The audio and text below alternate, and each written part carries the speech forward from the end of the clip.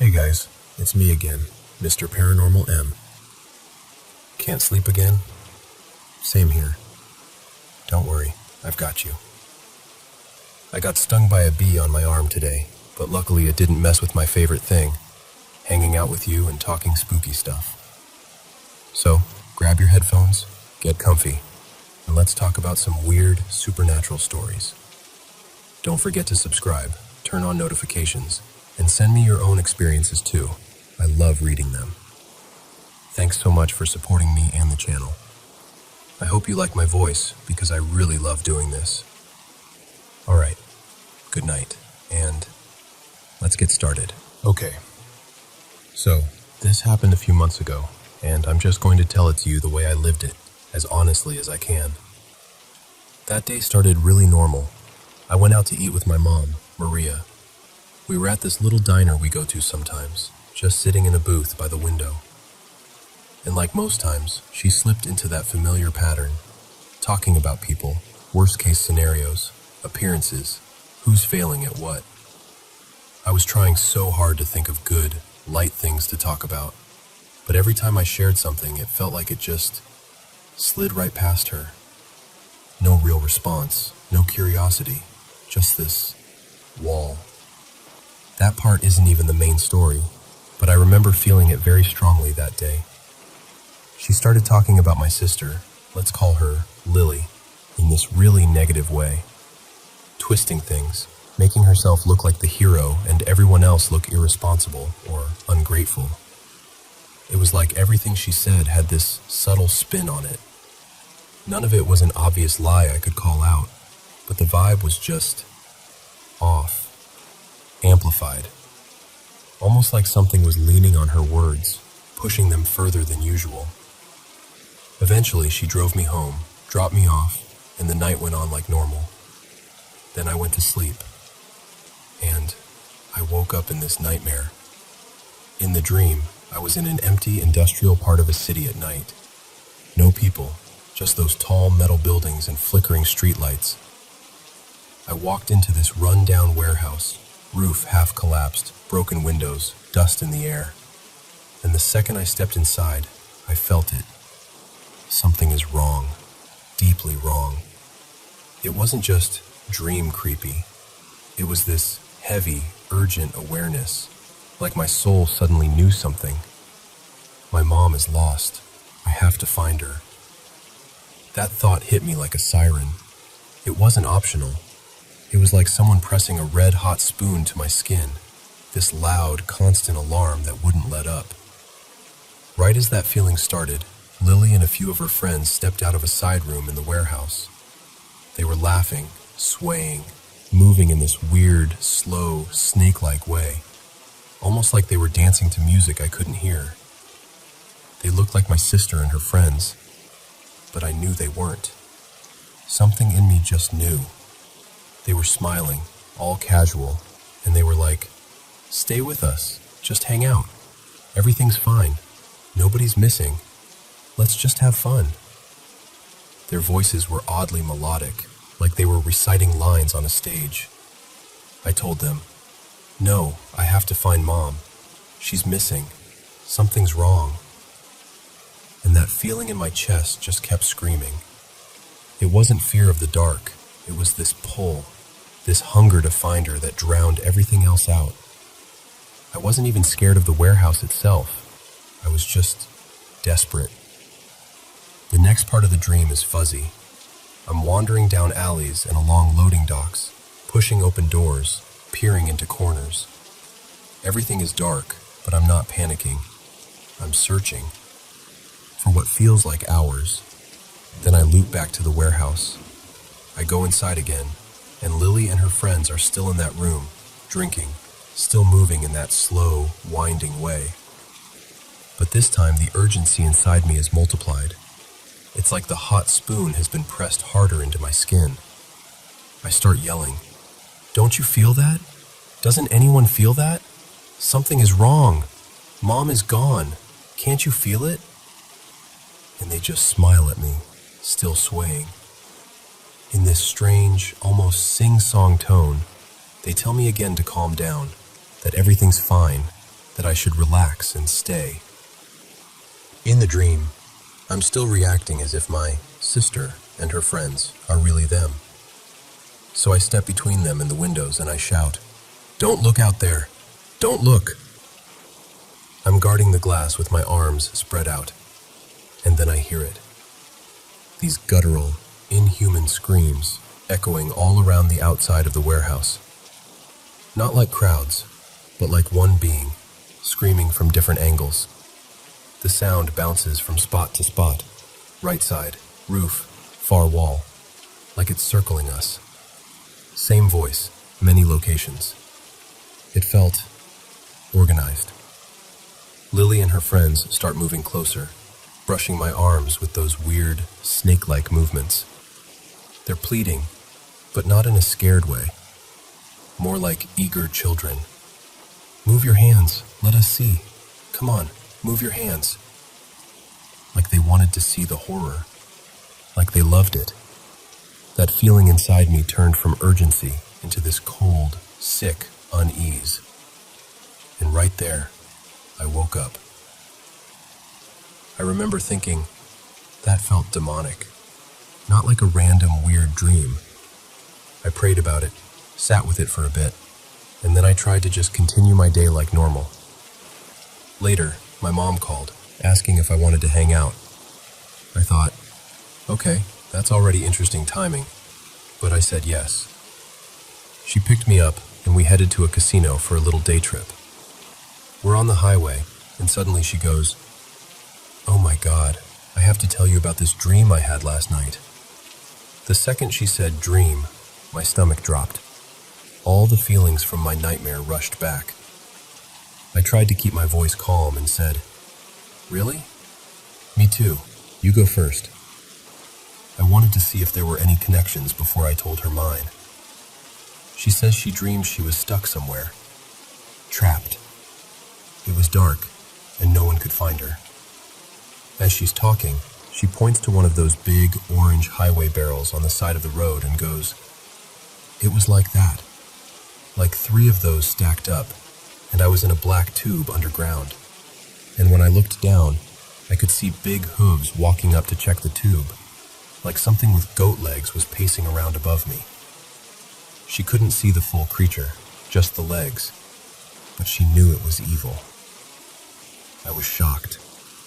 When she finished, I told her my dream about the warehouse, the blood, searching for her, the fake version of Lily, everything. And she just kind of shrugs and says, "That's so weird, because I fell asleep watching Dawn of the Dead last night. They were hiding out in this warehouse while zombies ripped people apart." So on one level, my brain could go, okay, maybe I unconsciously picked up that she watched a zombie movie in a warehouse, and my mind spun it into something else. That alone would have been strange, because I truly didn't know she'd watched it. But the parallels were a lot. And it doesn't stop there. For context, I've been studying spiritual stuff for a long time. I used to be really deep into occult and New Age things, like for almost 15 years. Over time, I came to believe Jesus Christ is real, is the Son of God, and that his name and his authority are actually what pushes back the darkness. I've seen prayers in his name stop things I can't explain in any other way. I've been talking to my mom about Jesus more and more, and honestly, I do worry about her sometimes, about some choices, some patterns. And I started to notice something. The more I brought him up, the more strange, unsettling spiritual stuff would happen around us. Almost like something wanted me to shut up and back off. Anyway, we get to the casino. My mom kind of brushes off the whole dream thing. She's like, "Yeah, that was weird," and then moves on. Meanwhile, I can't stop replaying it in my head. The warehouse, her dream of being trapped, the hooves, the movie she watched. On the way home, we stopped at a gas station. We're at the counter paying, and this man walks in. I've never seen him before. He's wearing a fishing hat, a plain t-shirt, and those rubber fishing boots that go up to mid-calf. like he's about to wade in a creek. My mom stiffens immediately and nudges me. Under her breath, she says, "There is something wrong with that guy. Something evil. I don't know why. Do you feel it?" I instantly start praying the name of Jesus in my heart, quietly. I just told her, "I'm praying now. Let's go." We left, and in the car she said he made her feel like something from the nightmare, like the presence in her recent dream.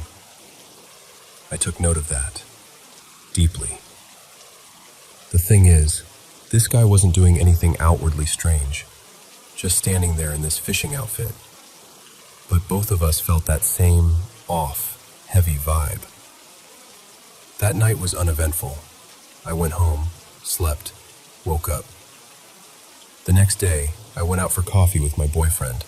Let's call him Evan. As we're driving down the road near my house, I get this weird, subtle nudge to look up. Walking along the sidewalk? The fishing hat guy. I didn't say anything at first. I just watched him as we drove past. Then Evan casually goes, "Oh, that guy, he's weird. He comes into our store all the time and says creepy stuff and laughs." Evan works at a tobacco shop in town, so he sees a lot of characters. I asked, "What kind of stuff does he say?" He told me the guy comes in, doesn't buy anything, just walks around and cackles, saying, "I've got some stuff to return," while looking around at everyone. There are signs everywhere in the store that say, "No returns." When he told me that, I just thought, that is such a classic villain line, like something out of a horror movie. I've got some stuff to return, and he thinks it's hilarious. At that point, I started to quietly piece things together. I was like, okay, if this is just a guy, he is very likely under the influence of something dark, whether he knows it or not, because his sudden appearance, right after these intense, demonic-feeling dreams with my mom, right after the gas station encounter, was too precise to shrug off as nothing. I told Evan the whole story. My dream, my mom's dream, the warehouse, the hooves, the gas station, the fishing hat, all of it.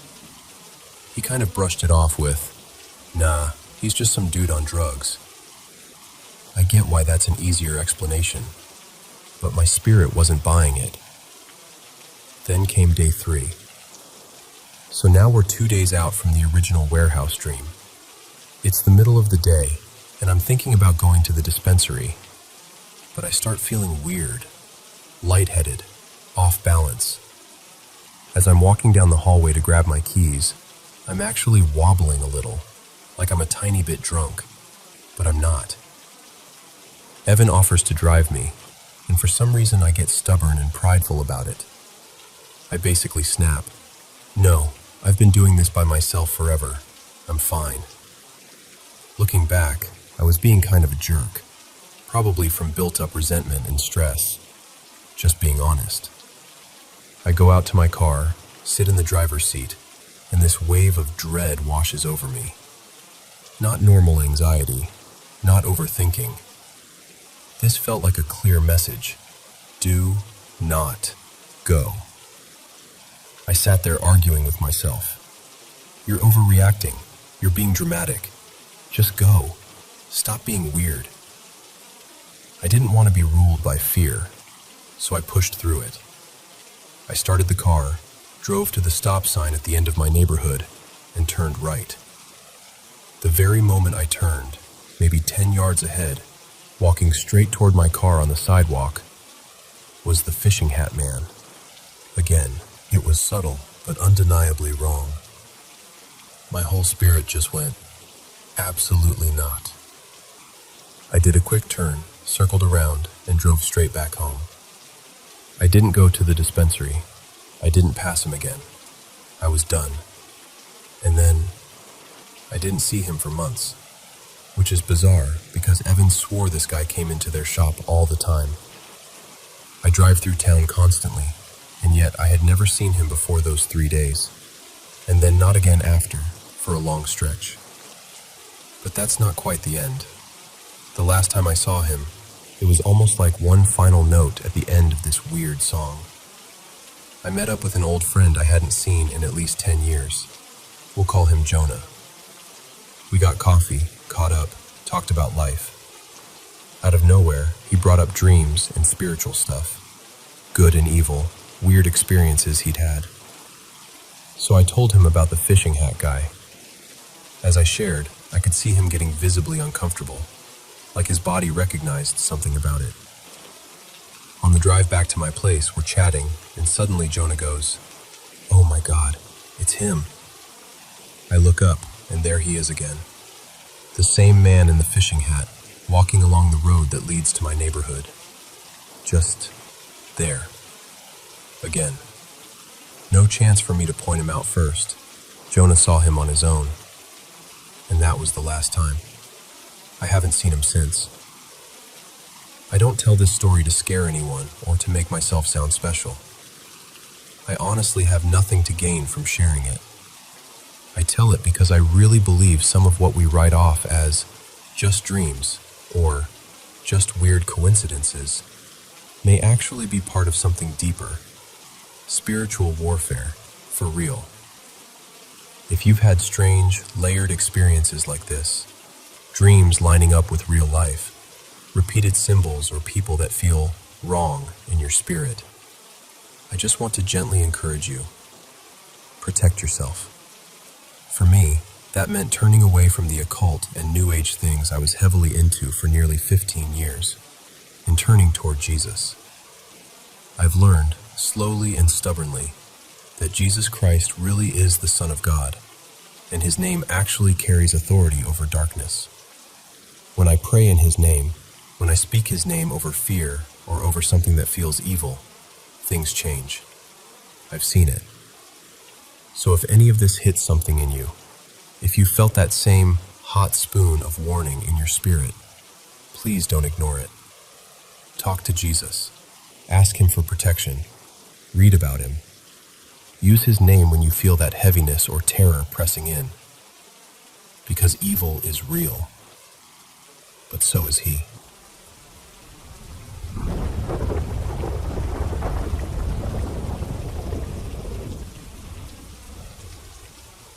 So, I'm 23 now, but this all kind of starts when I was a little kid. When I was about 7 or 8, my aunt, her name's Carla, went to see this psychic in town. You know, one of those cozy little places with the beaded curtain and too much incense. She got the whole session recorded. Back then it was on this little silver USB drive, and she gave it to me because I was obsessed with mysterious things, even as a kid. Of course, I lost it. I was a child with the attention span of a goldfish, so that tracks. But I do remember listening to it at least once, and I remember this very clearly. My aunt asked the psychic about me, like specifically me, and the psychic said I had psychic abilities, but I wouldn't really understand them until I was older and learned more about it. At the time, I was just like, whoa, I'm basically in a movie. Then I went back to cartoons and snacks and forgot about it. Fast forward to now, I actually brought it up with Aunt Carla recently, and she said she remembers that reading too. She said she still believes it's true, that there's something about me. She's very matter-of-fact about it, which makes it creepier, honestly. Here's the thing though, I don't blindly believe every psychic. I feel like a lot of it can be a money grab. Maybe some people are really gifted, I won't say they're not. But I do believe in spirits, or ghosts, or whatever you want to call them. Even as a kid, I used to get that feeling that someone was watching me. Not always in a bad way, but definitely in a "you are not alone right now" kind of way, even when I was totally alone. The house I grew up in was weird from day one. We moved in when I was about 6. My mom, her name's Elena, had the place blessed by a priest literally the first week. The reason? On the wall in the living room, there was this carved upside-down cross. Not like a crooked nail or something you could explain away. It was carved there, right in the center of the wall. She freaked out, obviously. She had it removed, patched over, painted, and then called a priest and a medium. The medium told her that the previous owners had died in a fire in that house. We didn't really know what to think at the time, so my mom just kind of nodded and made that worried mom face. Years later, maybe 5 years after we moved in, we redid the floors. When they pulled up the old flooring, the wood underneath was completely black, charred, like something had really burned badly in there. The main structure hadn't been replaced though, which made it even stranger. It was like the skeleton of the fire was still there under our feet. Anyway, growing up in that house, there were always corners that felt darker. Not just the light doesn't reach there dark, but heavy dark. I'd be totally fine, and then suddenly I'd be furious or crying for no reason. Just out of nowhere, like something had pushed a mood button in me. Around that time, I started having these recurring dreams, or what I'm pretty sure was sleep paralysis. In the dream, I was trapped in this big, unfamiliar house. A black figure, no face, just this tall, shadowy shape, would chase me from room to room. I'd run, desperate to find a way out. I always ended up at this hallway with a door at the end. I'd throw the door open, and the room would be full of spiders. Like, full. The walls, the floor, the ceiling, just crawling. But the only exit was through the window in that room. Every time I had that dream, it ended the same way. I'd wake up, but my body wouldn't move. I'd try to scream, and nothing would come out. Just silence. It felt like I was stuck between the dream and being awake. Later, my mom told me she also had recurring dreams about spiders when we lived there. Nothing else. No shadow figure, no house. Just spiders, over and over. It was so dark. You know how sometimes a corner just doesn't look like regular shadow? It looked like the light stopped right before it touched that space. I felt frozen. I wanted to get up and turn the lamp on, but I was honestly scared to move. It felt like something was standing in that corner, just quietly observing. The next morning, I told my aunt about it, kind of laughing it off, and she got upset. Not at me, but at what I was saying. She said she'd felt something off in that apartment too, but was trying to ignore it. After that, she saged the whole place, and I didn't feel that heaviness again when I visited. It was like the air lifted a little. Now, fast forward to more recently. Last October, I was diagnosed with ADHD. Suddenly, my whole life made a lot more sense. I started taking Adderall to help with my focus because it was really messing with my work and school. I also started a medication for prediabetes. I'm mentioning that because I know medication can come with side effects, and I've been wondering if that's part of what's happening to me now. A few months ago, I moved into a condo with my boyfriend. Let's call him Daniel. It's a nice place, nothing obviously creepy about it. But almost as soon as we settled in, my temper started getting bad. Like, really bad. I'd snap over tiny things, get super emotional, cry over the smallest stuff. And that's not really me. At least, not how I used to be. I kept telling my aunt that something just felt wrong at the condo. Not like the firehouse exactly, but familiar in that I'm not alone right now way. She gave me a bundle of sage and told me to cleanse the place when I felt ready. And I just haven't. I don't know if it's because part of me wants to see if more happens, or if I'm scared that doing it will make things worse, or confirm that there actually is something here. We also have a puppy now.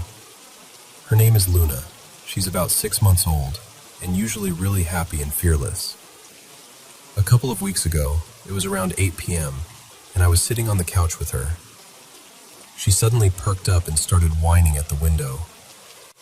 At first I thought she heard a car or someone outside, but then she freaked out.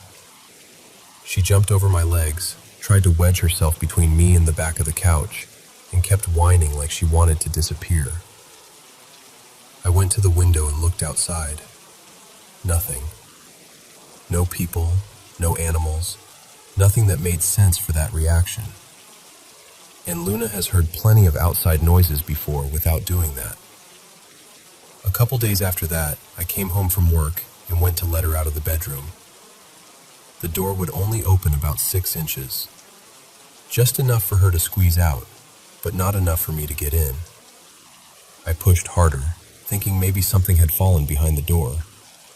It wouldn't budge. I kept forcing it, and it felt like I was shoving against something heavy. No movement. So I reach my hand through the gap to feel around behind the door. There's nothing there. No boxes, no laundry basket, nothing blocking it. And the moment my hand is in there, the door suddenly just swings open. Smooth. No resistance at all. Like it had never been stuck. I checked the floor, the bottom of the door, everything. No scrape marks. No sign that anything had caught or dragged. Maybe the floor is warped or something, but there was nothing to actually prove that. And then this morning happened. I slept a full 8 hours, but woke up feeling exhausted, like I hadn't rested at all. I went down to the parking garage to get my car. It's one of those big underground garages, over 100 cars, echoey, with those circular mirrors at the corners so you can see around them. I tell myself I imagined it. Start walking again. Glance at another mirror. And there it is again.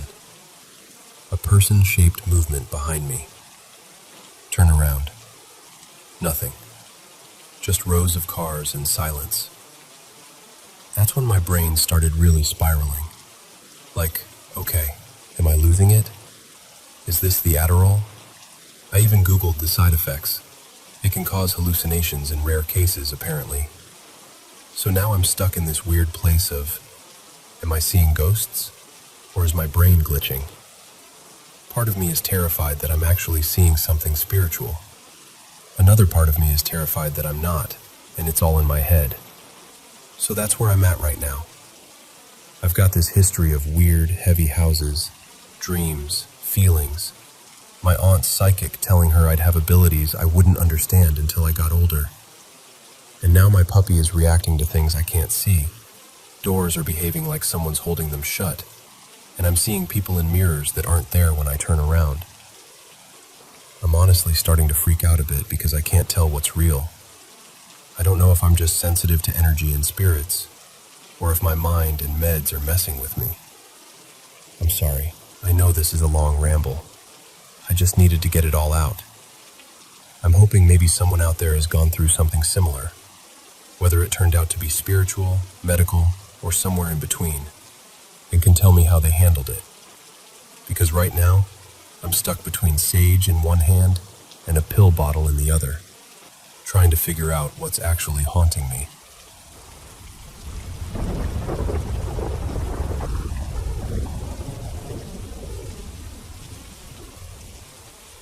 So, this has been happening to me since I was about 7.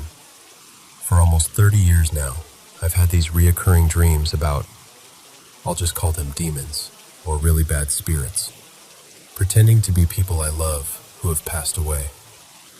And before you think I'm totally off my rocker, let me give you a little background. Ever since I was a kid, I've been able to lucid dream. Like, full-on realize I'm dreaming, change the scenery, wake myself up, the whole thing. And twice when I was younger, once around 8, and once as a teenager, I'm pretty sure I astral projected. Both times I woke up, floating above my own body, just in my room, seeing myself sleeping. It only lasted a few seconds, but it felt way too real to be just a regular dream. On my mom's side, the women have always had something, a kind of sixth sense. My mom, my aunt, my grandmother, they all get these strange premonition dreams, or they'll just know things before they happen. Nobody's out here doing formal witchcraft or anything, but there's definitely a psychic streak in the family. So when I was about 7, my great-great-grandmother passed away. Her name was Elise. A few days after she died, I saw her in our hallway. Just once. I was wide awake, walking past my bedroom, and there she was, soft, kind of glowy, just watching me with this gentle little smile. I didn't feel scared at all. To this day, that's the only time I've ever seen something like that with my eyes open. Not long after, I had a dream that I'm convinced was really her visiting me. In the dream, we were sitting at the kitchen table from my childhood home, sunlight coming in through the window. She held my hand, and I could feel the warmth and the love so clearly. The whole thing was calm and peaceful, and specific in a way that normal dreams just aren't. I woke up feeling comforted, like she'd come to say goodbye. I've had a couple of dreams like that with my grandfather too. His name was Daniel. Same feeling. Warm, clear, very him. It didn't feel like symbolism or random brain noise. It felt like a visit. But then, things shifted. Sometime after that sweet dream about my great-great-grandmother, I had another one with her in it. Except this time, I knew right away it wasn't her. In that dream, I was a kid, standing in this weird, dark version of our living room. Everything looked almost right, but slightly off. The colors were dull, and the air felt heavy. Elise, well, what looked like Elise, walked toward me. At first, she seemed normal, but the energy around her was wrong. It was like my body knew before my mind did. She grabbed my wrist and said, "You have to come with me. Now. You have to go." Immediately, my whole body went into panic mode. I started screaming and pulling away. The warmth was gone. What I felt coming off her was pure malice, cold and hungry. Her face started changing, stretching in ways a face shouldn't. Her eyes went too dark, her mouth twisted, and she snarled at me. Not like an angry grandma, like an animal. She began dragging me, and I was fighting her with everything I had, screaming and crying, until I jolted awake, actually sobbing in my bed. That was the first time I realized, okay, something's messing with me. This isn't just weird dream stuff. Fast forward to when I was about 22. I had another dream where someone tried to come in as a loved one. This time it was my grandmother. Let's call her Nana Rose. In the dream, it was early morning. I was lying in bed in my adult apartment, the way my room actually looked at the time. The light coming in from the blinds was that soft, grayish morning light. The door opened, and Nana Rose walked in. She sat down on the edge of my bed. She leaned toward me and said slowly, "Let me in." Just those 3 words. Let me in. And right then, I knew. This was not my grandmother. I said, "No, you're not Nana." Her face twisted so fast it was like a glitch. 1 second it was her face. The next, it was this distorted snarl. She started screaming at me to let her in, over and over, like it was furious I'd called it out. I don't remember all the details after that, just that I kept saying no and refusing, and there was this tug-of-war feeling, like it was trying to get closer, trying to push into me somehow. Eventually, I woke up with my heart racing, but also kind of weirdly proud of myself, because I hadn't given in. There have been several dreams like that between then and now. They all blur together a bit. It's always some loved one who's passed, an uncle, a cousin, a friend, showing up in a place that feels almost like real life. And as soon as they get close, I feel that awful energy. They act sweet for half a second, then it turns. There's always this pressure, this push to let them in, or go with them, or agree to something. Sometimes I wake up shaking. Sometimes I wake up just really annoyed. Which brings me to last night. Someone I care about passed away about 3 weeks ago. Let's call her Nina. In real life, her passing is still fresh, still painful, and I've been thinking about her a lot. In the dream, I was lying in my current bed, in my current room. Everything was extremely accurate, like down to where my phone charger usually is, and the way the curtain never quite closes all the way. I was on my side, facing the bedroom door. Then I felt the bed dip behind me, like someone had just sat down. I rolled over, and there was Nina, sitting on the edge of my bed, smiling. I said her name. "Nina?" She smiled wider, but it was the wrong kind of smile. Too fixed, too shiny, and that familiar, awful feeling swept over me. That thing in my gut that just knows, this is not her. But this time, instead of pure terror, I just got mad. I sat up, glared at her, and said something like, "You're not Nina. Stop it. I'm done with this. You don't get to use her face." The image of her flickered a little, like a bad video connection. Then it laughed. Not Nina's laugh, this low, mocking sound that almost echoed. Again, that pressure to let it in came back. It didn't say the exact phrase this time, but I could feel the intention. Like it wanted access, into me, into my space, into something. I just kept repeating, "Go away. You're not welcome here. Leave." At one point, it told me its name. I don't remember all of it now, but I remember it started with an R and sounded old, like something out of a mythology book. The moment it said it, I had this instinctive sense that I shouldn't repeat it, so I didn't. Eventually, in the dream, I got out of bed, walked right past it, and went into the hallway. It stayed sitting there, just watching me, still smiling that wrong smile. I walked into the living room where my mom was. She's very much alive, just to be clear. And I blurted out, "There's this fucking thing in my room pretending to be people I love. It won't stop." My mom, in the dream, looked at me like this was totally normal information. No shock, no confusion. Just this calm, steady look, like, "Yeah, I know." Not long after that, I woke up. So, that's where I'm at. I've had enough of these that I can't just shrug them off as weird dreams anymore. I'm not super religious, but I do believe that there are things out there, energies, entities, whatever you want to call them, that aren't exactly friendly.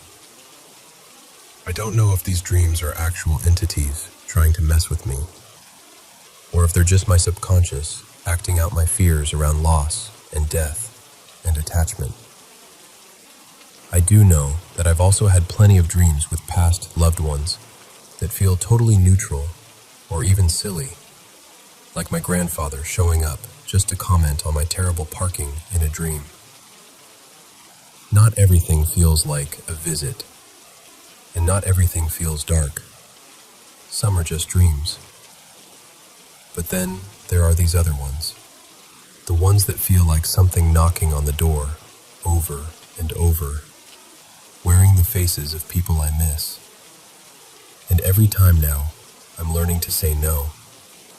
No, you can't come in. No, you're not who you say you are. No, you don't get to use their memory to get to me.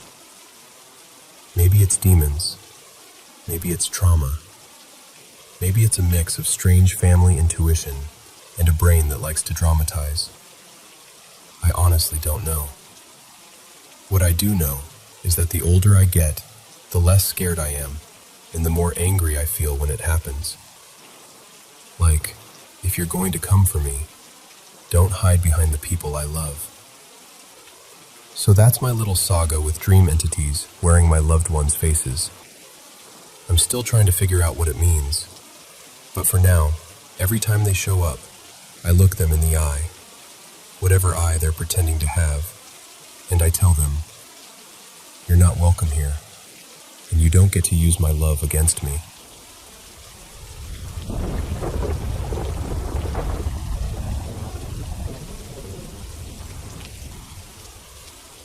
So, okay, let me just take you back for a second. This was like 15 years ago.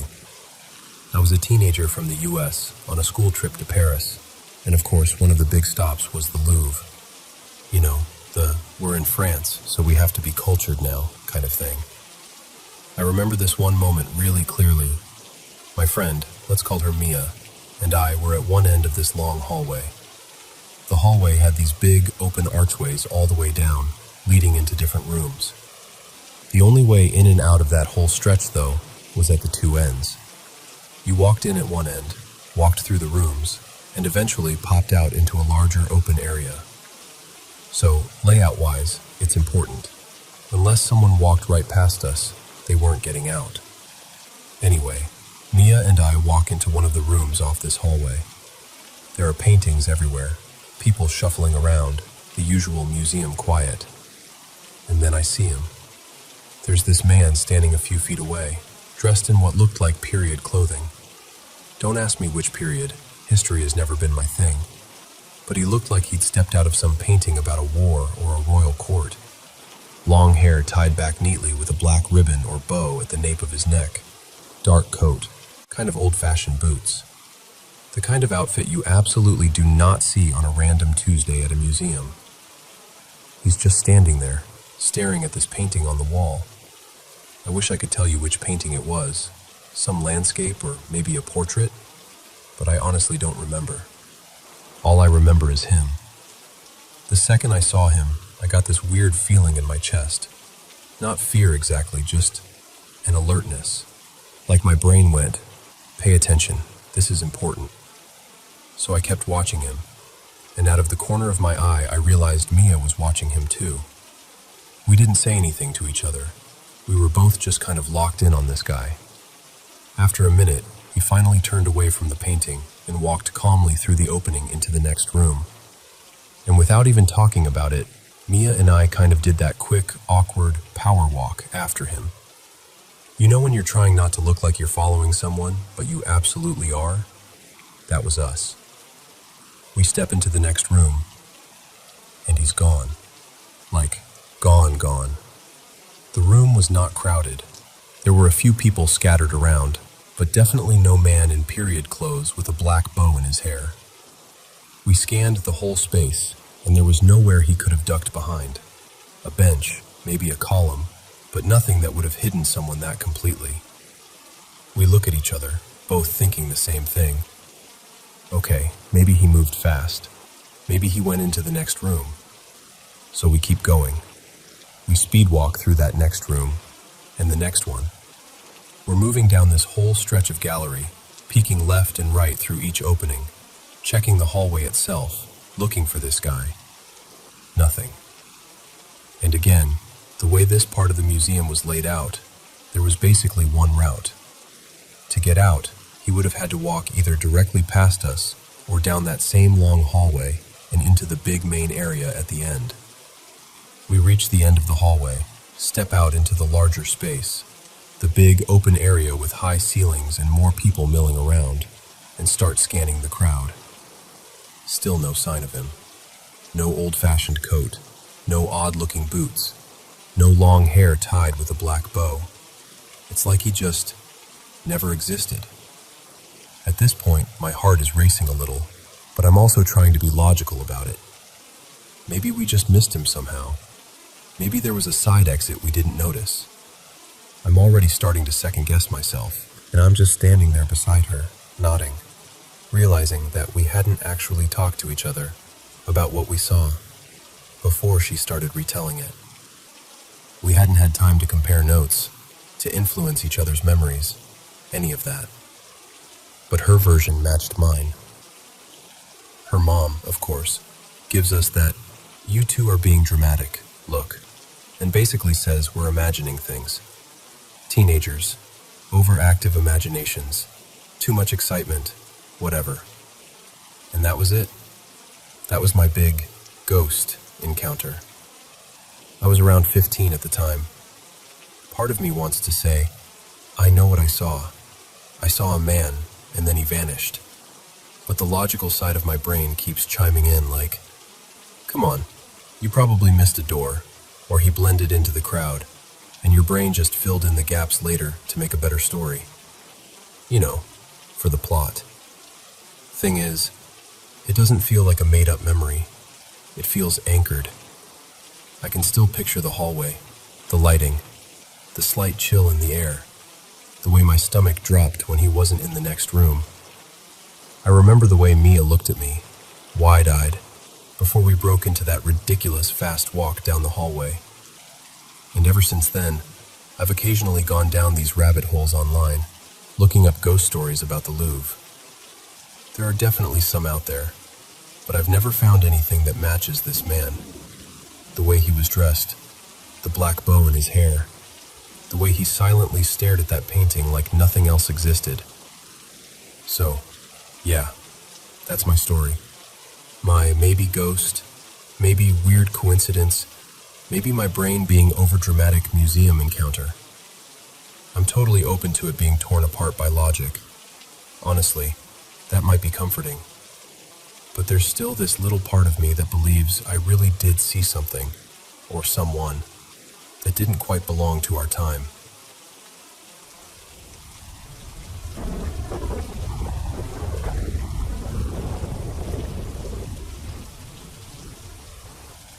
So, let me tell you about something that still gives me chills, in a good way.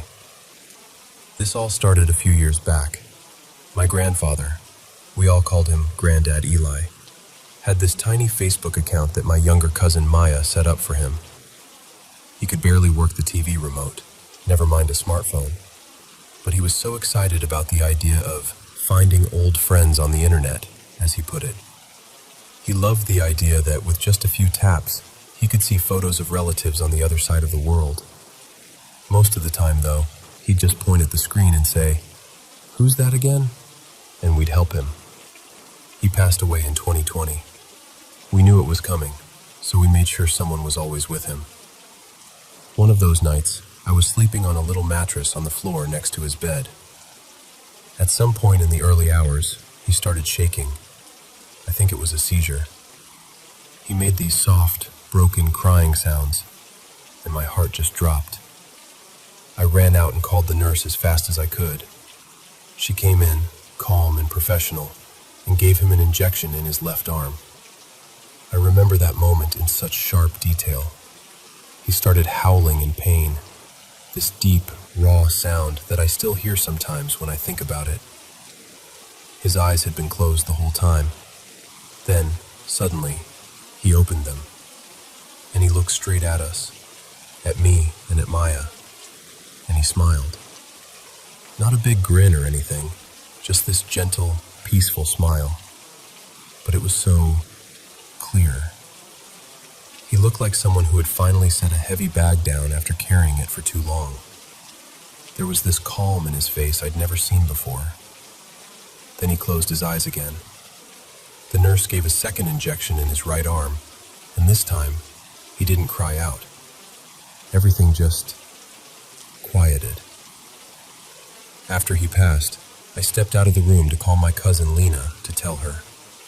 She couldn't be there with us. When she picked up, I hadn't even gotten the words out properly before she said, "You're not going to believe what just happened." She'd been sitting in her car in a parking lot, windows closed, engine off. Out of nowhere, a small, pale feather appeared on the center of her lap. No breeze, no open doors, no reason it should have been there. She just stared at it. And when I told her, "Granddad's gone," she started crying and said, "I think he just came to say goodbye." I like to believe that was his way of sending a bit of peace to the ones who couldn't be there in person. It felt like something he would do, quiet and subtle, but somehow unmistakable. Fast forward a couple of years. Lena was going through a really tough time. You know those seasons when everything feels wrong, and you're not sure if you've ruined your life or if you're just lost. She'd been talking to Granddad in her prayers, asking him, "Am I on the right path? Am I doing this right? Please, just give me a sign." One evening, I get a message from her on WhatsApp. "Did you do something with Granddad's Facebook?" I told her no, of course not. We hadn't touched that account in ages. She sends me a screenshot. It's a friend request from my grandfather's old Facebook account. She taps through to check. It's 100% his profile. Same old profile picture we'd taken of him in the garden. Same spelling of his name. Same list of a few relatives as friends. No changes. No new posts. Nothing weird in his activity. Just this one friend request. To her. At this point, I start messaging the family group chat. "Hey, does anyone still have access to Granddad's Facebook? Did someone log in? Did anyone send Lena a request as a joke or something?" One by one, everyone replies. No, no, no. Nobody had the password. Nobody even remembered the email we used. We checked. No new posts on his profile. No messages sent to anyone. No other friend requests. To this day, we have absolutely no explanation for it. We never recovered a password, never saw any other activity. It was like his account just reached out once and then went back to sleep. And honestly, I'm still in awe. That's why I'm sharing this with you. I'm not here to convince you of anything in particular. Maybe you think it was a Facebook glitch, or some strange technical fluke, or even a hacker, though I really don't think it was. But however it happened, the timing, that's the part I can't shake. Lena was praying, desperate and lost, asking my grandfather if he could just let her know she wasn't alone. And then his name pops up on her phone, asking to be her friend again. She saw exactly what she needed to see, exactly when she needed to see it. For me, that's what matters. Whether it was something spiritual or something that could be explained with enough code and logic, it arrived as a sign to her. It brought her comfort. It reminded her that she was loved and that someone, somewhere, was still watching over her.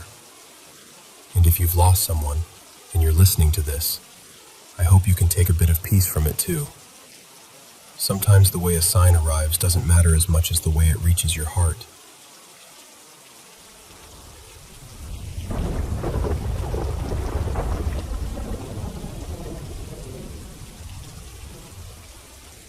So, I'm sitting here on the couch, still kind of buzzing, and I figured I might as well talk this out while the adrenaline is wearing off.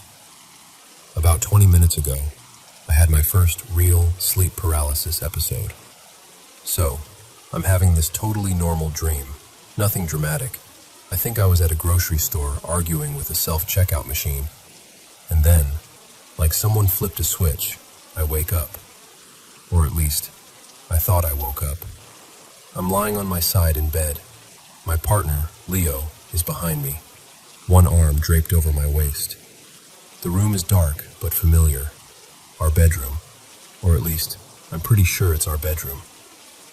My top arm is kind of hanging at this weird angle, like my elbow is bent and my hand is floating at about a 45-degree angle.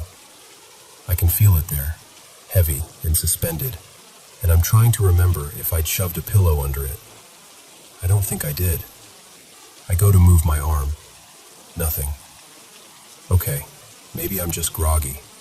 I try to roll over. Still nothing. I try to clear my throat and say, "Hey, Leo."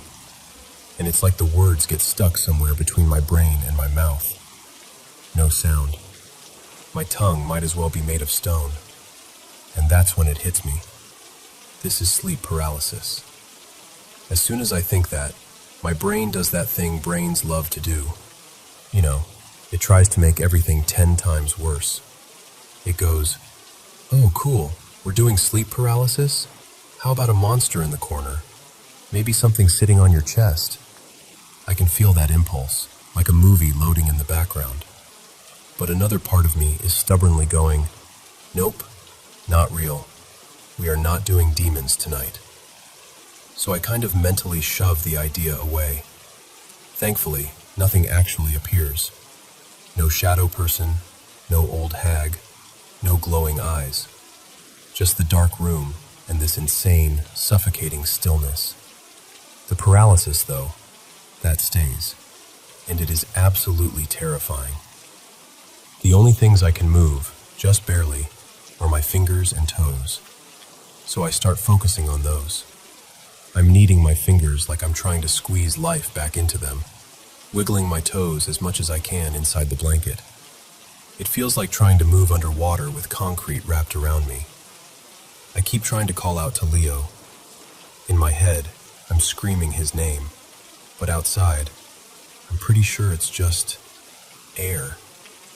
I'm straining with my whole body, like if I just try hard enough, I'll push a sound out. After what feels like several minutes, I manage this tiny, broken whisper. Honestly, more like air leaking out of a balloon than a real word. It's useless. He doesn't wake up. The panic starts spiking even more. My heart is racing, but my chest barely feels like it's moving. I keep working my fingers and toes over and over, and finally my throat lets out this low, guttural sound. I'm trying to say, "Help, help, help," and it comes out like this repetitive, miserable moan. Definitely not the heroic cry for assistance I was hoping for. Still nothing from Leo. At this point, time is weird. It feels like I've been stuck there for ages, in this awful loop of try to move, fail. Try to speak, fail. Don't think about monsters, fail a little. Keep wiggling your toes. Somewhere in there, I managed to get the tiniest bit of control back in my arm. Just enough. So I focus everything on that one arm. It feels like lifting a car with a piece of spaghetti, but I drag it up in this big, clumsy arc, and I just let it fall. My hand smacks right into Leo's stomach. He jolts awake with this confused, "Oof, what the?" And as soon as he moves and speaks, it's like a spell snaps. Suddenly I can breathe properly. I can move my legs, my arms, everything. The world rushes back in, loud and bright and solid, and I just start shuddering. He was honestly a saint about it. I smacked him awake in the middle of the night, and he just rubbed my back and said, "You're okay, I'm here."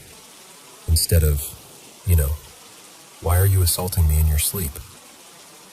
I definitely owe him a proper thank you when the sun's up, and I can form coherent sentences. Eventually, he drifts back to sleep. He has to work in the morning, and I'm left there, wide awake, heart still doing drum solos in my chest. Now, the funny part is, I know the science. I know that waking someone from deep, slow-wave sleep can be really hard. I know sleep paralysis tends to happen in that fuzzy zone between REM and slow-wave sleep, right where your brain is waking up, but your body hasn't caught up yet. I also know I already have a sleep quirk where, in that same stage, I sometimes lift my legs or hold them rigid in the air, like some kind of weird nighttime statue. It's just never happened with my arms before, and never with the full, awake but trapped in my body, bonus package. And here's the thing. All that rational explanation, all the "this is your brain misfiring" talk, it's comforting now, a little, as I tell you this. But in the moment, logic doesn't help. In the moment, it's just this raw, animal terror. I am awake, I am conscious, and I cannot move. It took me a solid hour to calm down afterward. My adrenaline was on a full tour of my nervous system, straight to my fingertips, my toes, everywhere. Even now I can feel that sort of shaky, hollow feeling you get after a big scare, where you know the crash is coming and you're going to be exhausted. Honestly, this was one of the most frightening things that's ever happened to me. No demon, no shadow figure, no supernatural anything. Just me, my own brain, my own body, and the horrible realization that I couldn't make it do what I wanted. If you're someone who goes through this regularly, you have my deepest, deepest sympathy. I've had exactly one episode, and I am really, sincerely hoping I never have to go through it again.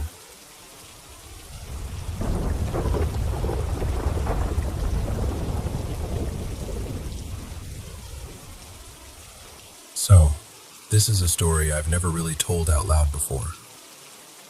When I was about 6 or 7, my family moved into this totally ordinary-looking rental in a little town in eastern New Mexico. We still call it the house on Willow Street, even now. It was one of those places where, on the outside, everything looks fine. Small yard, boring tan siding, quiet neighborhood. But inside, nobody was ever really okay.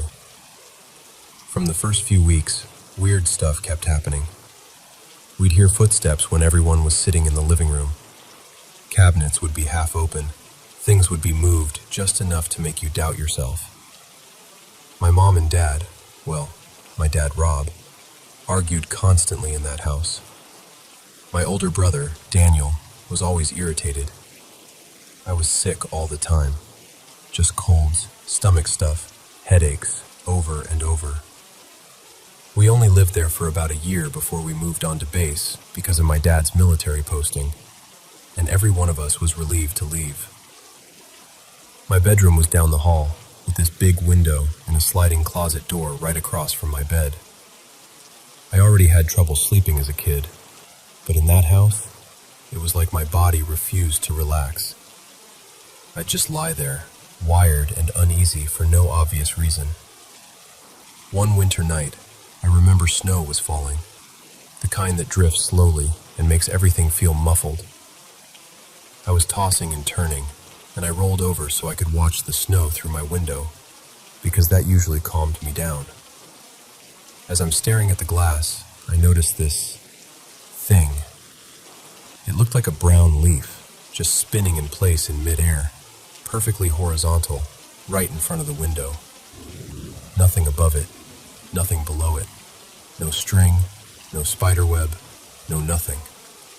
Just spinning, slowly. My first thought was literally, that's weird. I wasn't scared yet, just confused. And then, out of the corner of my eye, I realized something was off in my closet. My closet door was open like it usually was. I turned my head, and I saw a figure standing there, just inside the closet, like it had always been there. The best way I can describe it is like one of those paintings of Jesus, tall, with what looked like a long robe and shoulder-length hair. But it wasn't a normal person. It was a black outline, almost like a shadow that had peeled itself off the wall. I couldn't see any facial features, no details on the clothes, just a clear shape of a man. And the eyes. The eyes were this bright, unnatural yellow-green, glowing in the dark, locked straight on me. I froze, completely. I remember every part of my brain scrambling to make it ordinary. It's a coat. It's a trick of the light. I'm just tired. It's a dream. But the longer I stared, the more I knew it wasn't any of those things. The outline didn't waver. The eyes didn't blink. It was just there, silently watching. I opened my mouth to yell for my mom or my dad, but right before I could, something in me just screamed, "Do not do that. That's a bad idea." It didn't sound like a voice from outside. It felt like this instinct, this warning in the very back of my mind. So I didn't call out. I don't know how long I lay there, just staring at it, my heart pounding so hard I could feel it in my throat. It didn't move toward me. It didn't raise an arm. It didn't speak. It just stood in the closet, glowing eyes fixed on me like it was studying me. And then I did something that, to this day, makes no sense for me as a scared little kid. I slowly turned over in bed so my back was to the closet, facing the wall. Every part of me was screaming not to, but at the same time I had this weird, calm feeling that if I just ignored it, if I didn't acknowledge it, then it would leave me alone. Somehow I fell asleep. I still don't understand how, but I did.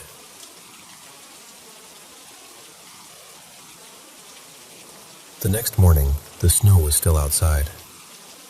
My room looked totally normal, and the closet was just a closet again.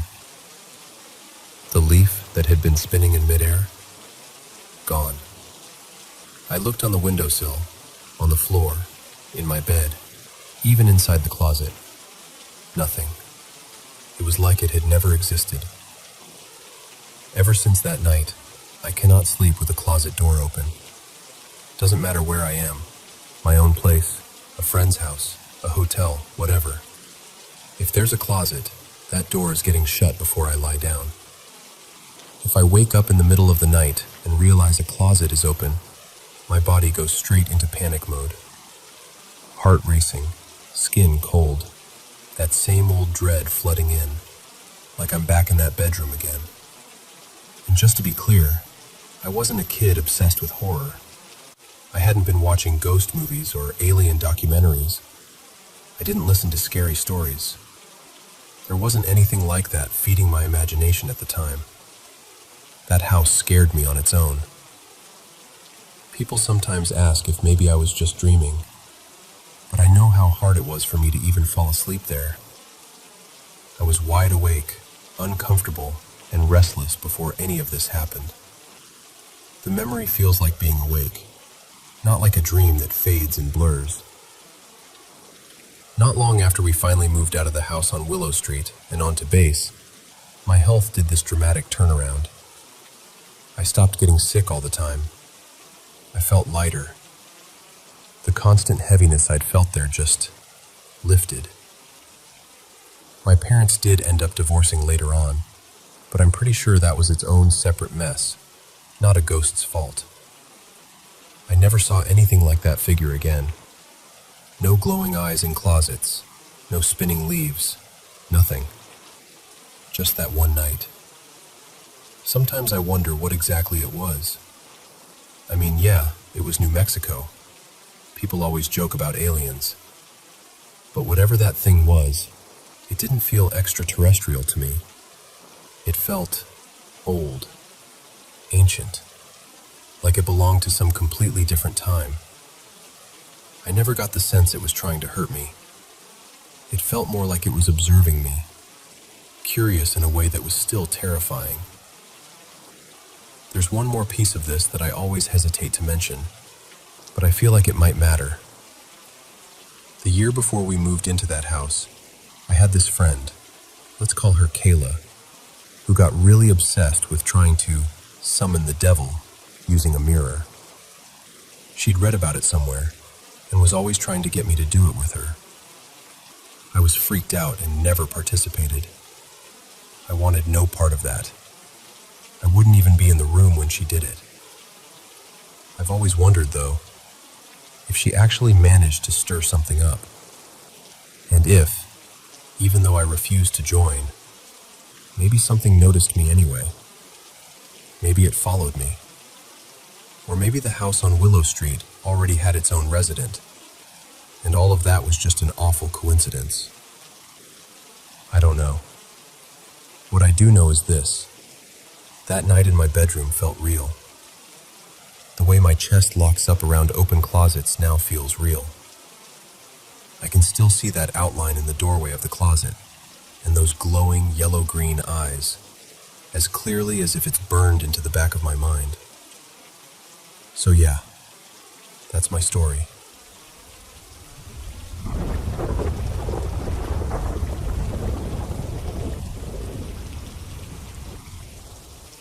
So, let me take you back a few winters ago.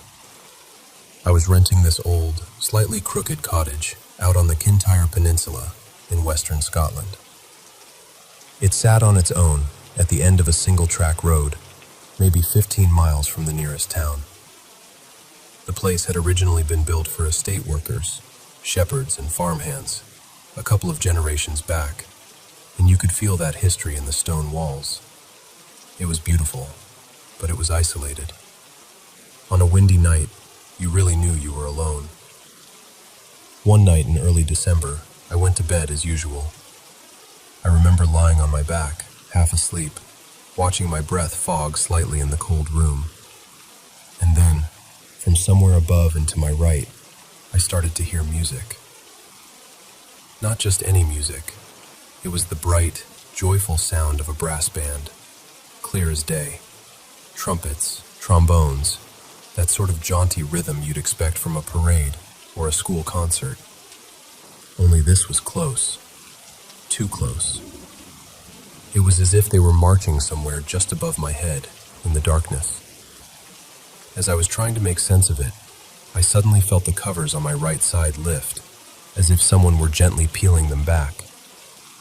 A cold draft slid in, and then an icy presence, like a halo of cold, drifted in toward my shoulder.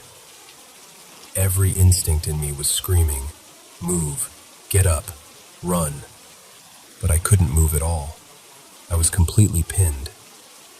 That's when the panic really hit. My heart was racing, my throat was dry, and it felt like my body just refused to respond. As that fear peaked, I became fully awake, wide awake, and that's when I saw it. In the far corner of the room, above a little chest of drawers, there was this egg-shaped form. Not solid, not like in a movie, more the color of mist, a sort of pale, cloudy oval, just hanging there. Not doing anything dramatic, just present. I lay there staring at it, frozen, until at some point I must have just dropped off to sleep out of sheer exhaustion. The next night, though, I decided I wasn't going to lie there in terror waiting for it to happen again. So before I went to bed, I stood in that same bedroom, facing the corner where I'd seen the misty shape, and I actually spoke out loud. I said, "Listen, I don't mind if you're here. If you want to share the bed, I'll just take the other side. Just maybe don't scare me half to death this time, all right?" I felt ridiculous, talking to an empty corner, but I also felt strangely sincere, like I was talking to an actual person. That night, there was no icy halo, no covers lifting, no misty shape in the corner. But each time I was just about to fall asleep, I was jolted awake by loud noise from the attic above my head. Heavy, dragging sounds, like someone was pulling trunks or furniture across the floor up there. Long, scraping movements, then silence. Just as I'd start drifting off again, bang, more dragging. By morning, I was exhausted. The next day, my new neighbor dropped by to introduce herself. Her name was Moira, a cheerful woman in her 50s with that warm, practical Scottish manner. When she asked if she could bring her dog in, I said yes immediately. I was very curious how an animal might react in the house. Her dog was a young black Labrador, all wagging tail and enthusiasm. As soon as I opened the door, he bounded inside, gave me a quick sniff of approval, and then bolted straight down the hallway toward the bathroom, as if he already knew the layout. And then he just stopped. He froze in the bathroom doorway, stared up at the point where the wall met the ceiling, exactly where the attic space would be, and his whole body language changed. His tail dropped. He whimpered once, low and uncertain, and then he turned and ran straight back out the front door, pulling Moira with him. She laughed it off. I didn't. Lena listened quietly, and then said, very matter-of-factly, "Look, I think some ghosts are just people who died without fulfilling what their heart really wanted. They sort of hang around. You did the right thing talking to it, acknowledging it.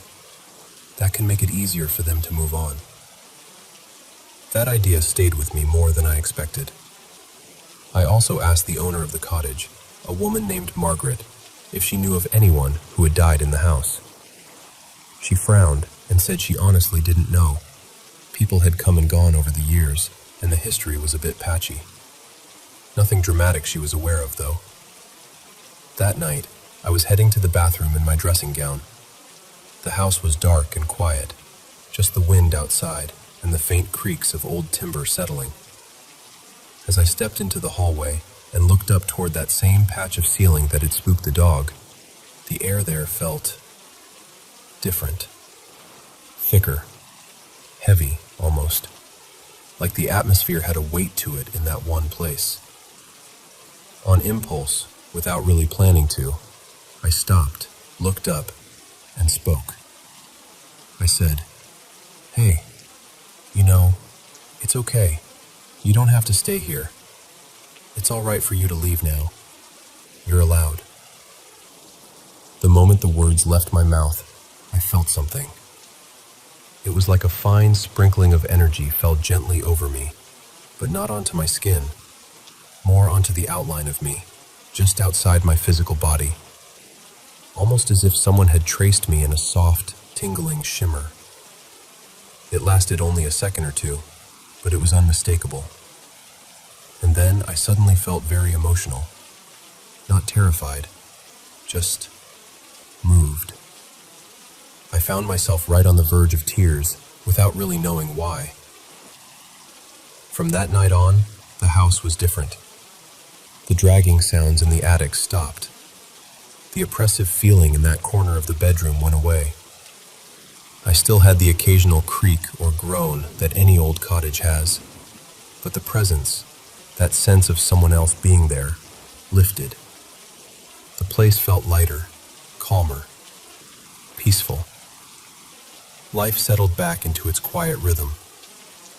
A couple of months later, I got a notice from the postal service that I had a recorded delivery parcel waiting at the office in town. So I drove into town on one of those rare, bright winter days, collected the envelope, a manila one with U.S. postage on it, and wandered out into the street. There was a little sun trap on the corner by the post office, and I decided to stand there to open it. The envelope felt like it had documents inside, papers, nothing else. I was just slipping my thumb under the flap when, from my right, I heard it again. That same joyful, brassy music. This time, it wasn't in a dark bedroom. It was a real school brass band marching up the street in front of me. Kids in uniforms, cheeks puffed out, trumpets gleaming, drums keeping time. They were playing a lively tune, exactly the kind of thing I'd heard in the cottage that first night. The sound washed over me almost identically. I just stood there, envelope in hand, watching them pass, feeling this strange sense of déjà vu and completion, like two moments in time had neatly folded onto each other. When the band turned the corner and the music faded, I finally opened the envelope. Inside were divorce papers from a woman I'd married years before, a woman named Claire, whom I'd already been separated from for quite some time. The legal ending of a chapter that had, in my heart, ended long before. And standing there in that patch of winter sun, with the echo of the brass band still ringing in my ears, I had this quiet, unmistakable feeling. Something, someone, had finally been able to move on. And, in a way, so had I.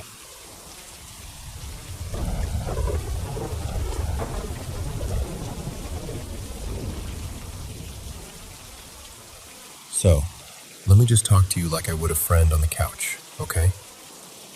When I was around, I don't know, maybe 13 or 14, I went through this really strange period in my life. At the time, it just felt normal weird, like one of those things you just live with and don't question. Only now, looking back, I kind of wonder if there was something else going on. Back then, I was really struggling. I didn't have some big dramatic event happen, but my mental health was just bad, really bad. I was dealing with heavy depression, and there was self-harm in the mix. It went on for over a year, maybe closer to a year and a half. I didn't really talk about it, so I just sort of lived inside my own head a lot. And during that time, I kept smelling this smell. It would show up literally anywhere. At home, at school, walking in the grocery store with my mom, sitting on the bus, just out of nowhere. Then it would disappear a few seconds later. The best way I could describe it was this intense burnt vegetable smell. For me, it was like if you forgot a tray of Brussels sprouts in the oven for half an hour too long, until they're black and crispy and bitter. Sometimes it even reminded me of burnt cabbage or burnt coffee grounds mixed in. It was sharp and smoky, but not like a house on fire smell, just burnt sprouts. I remember one time I was sitting on the floor in the living room with my cousin Mia, and I wrinkled my nose and went, "Ugh, do you smell that? Someone totally cremated the Brussels sprouts." She just stared at me and was like, "What are you talking about?" There was nothing. No food cooking, no weird candle, nothing. She sniffed the air and just looked really confused. Meanwhile, for me, it was so strong I almost felt sick. It started happening so often, multiple times a day, that I began to think something in my nose was messed up. Like rotting or infected or something. I even checked in the mirror a few times because I was convinced something was wrong up there. But the smell itself didn't smell like decay. It was specifically that burnt, bitter, charred Brussels sprout thing. This went on for close to a year, on and off. Around the same time, I started waking up in the middle of the night. Not just once in a while, but pretty much every night. And it was always around the same time, about 3 a.m. I'd roll over, check my cheap little digital clock, and it would say something like 3:01, or 3:13, or 3:30, or 3:33, always in that 3 o'clock zone. It got to the point where I would wake up and know before I even looked that it was going to be sometime around 3. I told myself it was probably because I was depressed and sleeping restlessly. You know, overthinking, scrolling on my phone too late, that kind of thing. So I just brushed it off. But it was eerily consistent. Now, I've always had really vivid dreams, even as a kid. And sometimes when I wake up suddenly from a dream, I'll see things in my room for a few seconds, like my brain hasn't fully switched over yet. There were a few times I woke up and saw animals that weren't there. Once I remember seeing a small deer standing next to my desk, just kind of looking at me. Another time I saw what looked like birds running up my wall like squirrels. They'd be there for a moment, and then my vision would clear and they'd vanish. The scariest one, though, was when I woke up and saw this marionette, like a puppet, with those thin, dangling limbs, just standing near the corner of my room. I blinked a few times, and it slowly faded away. I never screamed or anything. I had kind of trained myself to just shut my eyes and wait for it to pass. But then, there was her. I started having recurring dreams about a girl I had never seen before in my life. Dark hair, palish skin, eyes that felt way too aware, if that makes sense. I woke up shaking and crying, and I remember lying there in the dark, trying to convince myself it was just a dream. But she showed up again. In the next dream, she was wearing this strange gown that looked like it was made from straw or dried reeds, almost like something from a harvest ritual. She was standing in a field, not moving, just watching me. I couldn't get close to her, but I couldn't wake up either. It had that heavy, trapped feeling dreams sometimes have. The third time, she wasn't in my dream world anymore. She was at my window. In the dream, I was in my actual bedroom, everything exactly where it was in real life. I turned my head toward the window, and there she was, outside, staring in at me through the glass. Same face, same dark hair, straw-like gown. No banging, no screaming, just watching. I woke up from that one and refused to look at my window for a solid minute. I just lay there staring at the ceiling, heart pounding, telling myself, "Don't look, don't look, don't look." And yes, when I finally did look at the clock, of course, it was a little after 3 a.m. The last thing I remember from that period, and this is the one that makes me wonder if it was really just in my head, happened with my sister. We were sharing a room at the time, both asleep, and then, out of nowhere, we bolted upright at the exact same time, because we both heard someone scream in our ears. Not like a distant scream from outside. I mean right there, like someone was leaning over the bed between us and yelling. It was so loud and so close that my ears actually rang afterward. My sister and I just stared at each other, wide-eyed, like, "Did you hear that too?" And she nodded. Neither of us wanted to get out of bed to check anything. We just lay there, frozen, until we eventually forced ourselves back to sleep. None of these things, on their own, felt like proof of anything. At the time, I bundled everything up under, "I'm depressed, I have weird dreams, my brain is being dramatic." But talking about it years later with my roommate, Nora, all these little memories started piling up. The burnt Brussels sprout smell that no one else noticed. Waking up around 3 a.m. every single night. The girl in my dreams, with the straw dress and that unnerving, calm stare. The scream that both me and my sister heard at the same time. And now I catch myself wondering, was that just mental health stuff and an overactive imagination?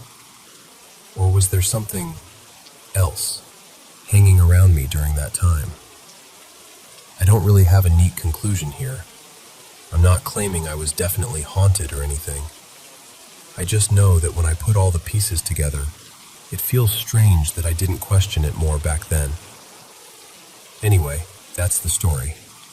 If you've ever had anything similar happen, smells no one else can smell, the same time on the clock every night, recurring dreams of the same person, you're definitely not alone.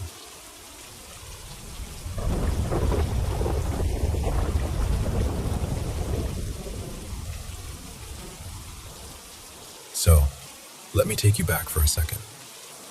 When I was a kid, my mom used to pile me and my little brother into this old blue station wagon and drive us out to my grandparents' place in rural Tennessee a couple times a month. It was about a 3.5-hour drive if traffic was kind, mostly highway. But the last stretch was all back roads, just fields, woods, and the occasional rusted mailbox leaning like it was tired. This one night, we'd left later than usual. I remember I'd fallen asleep against the window and woke up to the sound of rain, that soft but steady drumming on the roof. The wipers were doing that squeaky, complaining swipe across the windshield, and outside it was just black. No streetlights, no other cars, just our headlights cutting this narrow tunnel through the dark. We were on this long, empty stretch, Route 17, I think, when the car suddenly slowed. I felt my mom, Elena, ease off the gas, and I sat up to see what she was looking at. That's when I saw her. There was someone standing on the shoulder of the road, just barely within the beam of the headlights. Looked like a woman, barefoot, wearing this thin, almost old-fashioned white dress that stuck to her legs in the rain. Her head was tilted down, hair hanging forward so you couldn't see her face. And the thing that really got me, even as a kid, was how still she was. No shivering, no shifting her weight, just standing there in the rain like it didn't bother her at all. My mom slowed almost to a crawl. I remember her glancing at me, then back at the woman, clearly trying to decide what to do. Finally, she cracked her window just an inch, just enough for her voice to carry, and called out, "Ma'am, you okay?" The woman didn't answer, didn't even look up. For a second, I thought maybe she hadn't heard us. But then, very slowly, she lifted her arm and pointed straight down the road. That was it. No words, no eye contact, just that slow, deliberate gesture. My mom frowned, kind of muttered, "That's weird," under her breath, but she rolled the window back up and kept creeping forward, real cautious now. We went maybe another 100 feet, maybe a little more, and then her whole body jerked as she slammed the brakes. Right there in the glare of the headlights was this massive oak tree, completely down, sprawled across both lanes. Big branches everywhere, slick with rain. If we'd kept going at normal speed, there was no way we would have stopped in time. We would have hit it, no question.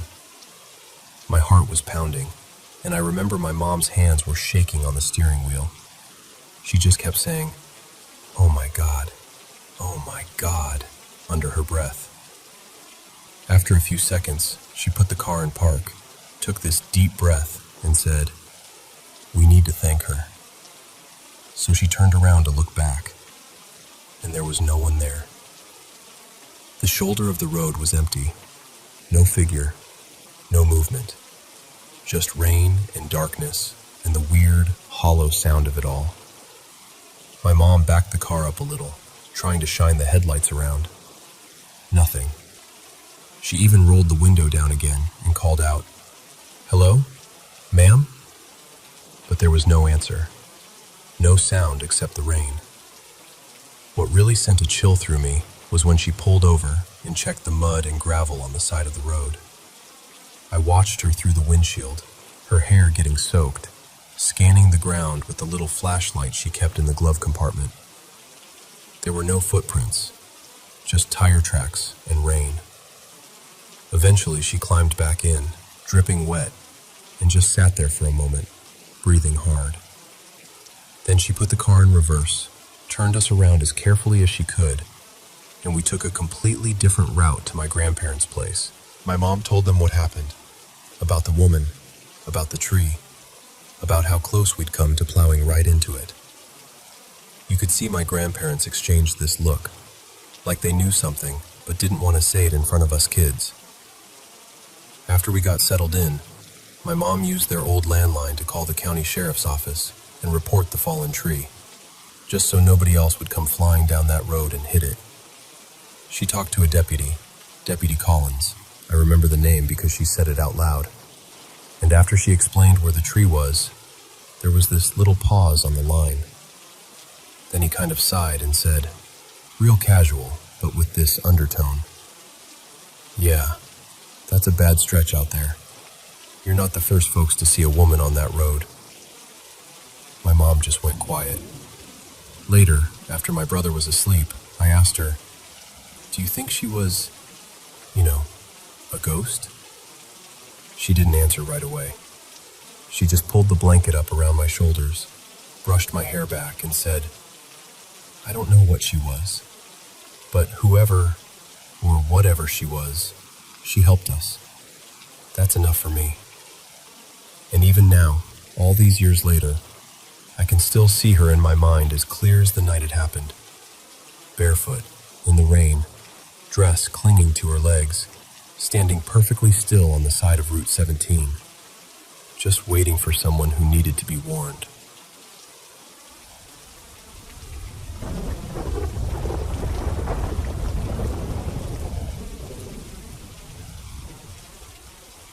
Hello everyone, it's me again, Mr. Paranormal M.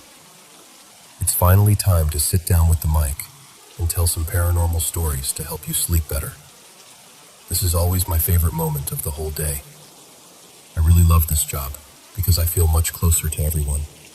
And of course, thank you for always listening and supporting me. Don't forget to subscribe and turn on notifications to receive the fastest notifications about the latest videos. And don't hesitate to send me your stories. Now put on your headphones and let's get started.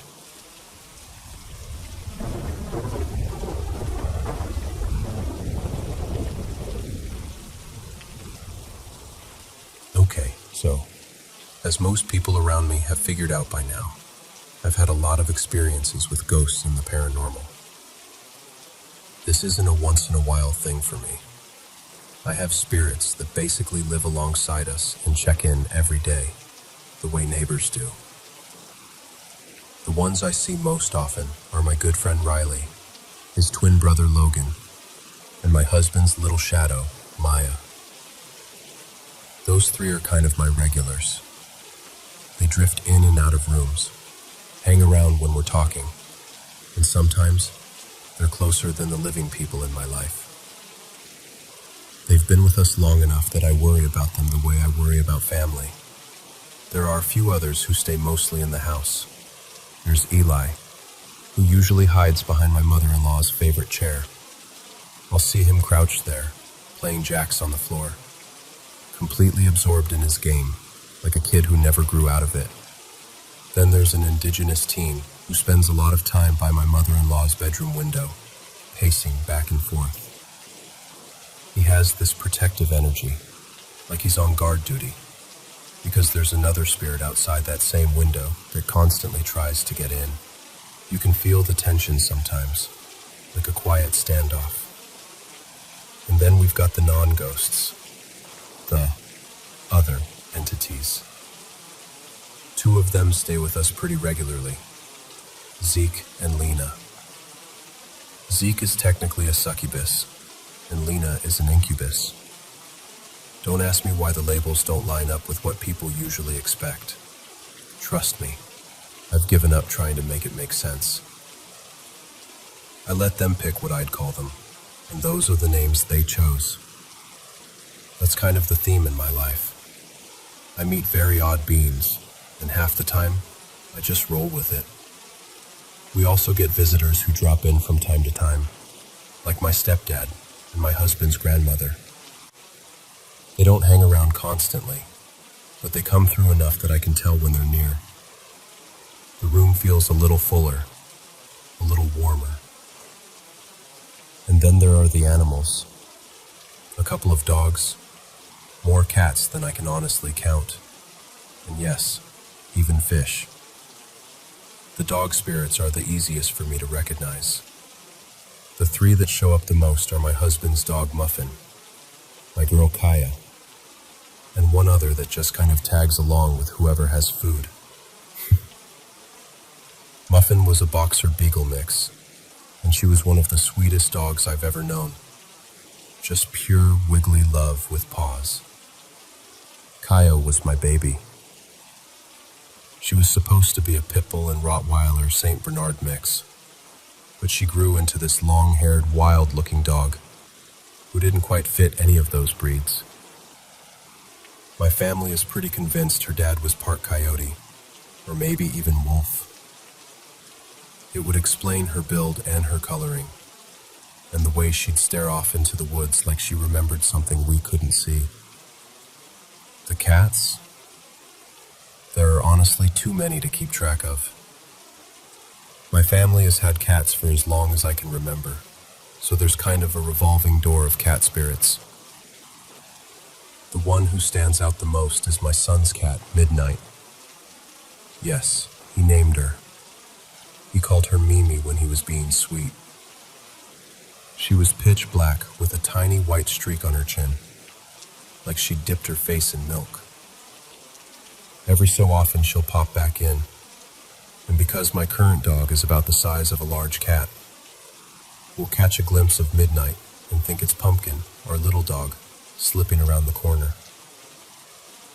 Then Pumpkin comes trotting in from the opposite direction, and we just look at each other like, okay, that was definitely the cat. Something a lot of psychics or mediums won't always say out loud is that we are constantly surrounded by spirits, ghosts, non-human entities, and even what I'd call demons, though not in the strict Christian sense. They're around us in everyday life, way more than most people realize. And here's another thing that ghost shows and dramatic stories usually leave out. Not all entities are evil. They're not all out to hurt you or ruin your life. Most of them are just trying to navigate whatever living their death looks like for them. They have routines, attachments, habits, just like we do. So if you ever move into a new place and feel a presence, or you're out somewhere and you sense a spirit nearby, not to jump straight to fear. For the most part, they're not there to harm you. They're just there, existing, curious, maybe a little confused, sometimes protective. If you can remember that not everything unseen is out to get you. It makes sharing this world, and whatever overlaps with it, a lot less terrifying and a lot more human.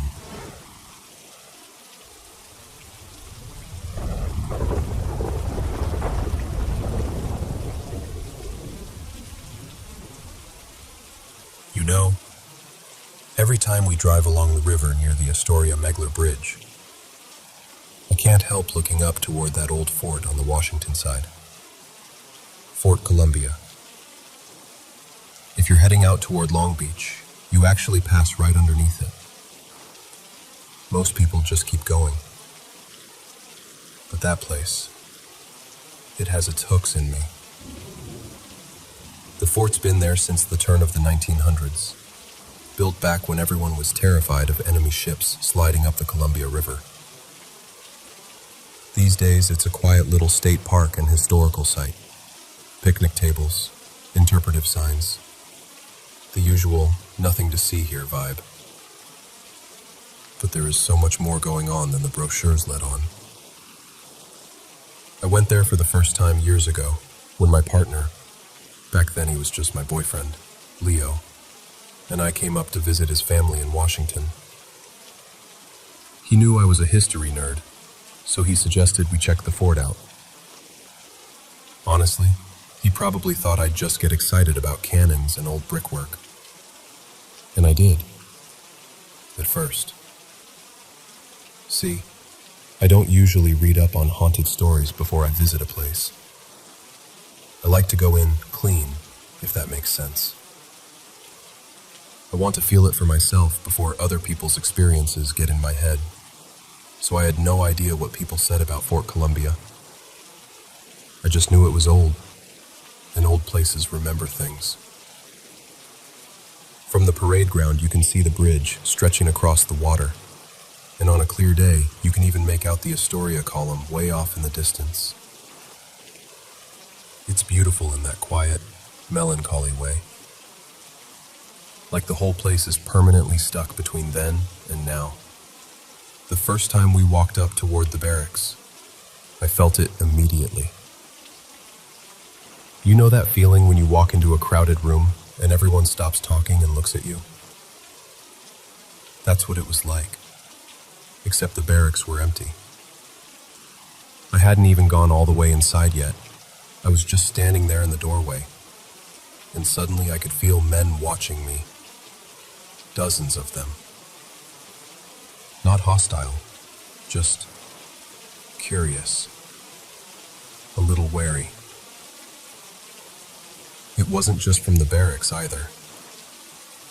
Across the way, near what used to be the officers' quarters, I caught this distinct sense of a woman and at least 2 children.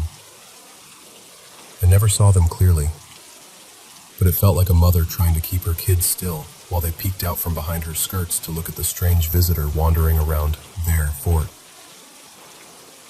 All of that, honestly, I could handle. I've felt spirits before. That kind of background hum is almost normal to me in old places. But the bunker? The artillery bunker is different. The minute we stepped down into it, the air changed. It felt heavier, like something was pressing against my chest. There were soldiers down there too. Spirits moving around, doing their jobs, checking equipment that hasn't existed for decades. Most of them didn't care that we were there. They just brushed past like we were ghosts to them. And then there was the other thing. I call it the shadow because I still have no better name for it. It isn't just a dark shape in the corner. It's like the absence of light and sound and warmth. Even when I couldn't see it fully, I could feel it.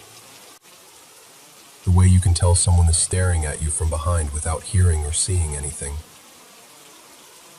On that first visit, I tried to ignore it, pretend it was my imagination. But that only works for so long. We were walking through the bunker, my hand trailing along the cold concrete wall.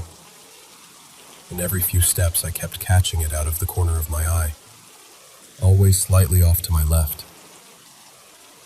Always just far enough away that if I turned my head quickly, it would slip out of focus. The fear hit me hard.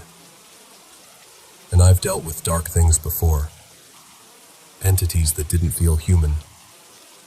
Places that hold on to anger. But this was new. This was deeper. Older. Wrong in a way I still can't quite put into words.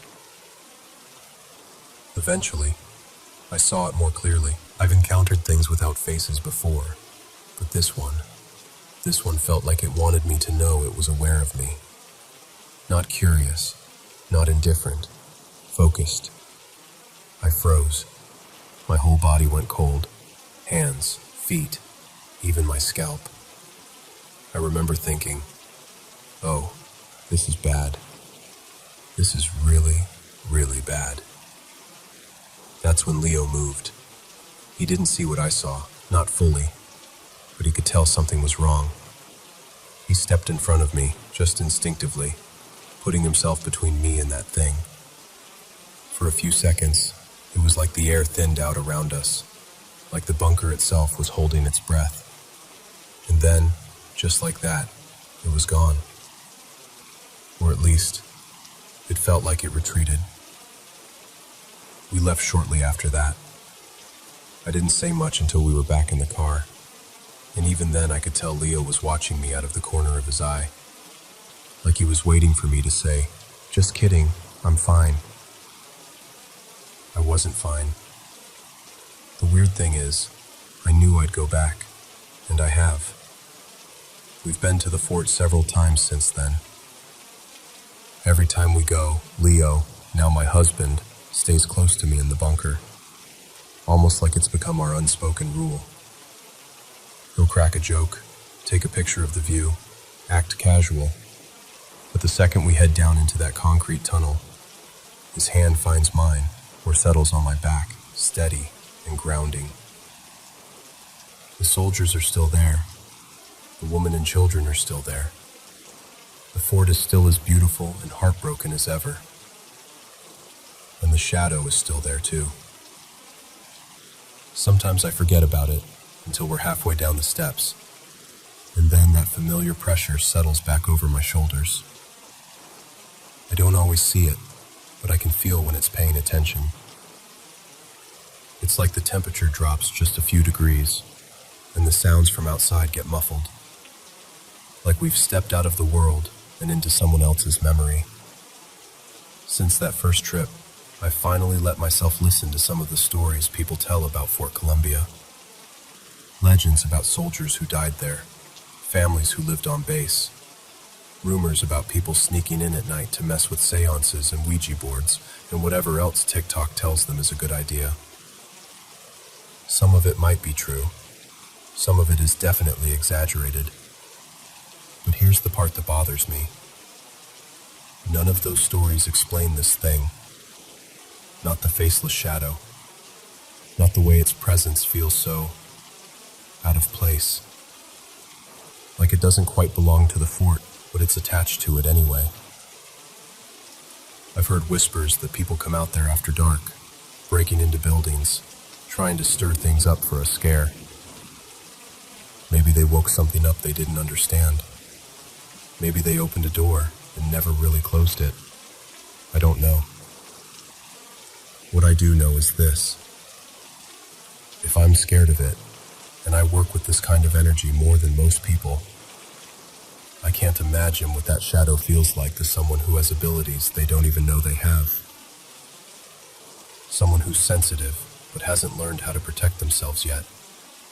someone who just thought they were going on a cute little historical day trip. I keep telling myself I need to go back with a clearer intention, not just to visit, but to really sit with it, to try to understand what it is, or at least what it wants, to see if it's something bound to that place, or something that wandered in looking for a foothold.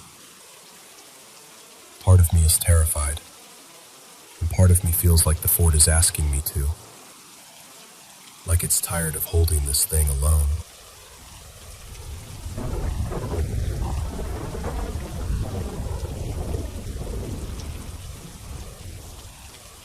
It's the night of April 26th, and I'm feeling miserable, with one of those annoying little colds that isn't bad enough to justify dramatic whining, but just bad enough to make you sneeze every 4 minutes. My husband, Daniel, is technically retired now, but he's still a champion insomniac, so to spare him my sniffling and coughing, I took myself downstairs to sleep on the couch and scroll on my phone for a while. At some point I dozed off, phone in hand. When I blinked awake, I checked the time. 1:37 a.m. Exactly. No reason. I just remember seeing the numbers and thinking, ugh, really? I decided I was up for a bit, so I opened the biography I'd been reading, one of those old Hollywood stories full of scandals and studio gossip, and started another chapter. I got completely sucked in. You know how it is when the rest of the house is quiet and the phone glow makes this little bubble of light around you? It was just me, the couch, and this dead movie star's bad decisions. And then, out of nowhere, it sounded like a tiny tornado exploded in the foyer. I mean that literally. 1 second, silence. The next, this whirring, churning rush of air, like someone had turned on an industrial fan inside a closet. It was loud. The weird part was, it made absolutely no sense. The weather outside was perfectly calm. No rain, no thunder, just a still, ordinary night. And even if it had been storming, our front door and windows are old but solid. We don't get drafts like that. There was just no way for wind to be doing whatever that was. Our foyer is this small square space, maybe 8 by 8, right where everything meets. The stairs going up, a swinging door into the old butler's pantry and kitchen, and the big archway that opens into the living room where I was sitting. The tornado, or whatever it was, seemed to be stuck there at first, swirling in that little crossroads of the house. I sat up and looked. Nothing. No curtains moving, no papers flying. The usual mess on the foyer table, mail, a scarf, a couple of receipts I keep meaning to throw away, was just sitting there behaving itself. Not even a flutter. That's when the spooked feeling kicked in. I put my phone down and just listened. The sound changed.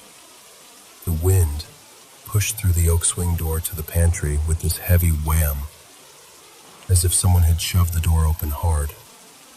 Then it rushed through the pantry and into the kitchen, and I heard a sharp thwack against our old wooden kitchen table. It genuinely sounded like something invisible had body slammed it. I froze. Then it moved again, across to the far side of the kitchen, toward the east wall. There was another hit, this time against one of the upper cabinets, hard enough that I heard the dishes inside rattle from where I was in the living room. It wasn't subtle. It wasn't the house settling. It was forceful, deliberate sounding. And then came the part that really got under my skin. After the banging, there was this short series of clicks and pops. Not like the house creaking or pipes knocking, different. It was irregular too, like a pattern trying to form and almost making it, but not quite. The closest way I can describe it is that it felt like an attempt at speech. Not in any language, obviously, but there was something strangely intentional about it. Finally, I heard what sounded like heavy, slow footsteps. Thump, thump, thump, crossing toward the back door. Then, silence. Just the ordinary quiet of our sleeping house. I tried, very bravely I might add, to be rational about it. Old house, weird acoustics. Maybe the furnace did something odd. Maybe a branch fell just right. My brain started grabbing for any explanation it could find. I picked up my phone and tried to go back to reading, but my eyes were just sliding over the words. My heart wouldn't settle. Finally, I thought, you know what? I don't have to be brave. I can just go upstairs. So I did. I crept up the stairs, half expecting to hear that strange wind start up again behind me. But the house was quiet. When I peeked into the bedroom, Daniel looked like he was actually asleep. For once. I figured if he'd heard anything, he would have been up pacing, or at least sitting in bed blinking at the ceiling. Since he seemed peaceful, I didn't say a word. I just slipped under the covers, tried not to cough in his direction, and eventually drifted off. Morning came, and with it, that maybe I dreamed it feeling. My cold had mostly cleared up, which helped me convince myself that I'd probably been a little feverish, a little fuzzy-headed, maybe half-dreaming. It all sounded more dramatic in my memory than it had really been, right? That's what I told myself while I made coffee. Then Daniel shuffled into the kitchen, hair sticking up, and squinted at me. "What on earth was going on down here last night?" he asked. "You were stomping around the kitchen, banging cabinets. Did you have a full-blown snack attack or what?"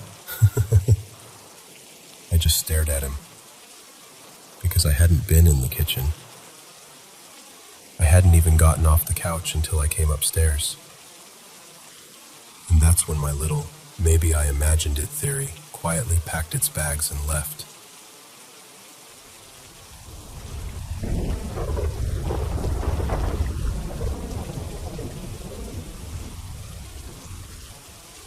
Alright, let me tell you a story I heard that still gives me chills when I think about it. So, do you believe in life after death? In spirits that kind of overlap with our world, like two TV channels playing at the same time. You can't always see the other one, but sometimes the signal crosses. This story came from a car battery shop owner in Pathum Thani, Thailand. And unlike most ghost stories that happen at 3 a.m. in the dark, this one took place in bright, normal, weekday morning sunlight. The shop owner's name is Noon. She runs a little battery shop with her husband, Art. Their place is one of those local shops where everyone in the area knows, yeah, you can just show up early. They'll already be awake. That day, around 7 a.m., the shutters weren't fully open yet, but Noon and Art were already moving things around, getting ready. As they're sweeping and setting up, a car slowly pulls up to the front. Noon recognizes it right away. Regular customer. Same stickers on the back window, same slight dent on the bumper. The driver, a middle-aged uncle type, gets out and walks over to Art. "Art, can you help me change the battery on another car at my house? This one's fine, but the other one won't start." They chat a bit, just normal talk. While they're talking, the back door of the car opens. Out steps this little girl, around 8 or 9, wearing bright yellow pajamas with big cartoon ducks all over them. Her hair is in slightly messy pigtails, and she's got that just woke up face. She walks straight past everyone and goes to play with Noon's golden retriever, Lucky, who's tied near the front of the shop. Lucky is usually picky about strangers, but with this girl, he's wagging his tail like crazy, licking her hands, rolling over for belly rubs. Noon looks at them and smiles. She calls out, "Nong kao mai len kung nai mai, dio ron na lu." "Sweetie, wanna come play inside? It'll get hot out here." The girl just smiles shyly and says, "Mai pen rai ka, nu yu trong ni dai." "It's okay, I can stay here." A few minutes later, the dad finishes talking to Art and says, "Okay, follow me to my house in like 10 minutes, all right? I'll go send my daughter to school first." He closes the door, and the little girl hops back into the car with him. The car pulls away like normal. So Noon sits on the back of their motorbike, holding a brand new battery on her lap, while Art drives. It's not far, about 5 minutes away. They ride into this older, gated community. Nothing fancy, just an older neighborhood where the security guard is half asleep. You know the type. The front gate is already open, no checking IDs or anything, so they just drive in. They find the house easily. 2-story place, white walls, bit faded but still clearly lived in. When they pull up, the gate is open. The lights inside are on. They can hear a TV running from the living room. From the kitchen, there's the sound of pans clinking and someone cooking. They even catch the smell of fried eggs and garlic. Classic Thai breakfast vibes. Everything feels completely normal. Lively, even. The customer walks out of the front door, same guy from earlier, and greets them like nothing strange has ever happened in his life. He leads them to a white sedan parked in the driveway and asks Art to replace the battery. While Art is working, Noon stands nearby, just making small talk with the owner like locals do. She says, "Your daughter is really cute. Those duck pajamas are adorable." He pauses. "My daughter?" Noon nods. "Yeah, the girl who played with my dog this morning. She came out of your car." He frowns a bit and says, "I went to your shop alone." Now Noon is the one looking confused. "No, she was with you. Fair skin, around 8 or 9 years old, wearing yellow duck pajamas, long hair, pigtails." The man goes quiet for a moment. Then he calls his wife out from inside and asks Noon to tell her what she saw. The wife listens, and as Noon describes the girl's face and height, the woman suddenly starts tearing up. Then she just breaks down crying. Through her sobs, she says she had a miscarriage about 8 years ago. They always imagined that if the baby had lived, she'd be around that age by now. In Thai belief, Noon explains, when someone dies before their destined time, their spirit doesn't cross over right away. It stays in our world and continues to age year by year, like it's still living the life it was supposed to have. Only when it reaches the age it was meant to live can it finally move on. So in that moment, the mom is convinced. The girl Noon saw might have been the child she never got to meet. Now, Art hears all this but doesn't really believe it. He's more focused on the battery, tightening screws and checking the terminals. The dad, maybe trying to prove that there's a logical explanation, calls his actual daughter downstairs. "Luke, lo manoid am I? Sweetie, can you come down for a second?" A girl comes down the stairs, maybe 6 years old, darker skin from playing sports, short hair, wearing a school uniform. She looks nothing like the girl Noon saw. At this point, Noon is just confused. Did she imagine everything? Art finishes installing the battery. The owner tells them, "Wait here. I'll go inside and get the money." So they wait. 5 minutes pass. Then 10. Then 15. Noon starts feeling uneasy. The TV is still on. They can still hear faint sounds inside the house, but no one comes out. She and Art keep exchanging glances like, "What's taking so long?" And then Noon sees it. From where she's standing, she can see the bottom part of the staircase through the open door. Slowly, she notices a small pair of feet coming down each step. Bare feet. As the figure comes into view, she sees yellow duck pajamas. It's the same girl from the shop. The little girl steps into the doorway, looks straight at them, and cheerfully calls out, "Ow, young mới set igloo, huh?" "Oh, you haven't finished changing the battery yet?" Noon, stunned, manages to answer, "Riep roi loka, ra kun pa ongan mahai." "We're done already, just waiting for your dad to bring the money." The girl nods. "Dionu be bok pa hai naka." "I'll go tell my dad." Then she turns around and walks back inside. Noon and Art just stand there, frozen. Art suddenly says, very firmly, "Bye, glapran kan lui." "Let's go. We're going back to the shop." Noon starts to protest. "But the money."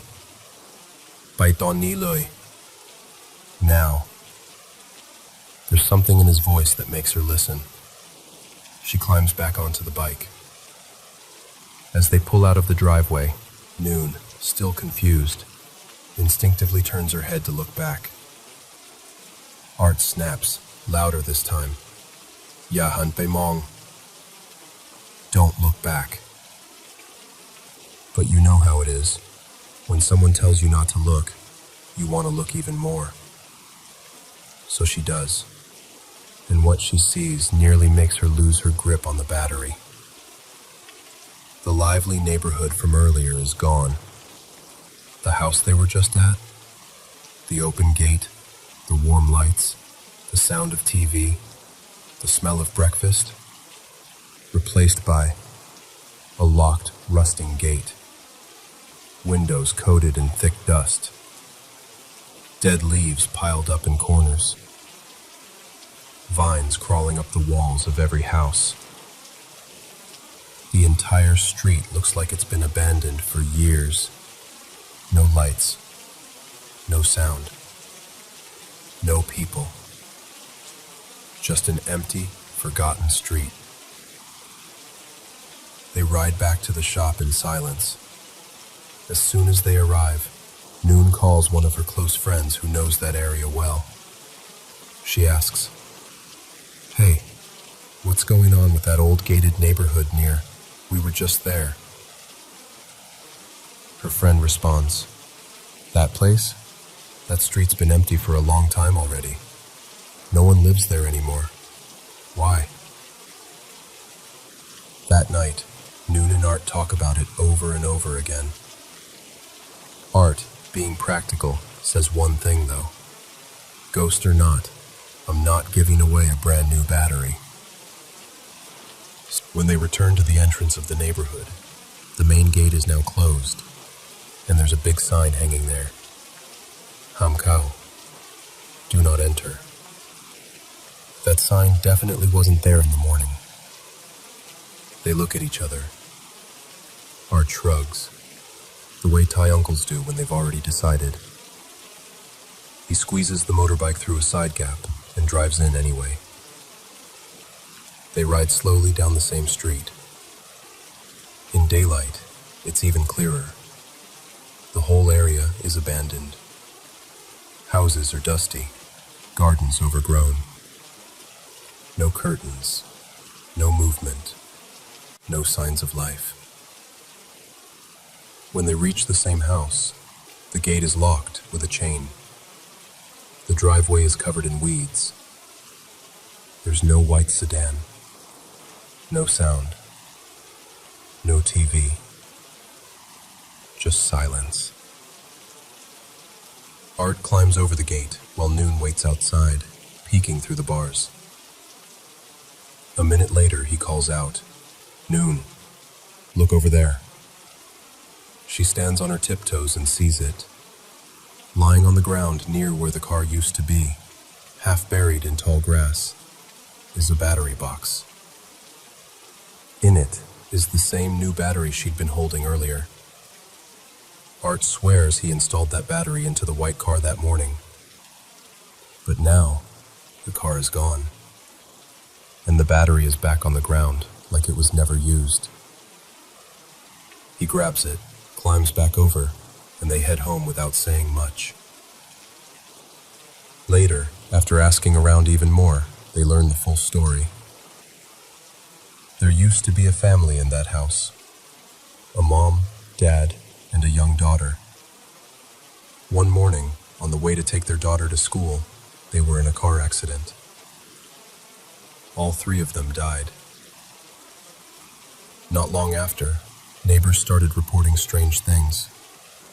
Lights turning on by themselves. TV sounds at odd hours. The faint noise of people talking or cooking. Like the family was still there, living out their usual routine. One by one, the people living nearby got scared and moved away. Houses went up for sale. Eventually, that whole stretch of the neighborhood was abandoned. Somewhere in that timeline, whether before the accident or after, the father had brought a car to Noon and Art's shop to change a battery. And now, it's like he came back for another one. So was that customer in the morning really human? Was that little girl really the child that never got to be born? Were they somehow stuck in a loop, still doing everyday things like sending kids to school and changing car batteries? Noon told me, "I don't think they even know they're dead. It's like they're just continuing." And then she laughed a little and said, "Well, at least we know one thing. If even ghosts come back for a battery change, our shop service must be really good."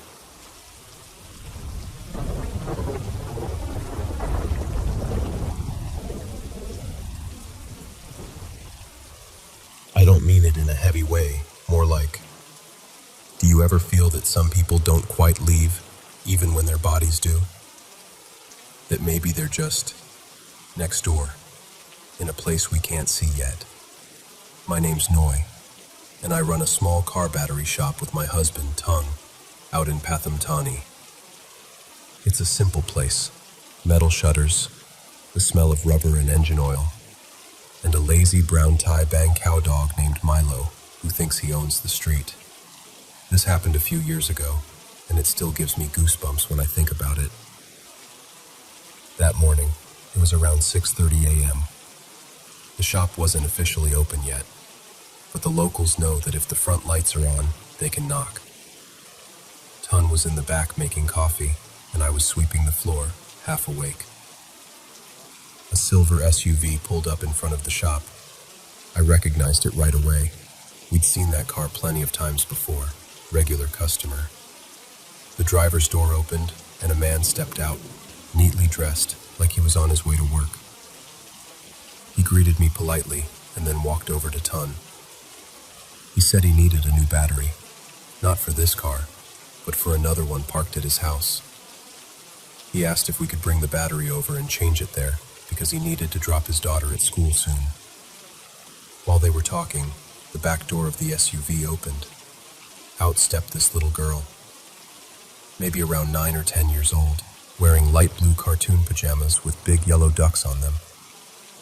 Her hair was tied into 2 small pigtails. She didn't say anything, just walked straight past me to where Milo was dozing by the doorway. Milo is usually picky about strangers, but with her, he wagged his tail and rolled over like they were old friends. I smiled and said, "Nong, you can come play with him inside if you want. The floor's cleaner in here." She glanced at me, smiled a little, and said, "It's okay, I like it here," without even looking up from scratching Milo's neck. A few minutes later, the man turned to us and said, "All right, follow me to the house in about 10 minutes. I'll just take my daughter to school first." The girl stood up, gave Milo one last pat, and climbed back into the SUV. The man nodded at me, got in, and they drove off like everything was perfectly normal. Tun loaded a new battery into the box and tied it to the back of our motorbike. I climbed on behind him and held the battery steady on my lap. The ride to the customer's place was short, maybe 7 minutes at most. It was an old housing estate, the kind with fading signs and a security booth that looked more decorative than functional. The front gate was wide open. There was a guard inside the booth, but he didn't even look up when we passed. Just sat there, radio playing softly. We followed the directions the man had given us and stopped in front of his house. The lights inside were on. I could hear a TV playing some morning show. There were sounds from the kitchen, plates clinking, someone moving around, the faint smell of garlic being fried for breakfast. It felt like any other Thai family morning. The front door opened, and the same man stepped out, now without his car keys in hand. He greeted us again and led Tun toward a white sedan parked in the driveway.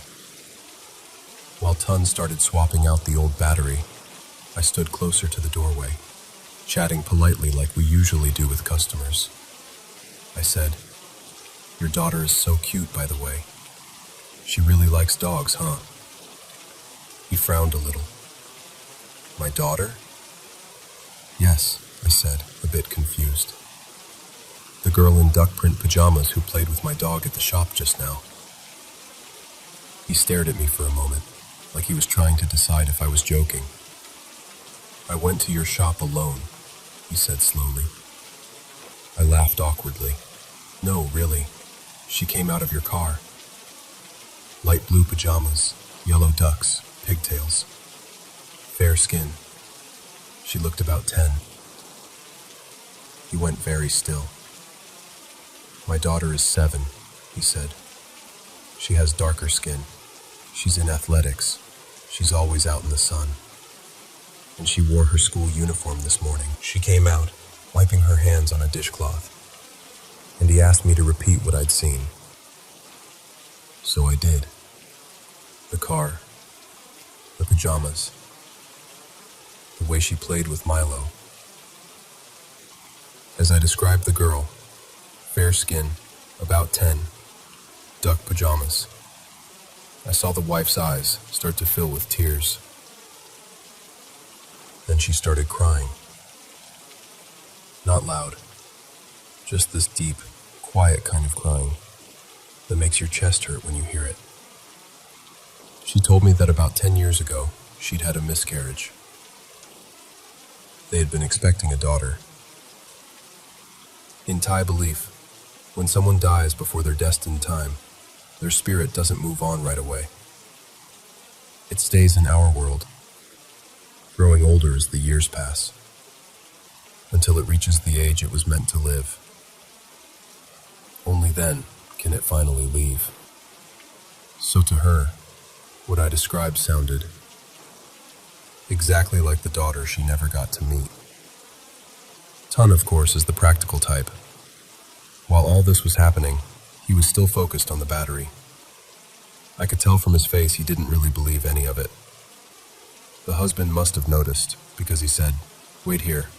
I'll call my daughter down so you can see for yourself."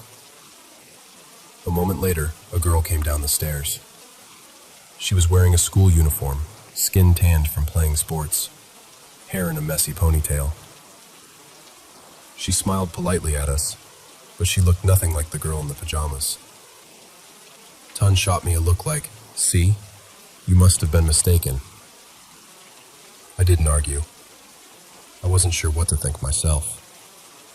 After Tun finished changing the battery, the husband told us to wait while he went inside to get the money. So we waited by the bike.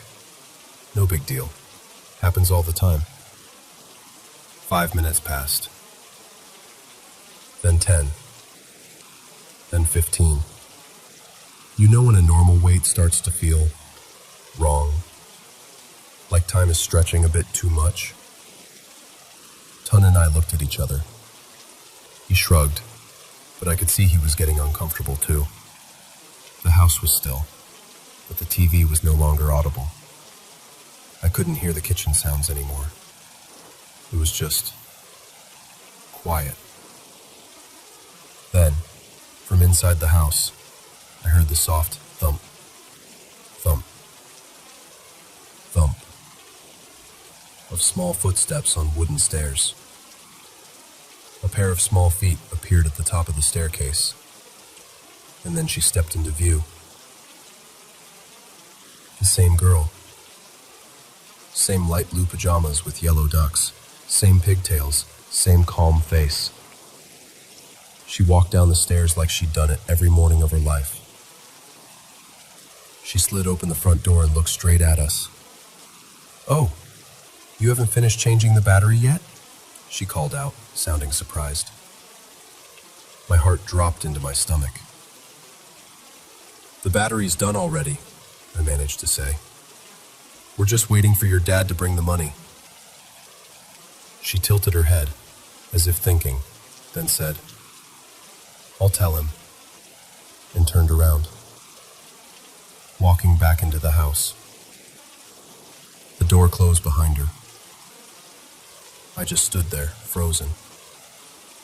Tun inhaled sharply and said, very quietly, but firmly, "Noi, let's go." I blinked at him. "What about the money?" "We'll figure it out later," he said. Then more urgently, "Now, Noi." There was something in his voice that made me obey without another word. I climbed onto the bike, and he started the engine. As we rolled away, curiosity clawed at me. I wanted just one more look, just to see the house, the windows, anything to prove that what I'd seen was real. I turned my head. "Noi, don't look back," Tun snapped. But of course I did.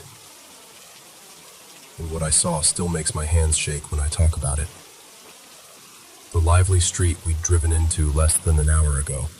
Warm lights, faint TV sounds, the smell of cooking was gone. Every house on that stretch looked abandoned. Windows dark, paint peeling, balconies choked with vines, dry brown leaves piled up along the sides of the road. You know how dust looks when it's been collecting for years? Like a dull gray film over everything? It was like that. The house we had just been standing in front of looked empty. Like no one had lived there in a very long time.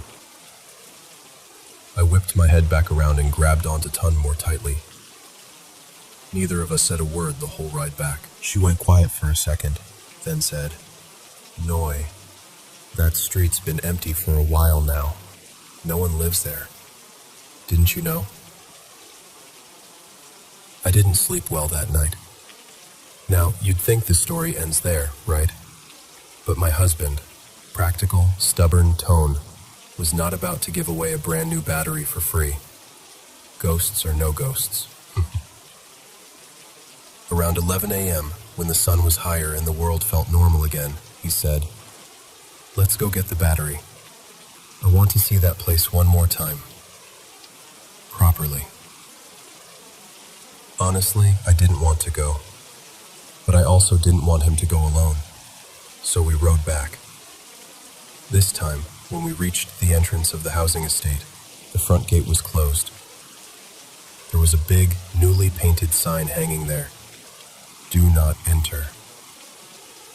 I swear to you, That sign was not there earlier that morning. The guard from before was nowhere to be seen. Tone stared at the gate for a moment, then looked at me. I could tell what he was thinking. I sighed and said, "Just be quick." He pushed the gate open enough for the bike to slip through, and we rode back to the same street. In the late morning sun, there was no way to pretend anymore. The whole place was clearly abandoned. Empty houses, overgrown yards, rusted gates. No sounds, no movement. Just the buzz of insects. When we got to the house, the gate was locked with a heavy chain. The yard inside was wild with weeds and tall grass. The windows were dusty and dark. No lights, no TV, no smell of breakfast, just silence.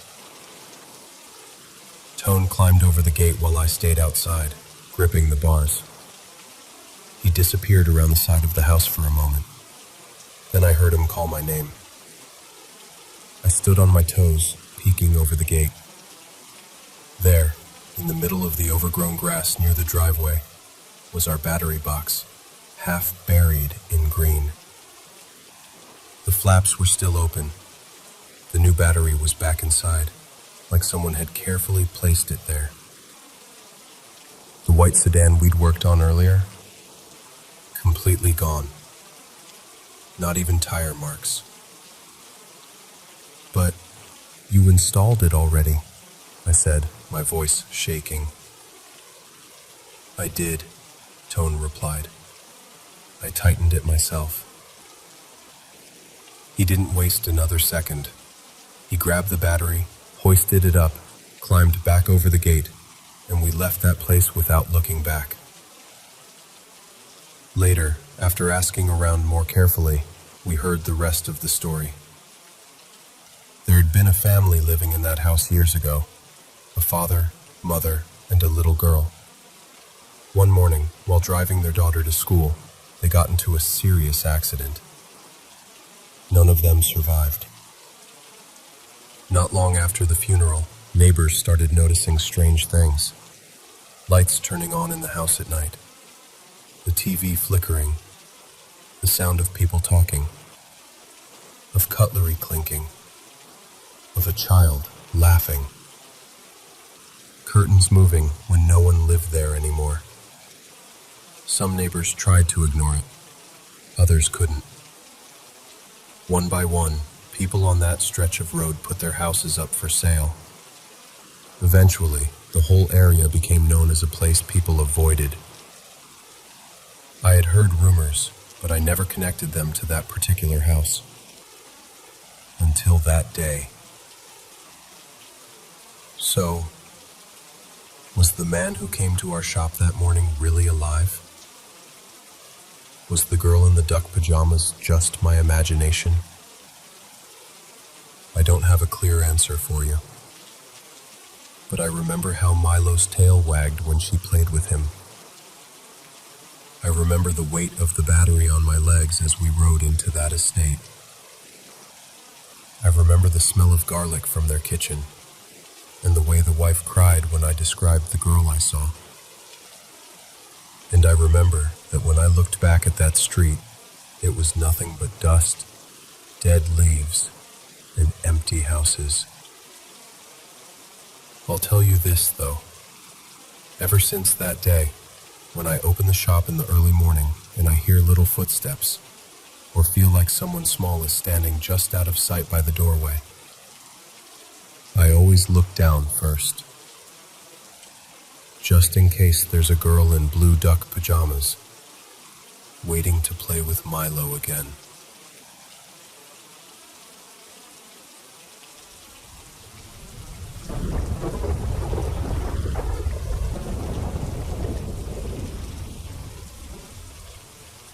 You know, every time I tell this story, I still get goosebumps. I heard it from a senior of mine back in college. Let's call her Mai.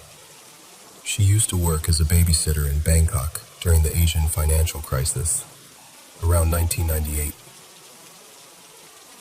Her family's small garment shop had gone under almost overnight, so she was desperate for any job she could find. That's how she ended up working for this well-off Malaysian family, living in a quiet seaside neighborhood on the outskirts of the city. Just 3 of them in the house: the mom, the dad, and their little girl, a 3-year-old named Aaliyah. Aaliyah, from the first day, was this tiny, clingy kid, super attached to her mom, always jumpy at small sounds, scared of strangers. But the house itself, honestly, Mai said it felt normal, calm even. 2 floors, lots of windows, a view of the water. She'd go in the morning, play with Aaliyah, feed her, clean up a bit, then clock out around 5 in the afternoon. Routine, quiet, nothing strange. For about a month. One day, the mom told Mai, "I'll be home late today. Can you stay a bit longer?" Extra pay, of course. And since Mai needed the money, she said yes right away.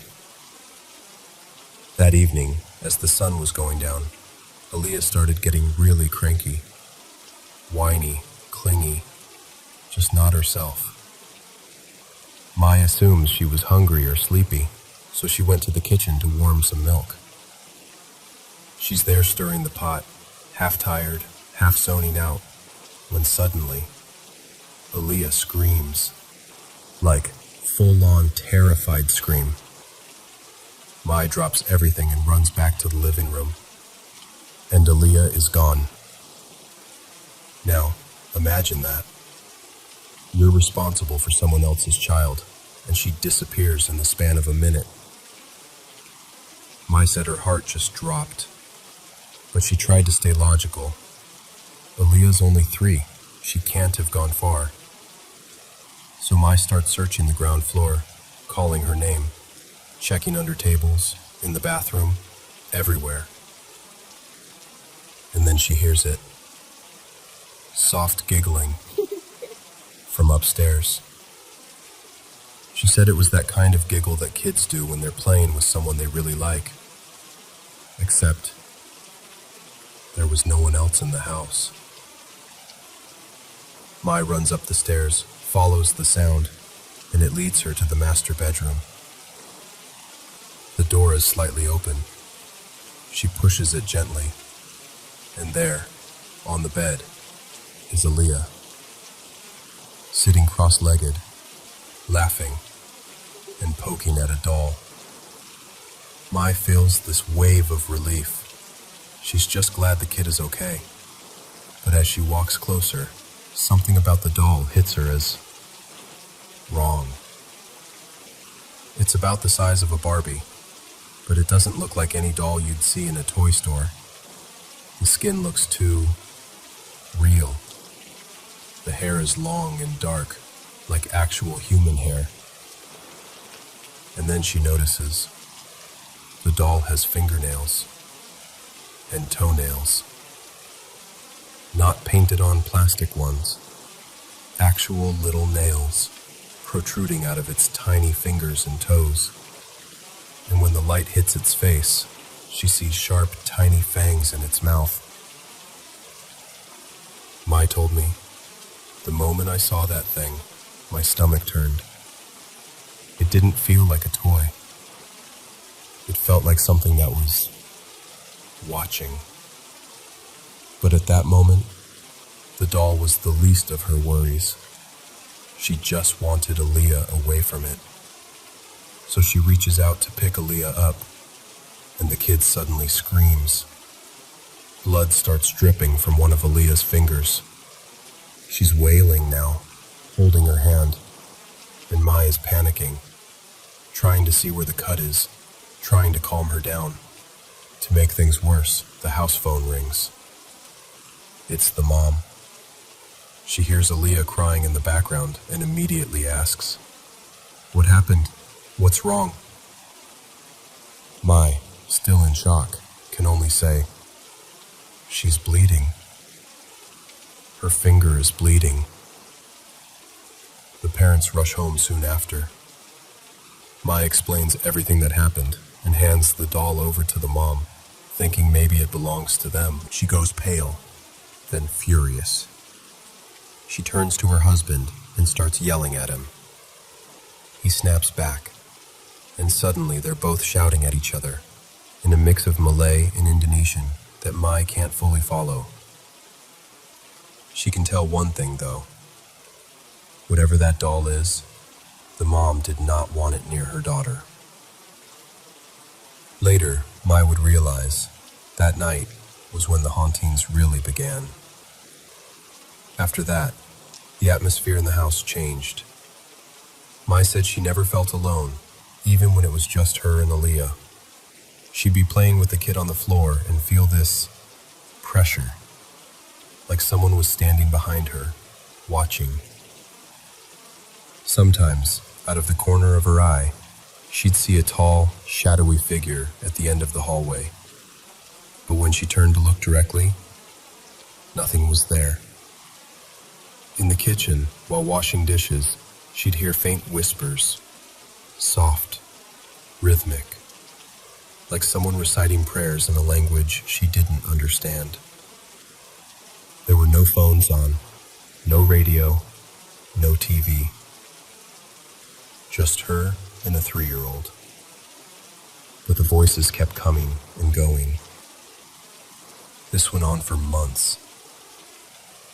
By the 5th or 6th month, Mai had had enough. She needed the money, but she was worn down, exhausted from being scared all the time. She finally opened up to a close friend about it and told her, "I'm going to quit. I can't do this anymore." Her friend, trying to be supportive, said, "Okay, let me come over once. I'll keep you company, then you decide." A few days later, on a day when both parents were supposed to be out, Mai's friend came by. Mai opened the gate and greeted her, all relieved to finally have someone there with her. The first thing her friend says is, "Oh, I thought you said no one was home." Mai frowns. "Yeah, they're not. Just me and Aaliyah." Her friend looks up at the house, confused, and asks, "Then, who's that woman on the 2nd floor?" "The one with long hair, standing near the window." Mai turns around immediately. The window is empty. She tells her friend to stop joking. It's not funny. Then she pulls her inside the house. As soon as her friend steps in, she covers her nose and winces. "What's that smell? It's like something dead." Mai smells nothing. To her, the house is just the same as always. No weird odor, nothing. She laughs it off nervously and says, "Seriously, I don't smell anything. Come sit in the living room. I'll get you something to snack on." So Mai goes to the kitchen for a few minutes, and then she hears a scream. Not from Aaliyah, from her friend. She drops what she's doing and runs to the living room, just in time to see her friend bolting straight out the front door and through the gate, like she's running for her life. Mai chases after her, shouting, "What happened? What's wrong?" Her friend, shaking and out of breath, yells into the phone when Mai calls her. "That woman I saw upstairs, she came down. She was naked, and she tried to stab me." Mai thinks she's lost it. "What are you talking about? I told you, no one is here." Her friend insists, voice cracking, "I'm not making this up. She ran at me, Mai. Hair down to her waist, eyes wide, like she wanted to kill me." After that, Mai said, it stopped being just weird or uncomfortable. It became terrifying. But still, She kept quiet. Who could she tell? Who would believe her? She tried to keep going, pretending everything was normal, until the incident that finally made her walk away. It was an ordinary afternoon. The mom was out, and Mai was doing her usual babysitting with Aaliyah. The dad, who was usually more like a ghost than any actual spirit, always working, barely talking to his daughter, was home that day. But that day, out of nowhere, he picks up Aaliyah and carries her upstairs. Mai finds it strange, but she doesn't say anything. She's in the living room tidying up when suddenly she hears Aaliyah scream again. This time, it's different. Louder. More desperate. Mai runs upstairs and finds Aaliyah standing there, both hands covered in blood. Not just one little cut on a finger, both hands, palms and fingers, bleeding. Drops of blood on the floorboards. The dad is standing a few steps away, just staring at his daughter. Not rushing to help, not comforting her, just watching. Mai rushes in, grabs Aaliyah, and tries to stop the bleeding. She's shaking, trying to figure out what happened, what cut her this badly. She calls the mom immediately. When the mom gets home, she and the dad go into their room to talk, and Mai overhears bits of it. The dad says it was an accident, that Aaliyah was playing with a knife and hurt herself. The mom doesn't buy it. You can hear it in her voice, the disbelief, the anger. They start arguing again, and Mai realizes something. Whatever is wrong in this house, it's not just the haunted part. It's the people. That night, she tells the mom she wants to quit. The mom breaks down crying. She begs Mai to listen to her first, says she needs to tell someone what's really going on, because she can't talk to anyone else. The family has a reputation. Her husband is a respected businessman, and no one would understand. So, she confides in Mai. She tells her that her husband is deeply involved in black magic and witchcraft. Not just a bit superstitious, full-on rituals, amulets, offerings. And that strange doll Mai saw? It's called a jenglot. The mom explains that people believe a jenglot has a spirit or ghost bound to it. It's treated like a charm or an amulet, supposedly bringing power, protection, or success. But it doesn't come for free. To take care of a jenglot, you have to feed it blood. And the bigger your wish, the bigger the sacrifice. Her husband, she says, believes that the purer the blood, the more powerful the result. Children's blood, especially from his own child, he sees as the ultimate offering for his business deals and ambitions. Mai feels sick hearing this. Suddenly, so many things click into place. Aaliyah's constant fear. The way she only truly relaxed around her mom. The random injuries, always brushed off as accidents. Her friends seeing the woman with long hair, reeking of decay, charging at her. The whispers. The shadows. The mom says she found out about the jenglot and the rituals long ago, but she's trapped by culture, by family pressure, by fear of what her husband might do if she exposed him. She stays for her daughter, hoping she can protect her at least a little. Mai listens, heart pounding, hands cold, and that's when she makes her decision. She hugs the mom, apologizes, and tells her she really, truly cannot stay any longer. The spirits, the blood, the lies. It's too much. She says goodbye to Aaliyah, who clings to her one last time, confused but strangely quiet. Mai walks out of that house and never goes back. When she finished telling me the story, she went silent for a while. Then she said, "I still think about that little girl. I wonder if she's okay. I wonder if she ever got away from all that." And honestly, same.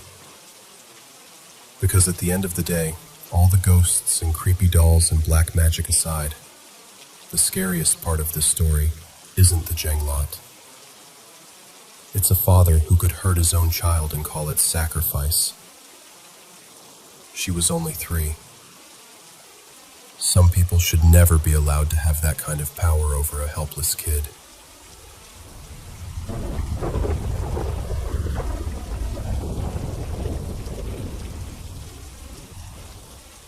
You know, it's funny. When people ask me about the worst place I ever pulled a shift, they expect a war story. Explosions, firefights, something like that. But the place that really stuck to me, got inside my head, was quiet. We called it Post 9. It was way up north, farther than any map made it feel. Just a little listening station buried in snow and bad decisions. Nothing around us but wind, drifts, and this kind of silence that didn't feel empty. It felt heavy, like it pressed against your skin. Nights there didn't really end. The sky just went from black to a slightly different black. The fluorescent lights in the barracks buzzed non-stop, one long, nervous note, and the walls always felt damp and cold, like they were sweating from the inside. My bunk was against the far wall, right under a cracked strip of paint. I remember that detail for some reason, that crack. I used to stare at it when I couldn't sleep. Anyway, one night, the wall above my head starts making this sound. At first I think, pipes. Old bass, shoddy repairs. Everything rattles when the wind decides to howl. Maybe mice, maybe the woods settling in the cold. You can explain away anything at the start, you know? But this wasn't just creaking or tapping. It was shaping itself into something. Into my name.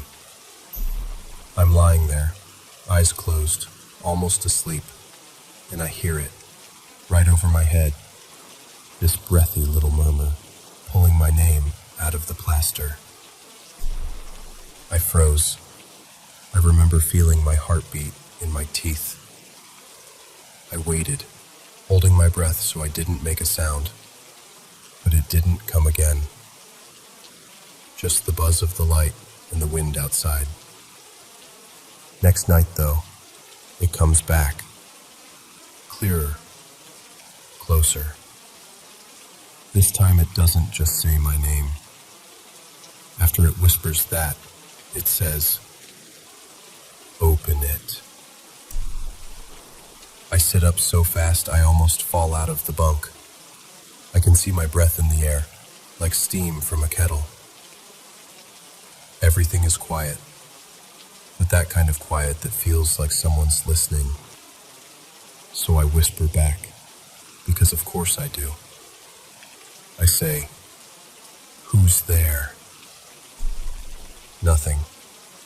Just the light flickering a little, doing that nervous blink it used to do when the generator was thinking about quitting. And then I hear, "I'm inside." So soft I almost think I imagined it. But I didn't. I knew I didn't. It had weight. You ever notice that? Some sounds have weight.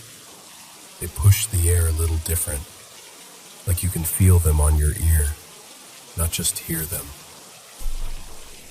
I told myself it was isolation. Too many nights without real sleep. You start to hear patterns in the static, voices in the fans.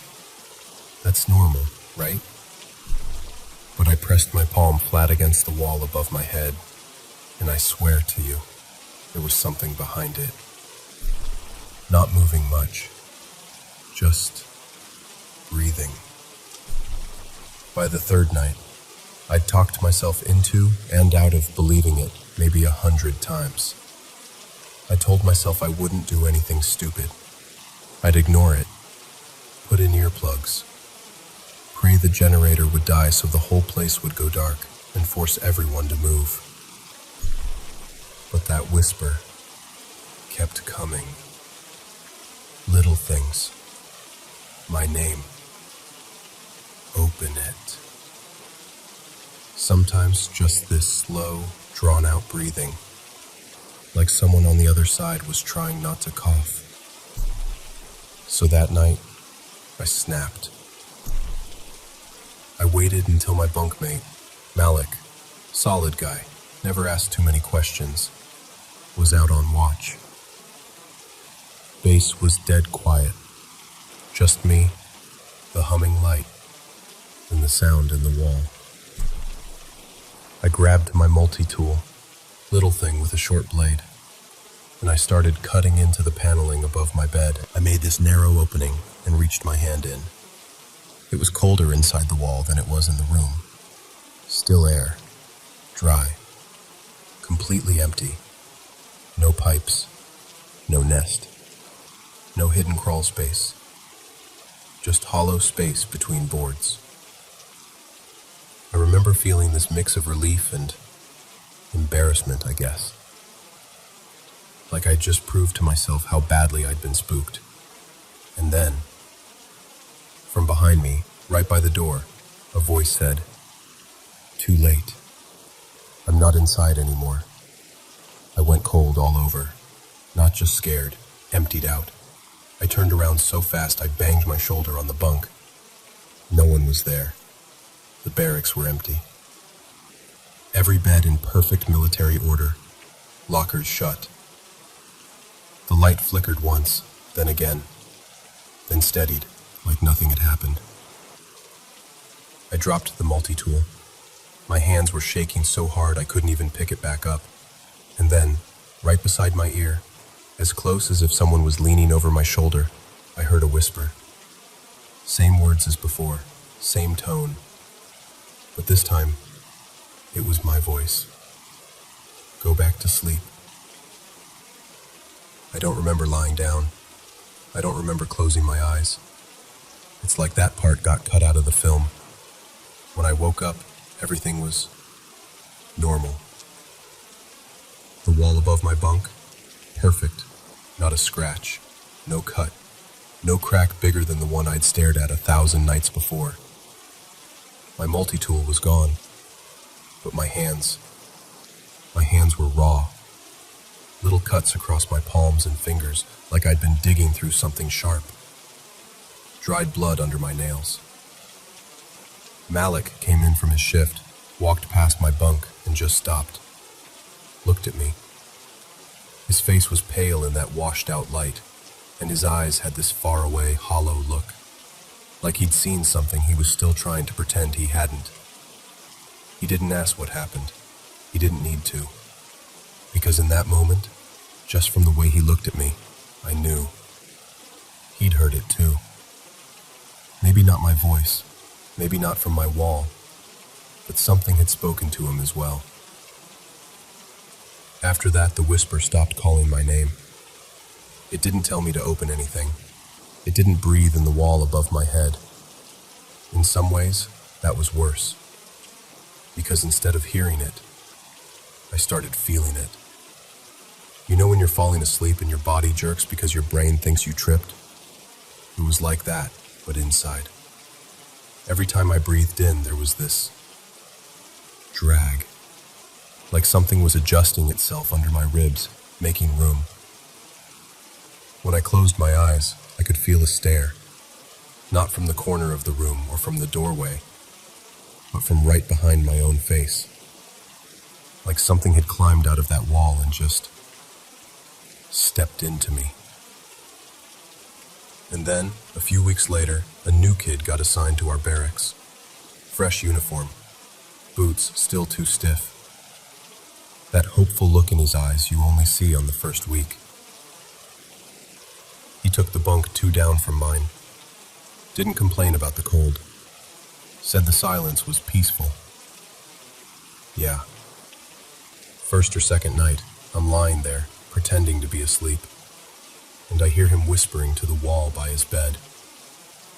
Just a soft, uncertain, almost embarrassed whisper. "Hey, you there?" And from the way the air shifted, from the way he stopped breathing for a second, I knew it had answered. I never heard what it said to him. Didn't need to. See, I think that's how it works, how it spreads. One by one. It talks to you long enough that you open something. Wall, door, yourself. Doesn't really matter. It gets in. And once it's in, it uses you to reach the next guy. And the next. And the next. Post 9 stopped feeling like a place to me after that. It felt like a mouth. A big, quiet mouth, buried in the snow, just waiting for the next man to lie down and put his head near the wall. Every person who sleeps there for long enough, we all end up speaking for it, one way or another. If you hear a voice in the wall calling you, don't listen. If it asks you to answer, don't. And whatever you do, don't cut into the wall.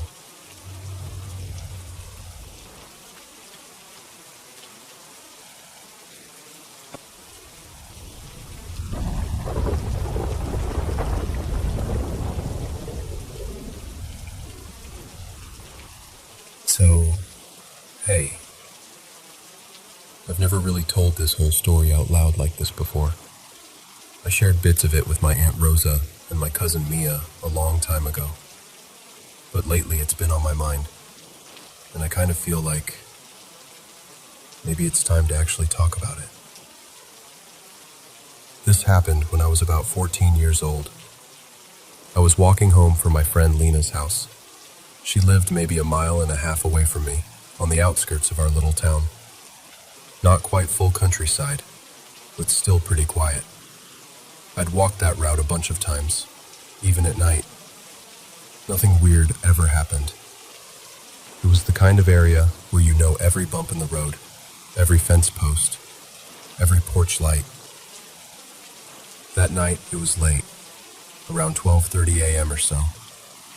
I had one earbud in, music playing low, just kind of zoned out and walking like I usually did. And then, out of nowhere, this awful feeling hit me. It was like my body realized something was wrong before my brain did. My chest tightened, my skin went cold, and I suddenly felt like I wasn't alone anymore. Not in a maybe someone's around way, but in a something is watching you way. My feet actually stopped moving on their own. I pulled my earbud out and just stood there on the side of the road, listening. It was so quiet. No cars, no dogs barking, just my own breathing. I looked out to the side of the road, over the stretch of empty field that I'd passed 100 times. And that's when I saw it. There was this shape, a shadow figure standing out in the field. Not near a tree, not by a fence, just there, by itself. When I noticed it, it was already facing my direction, like it had been watching me the entire time. When its head turned a little, like it was really locking eyes with me, my whole body went numb. It was tall and dark and wrong. That's the only way I can explain it. Almost like those internet stories about Slender Man, but not exactly. It didn't have a clear face. It was more like a human-shaped hole cut out of the world. like all the light around it just disappeared. I don't know how long I stared at it, but at some point it tilted its head, just a tiny bit, and then it started running straight at me. I have never felt fear like that in my life. Every instinct in me just screamed, "Run." So I did. I turned and ran as fast as I could, full sprint down that road. My heart was pounding so hard I could hear it in my ears, louder than my own footsteps. I didn't dare look back, not even once. I was convinced that if I looked, it would be right behind me. By the time I reached my house, I was completely out of breath. Shaking so badly, my hands could barely get the key in the door. I slammed it behind me, locked everything, and just stood there in the hallway, trying not to cry. That night, I couldn't sleep. At all. I turned on my bedroom light, then my lamp, then even the little fairy lights I had on my wall. Like layers of safety that didn't really do anything. I sat on my bed with my back against the wall, knees up, just waiting for the sun to come up. At some point, though, my body must have given in, because I did fall asleep. And that's when the dream started. In the dream, everything felt normal at first. I was hanging out in the park with some friends from school, just talking and messing around. Then these two kids, a boy and a girl, maybe 8 or 9, walked up to us. They looked a little shy, and the boy said, "Can you help us? Our grandma fell, and we can't lift her." We went inside, and everything felt heavy. The air, the silence, all of it. The kids walked me into a living room where this figure was sitting in a chair facing away from us. I assumed that was their grandma. I said, "Hi, are you okay?" and took a step forward. The two kids moved to either side of me. When I glanced at them, they were smiling in this way that didn't match their eyes at all. Then their grandma started to move. She stood up slowly, her back still to me, and as she turned around, she wasn't a grandma at all. She was that same shadow figure from the field. Same height, same emptiness, same feeling like the world around her was being swallowed. I remember this horrible wave of recognition hitting me. Oh my God, it followed me. I turned and ran. The house suddenly felt like a maze, hallways stretching too long, doors that didn't lead anywhere. I was sprinting, heart racing, and somewhere in the middle of that panic I thought, wait, this is a dream. I just have to wake up. And I did. I snapped awake in my bed, except I couldn't move. I was on my back, eyes wide open, staring at my ceiling, and my whole body was frozen. I tried to lift my arm. Nothing. I tried to turn my head. Nothing. Then I realized I couldn't breathe properly either. It felt like something heavy was sitting on my chest, pressing down, squeezing the air out of me. Like hands around my throat that I couldn't see. I wanted to scream, but no sound came out. It was pure terror. My lungs were burning, my mind was panicking, and I kept thinking, this is it. This is how I die. Then, just as suddenly as it started, it stopped. I could move again. But the second I caught my breath, I was back in the dream, still running through that house. This happened twice. Wake up, Can't move. Can't breathe. Something choking me. Then snap back into the dream. By the third time, when I finally woke up for real, I sat straight up in bed, gasping, sobbing, clutching my chest. My throat hurt like I'd been crying or screaming for hours. With my asthma on top of it, it felt so real, I honestly wasn't sure if I had actually been choking. I grabbed my phone with shaking hands and texted my cousin Mia, even though it was the middle of the night. I just poured everything out in these long, panicky messages. The shadow in the field, the dream, the choking, all of it. She stayed up with me, messaging back and trying to calm me down. She even tried looking things up online, sleep paralysis, shadow people, whatever she could find. Back then, there wasn't as much info around, and nothing she found made me feel much better. But it helped just knowing someone was there with me. I wish I could say that was the end of it. But a few days later, little things started happening around the house. One night, I had a couple of friends over. We were watching a horror movie in my room, which is kind of ironic now. The lights were off, just the TV lighting up the room. We were all squished onto my bed under a blanket. Out of nowhere, my curtains started moving. Not like a little flutter either. They began swinging, like someone had grabbed them and yanked them side to side.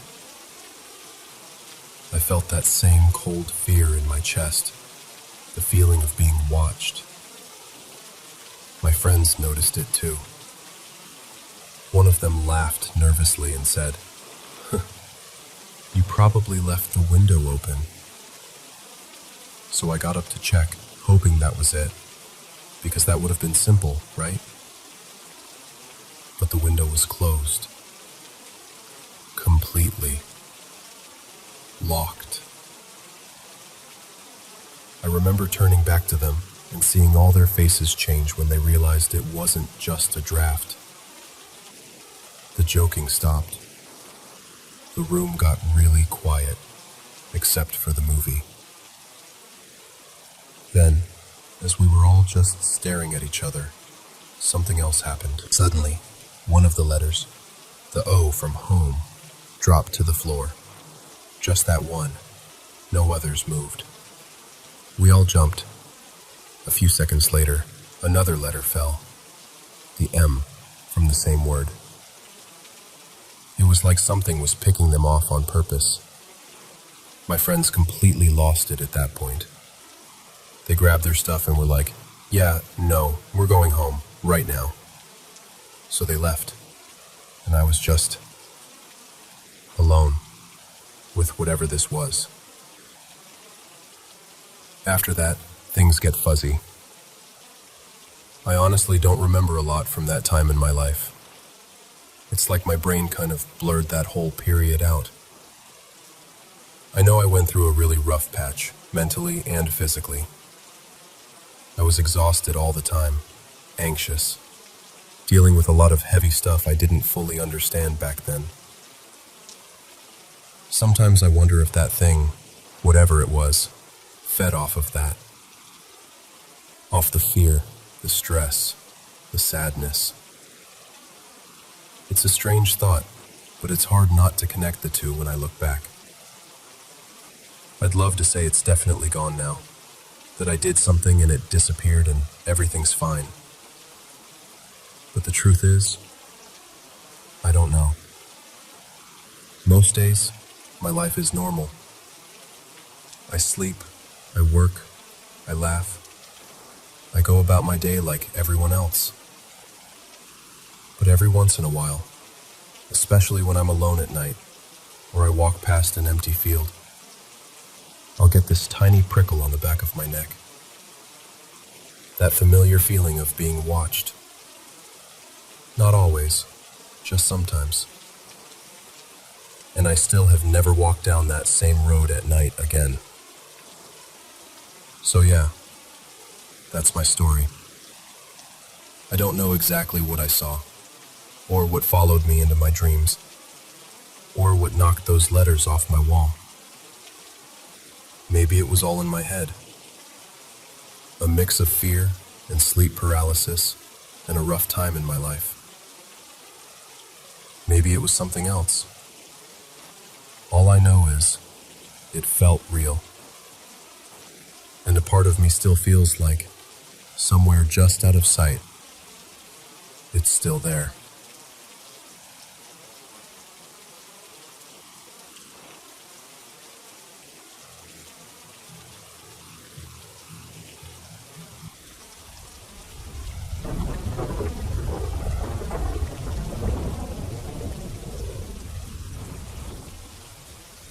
So, this happened back in August of 2023, just outside a small town in rural Pennsylvania.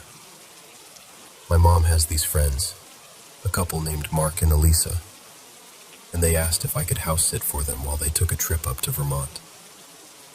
I was 24 then, and honestly, a quiet week in a big old house sounded kind of perfect. Free place to stay, some alone time, 2 cats to hang out with. Easy, yes. Their place was one of those older homes that somehow feels bigger on the inside than it looks from the street. You know the kind I mean. Narrow hallways, creaky wooden stairs, and more tiny doors and weird little closets than any house really needs. It had this faint smell of old books and laundry detergent, which was actually kind of comforting at first. The first few days were totally normal. I fed the cats, watered the plants, went to work during the day, and at night, I'd curl up on the couch and just binge Netflix or fall down YouTube rabbit holes.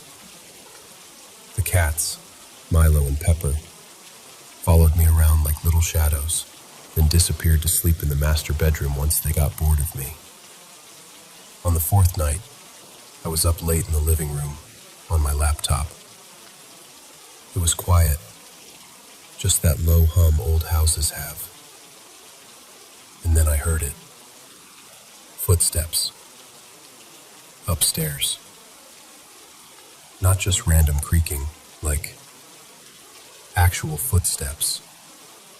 Slow. Deliberate.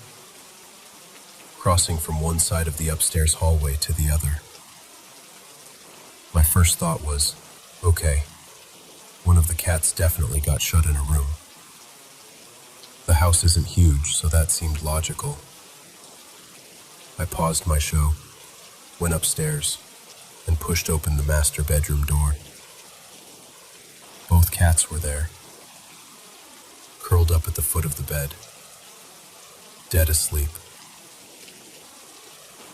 I stood there for a second, trying to listen for anything else, but it was just silence. I told myself, old house, wood settles, it's fine. But the thing is, it really hadn't sounded like that random, uneven creaking. It genuinely sounded like someone walking. The next night was worse. I'd gone to bed around midnight, and sometime later, I checked the time afterward, and it was around 3:20 a.m. I woke up to the sound of something dragging across the floor above me. It was that unmistakable sound of a chair being scraped across hardwood. Slow. Then a pause. Then another scrape. I just lay there staring at the ceiling, heart pounding, trying to convince myself it was anything but what it sounded like. After a minute, I grabbed my phone and texted Mark and Elisa. Hey, random question. Does anyone else have a key to the house? Or do you have a neighbor who comes by sometimes? They replied pretty quickly for being on vacation. Nope, just you. Why? Everything okay?" I told them I thought I heard something upstairs, but probably was just being paranoid. They sent back something like, "Old house, lots of noises. Don't worry," which helped a little, but not that much. Then came the night before they were supposed to come home. I was in bed, scrolling on my phone with the light off, just the screen glowing in the dark. The TV downstairs was on really low. I do that sometimes so the house doesn't feel so quiet. That's when I heard whispering. Not the TV. Not the cats. Not a podcast accidentally playing. Whispering. It was coming from the hallway, just outside my door. At first, I froze because my brain was trying to file it under TV noise. But the TV was below me, and way too quiet for that. This was close. It sounded like two people standing just outside my room, talking softly. There were two voices. One sounded male, a little deeper and rougher. The other sounded female, softer, higher. They weren't arguing or anything. It was more like the low murmur of people trying not to wake someone up. I couldn't make out any actual words, just that soft, breathy tone of intimate whispering. Finally, I thought, okay, I have to at least look. So I used my phone as a flashlight, slid out of bed, and went to the door. The second my hand touched the doorknob, the whispering cut off. Just gone. I opened the door into this heavy, unnatural silence. The hallway was dark and empty. I checked every room upstairs. The guest room, the office, the bathroom. I even opened those weird little closet doors that look like secret passages in an old movie. Nothing. No windows open. No cool breeze. No sign that anything had been moved. The cats were asleep again, curled up together in the master bedroom like they hadn't heard a thing. The next day, I was honestly counting the hours until Mark and Elisa got home. When they finally came in, I helped them bring in their bags, did the usual small talk about their trip, and then, kind of jokingly, I said, "So, does your house, make a lot of noise at night?" I tried to keep it light, like I was just teasing them. Elisa's smile dropped immediately. She went completely pale and glanced over at Mark. He just sighed, like he already knew where this was going. She asked, "What did you hear?" I told them, still half laughing to keep myself from sounding dramatic. The footsteps, the sound of the chair dragging, and then the whispering in the hallway. Two voices, a man and a woman. I even said, "I know it sounds ridiculous, but it honestly felt like somebody was standing right outside my door." Elisa's eyes got shiny, and she said, very quietly, "You heard them too?" That's when my stomach dropped. They told me that every single house sitter they'd had over the years had mentioned something. Hearing people talking upstairs, or someone pacing in the hallway at night. One person even left early because they were so freaked out. They'd had the place inspected for everything. Bad wiring, strange drafts, animals in the walls. Nothing. No structural issues, no raccoons, no loose pipes making weird sounds. Mark said he'd once tried to stay up all night in the hallway with the lights off, just sitting there, waiting to hear the voices. He heard footsteps a couple of times, but never saw anything. No shadows, no figures. Just that feeling of not being alone. And I'll be honest with you, I didn't really believe in ghosts before this. I still don't know exactly what I believe now. I've stayed in plenty of old houses. Family cabins, older apartments, creaky rentals, and none of them ever felt like that house. There was this awareness to the sounds, if that makes sense. Like they weren't just random noises, they felt intentional. What sticks with me the most isn't even the footsteps or the dragging chair. It's those whispers. The way they sounded like they were right there, inches from the other side of my door, trying not to wake me.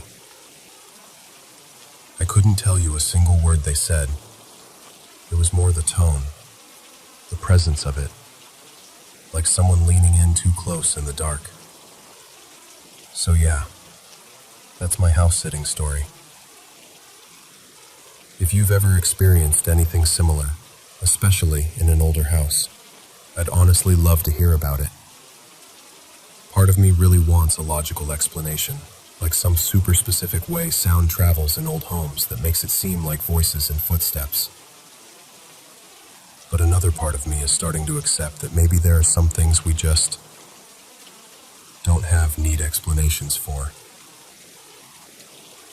Either way, I still think about that hallway sometimes, and I still sleep with my door all the way closed now.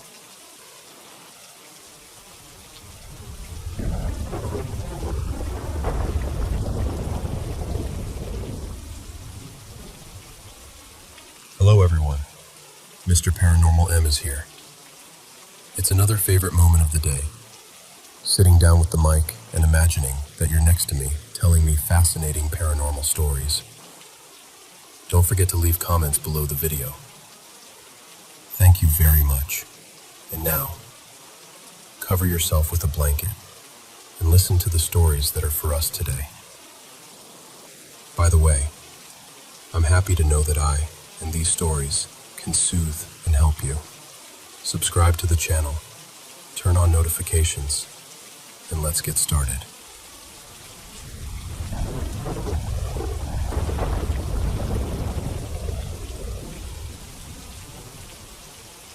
Alright, so this is my parents' story, not mine, but I've heard it so many times it feels like I was there.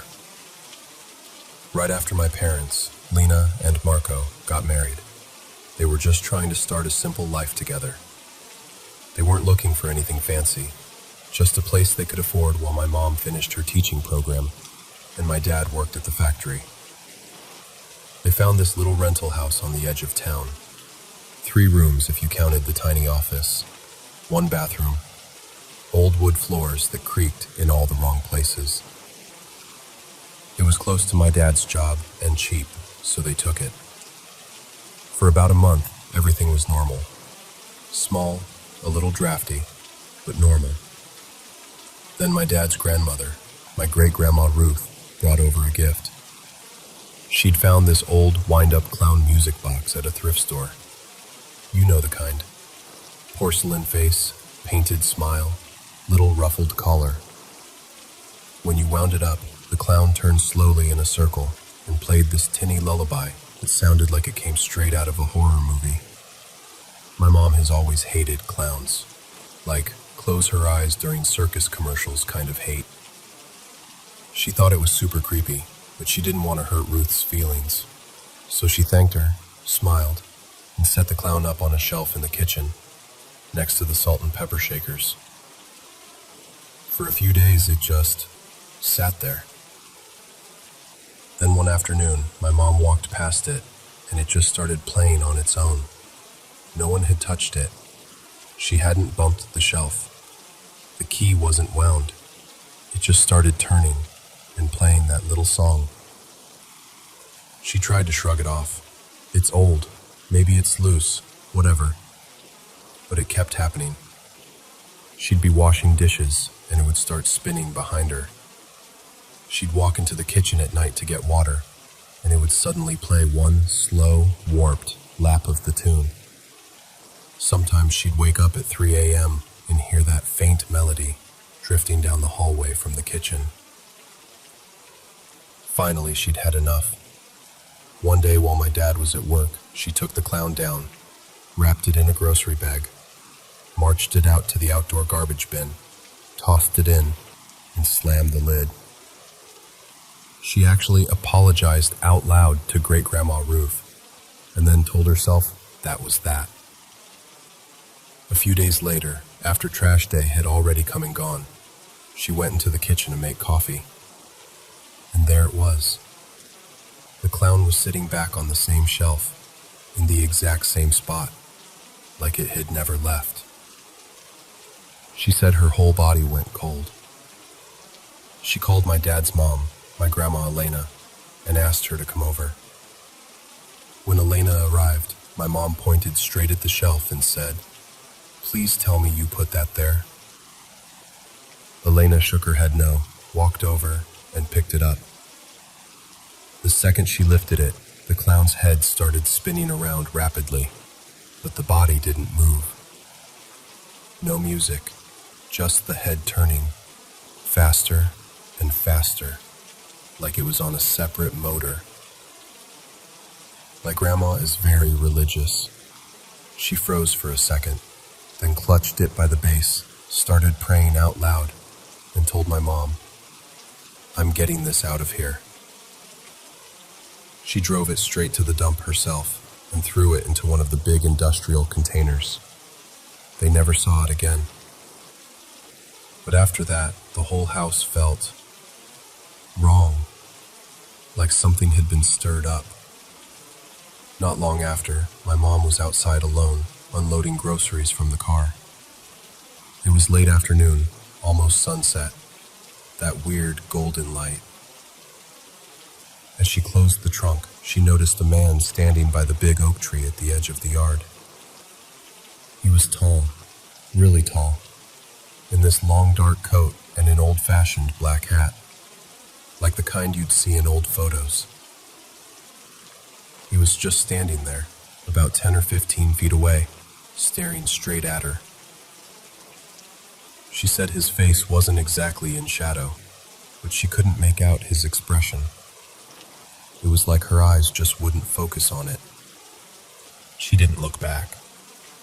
She bolted for the front door, fumbled with her keys, threw herself inside, slammed the door, and locked it. When she finally got the nerve to peek through the front window, he was gone. She told my dad when he got home. He tried to calm her down. He told her it was probably just some creep cutting through the neighborhood. Maybe high, maybe drunk. "He's not coming back," he said. "Just some weirdo." She wanted to believe him. A little while later, her niece and nephew, Nora and Eli, came to stay the night. My dad was out night fishing with a friend, so it was just my mom and the kids. In the middle of the night, maybe around 2, they came running into her room, sobbing. Nora was shaking, and Eli kept saying, "Make him go away, Aunt Lena. Make him go away." My mom sat them down, tried to calm them, and asked what happened. They both said the same thing.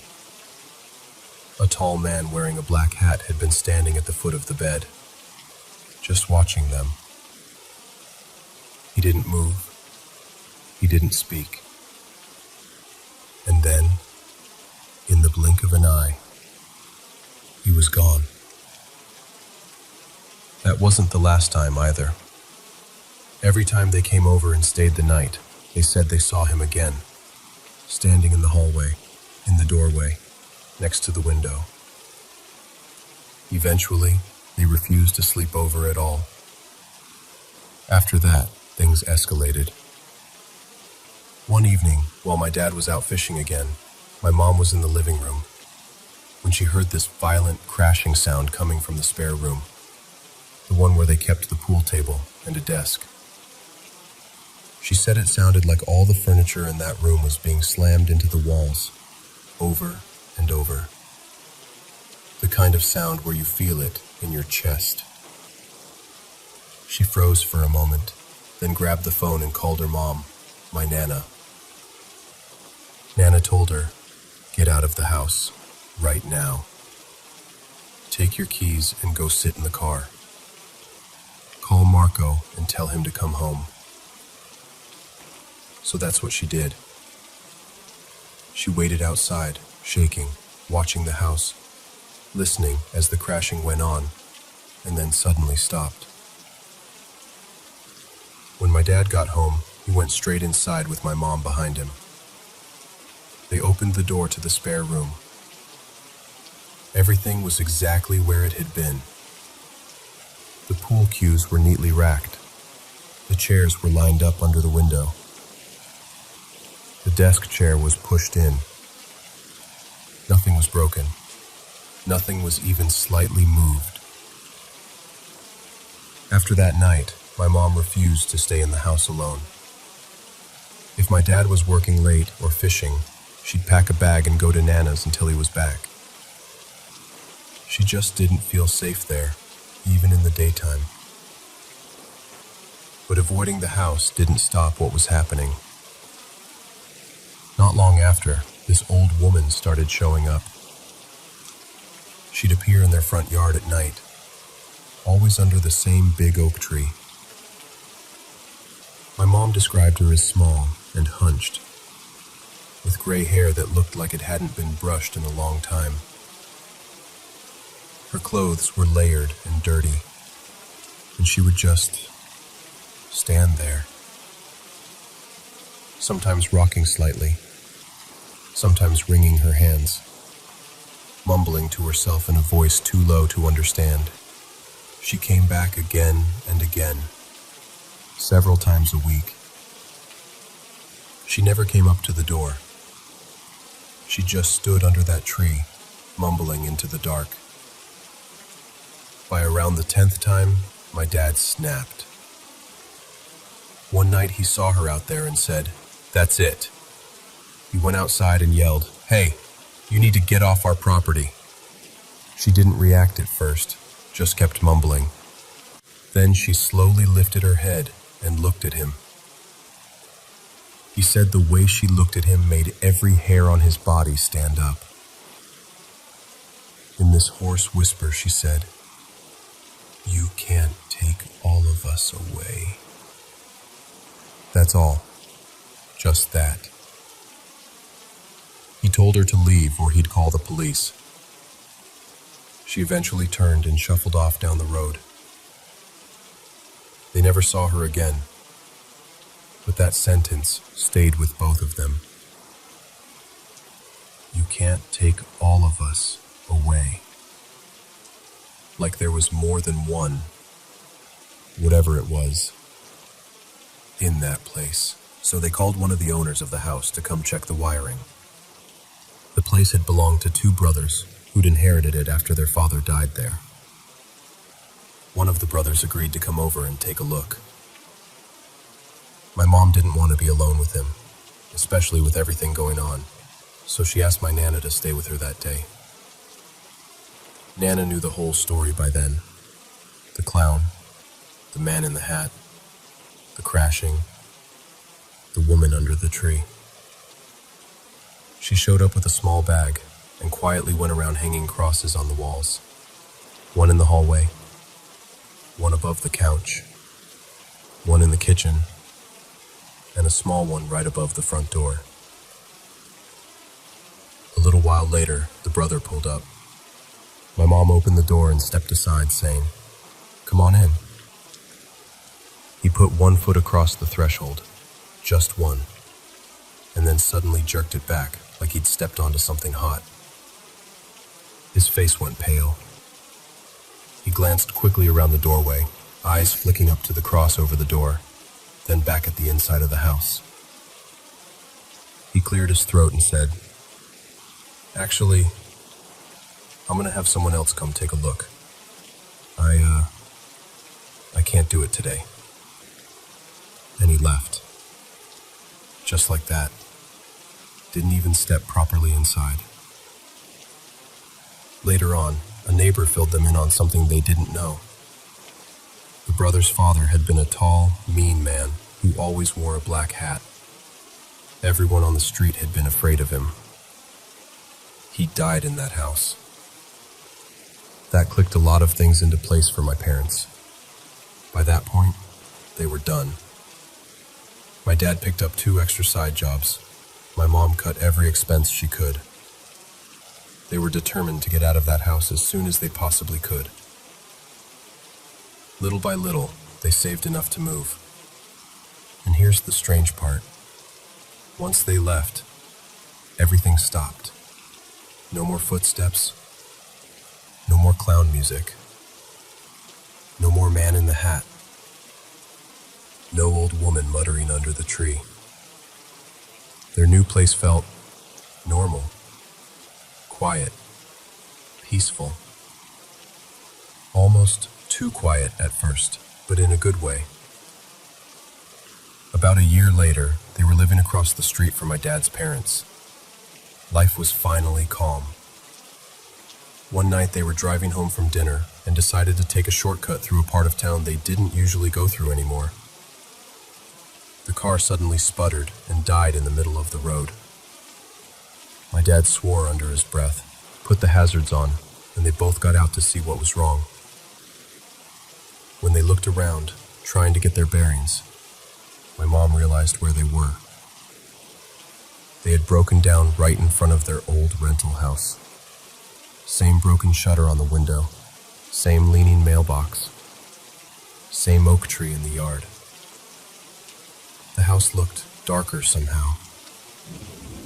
Not abandoned exactly, but empty. Like it was holding its breath. My dad didn't waste any time. He got back in, did a quick jump start with the portable pack he kept in the trunk, and the car turned over like nothing had ever been wrong. As soon as it started, he drove away. They didn't even look back. That was about 25 years ago. No one in my family has had anything truly strange happen since then. The old house isn't listed anywhere now. We don't know if anyone lives there, if it's rented out quietly, or if it's just slowly falling apart behind overgrown bushes. I've never driven by it. I don't plan to. My parents still tell this story sometimes, usually when the power flickers or someone mentions haunted houses. They always end it the same way, with this weird mix of gratitude and fear. Grateful that whatever was there stayed there, and afraid of whoever decided to move in after them.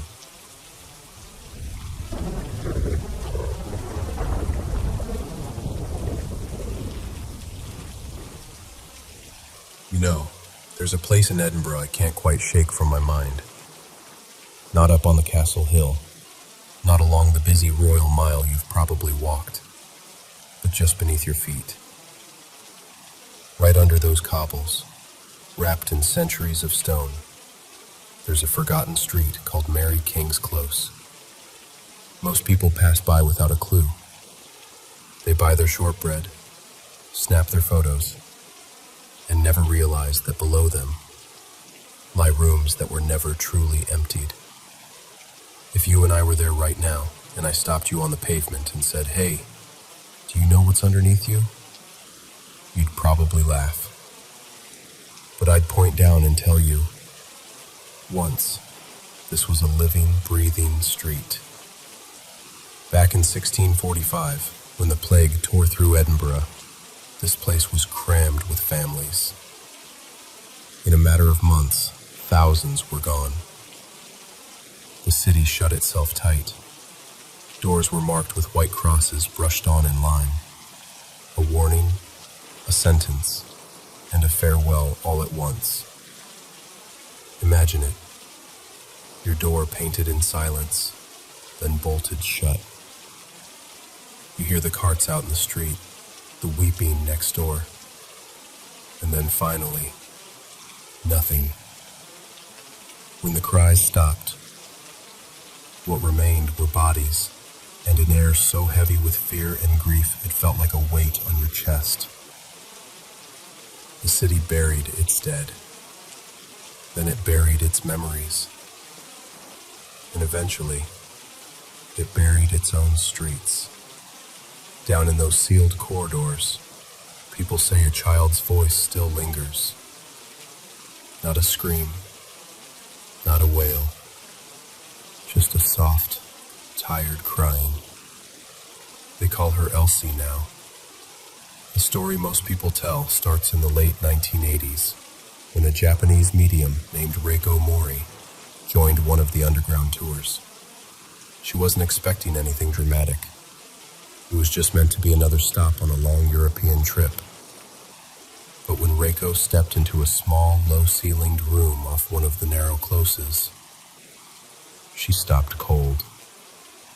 Something small, cold, desperate, brushed against her leg, like a child pressing close to an adult for comfort. In her mind, as clearly as if the girl were standing there, Reiko saw a little child in a simple dress, cheeks streaked with tears, holding out empty hands.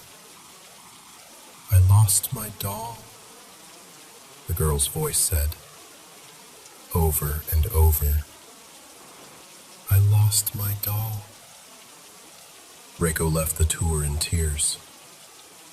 She went back up to the surface, walked into a shop on the mile, and bought a tiny rag doll in a tartan dress.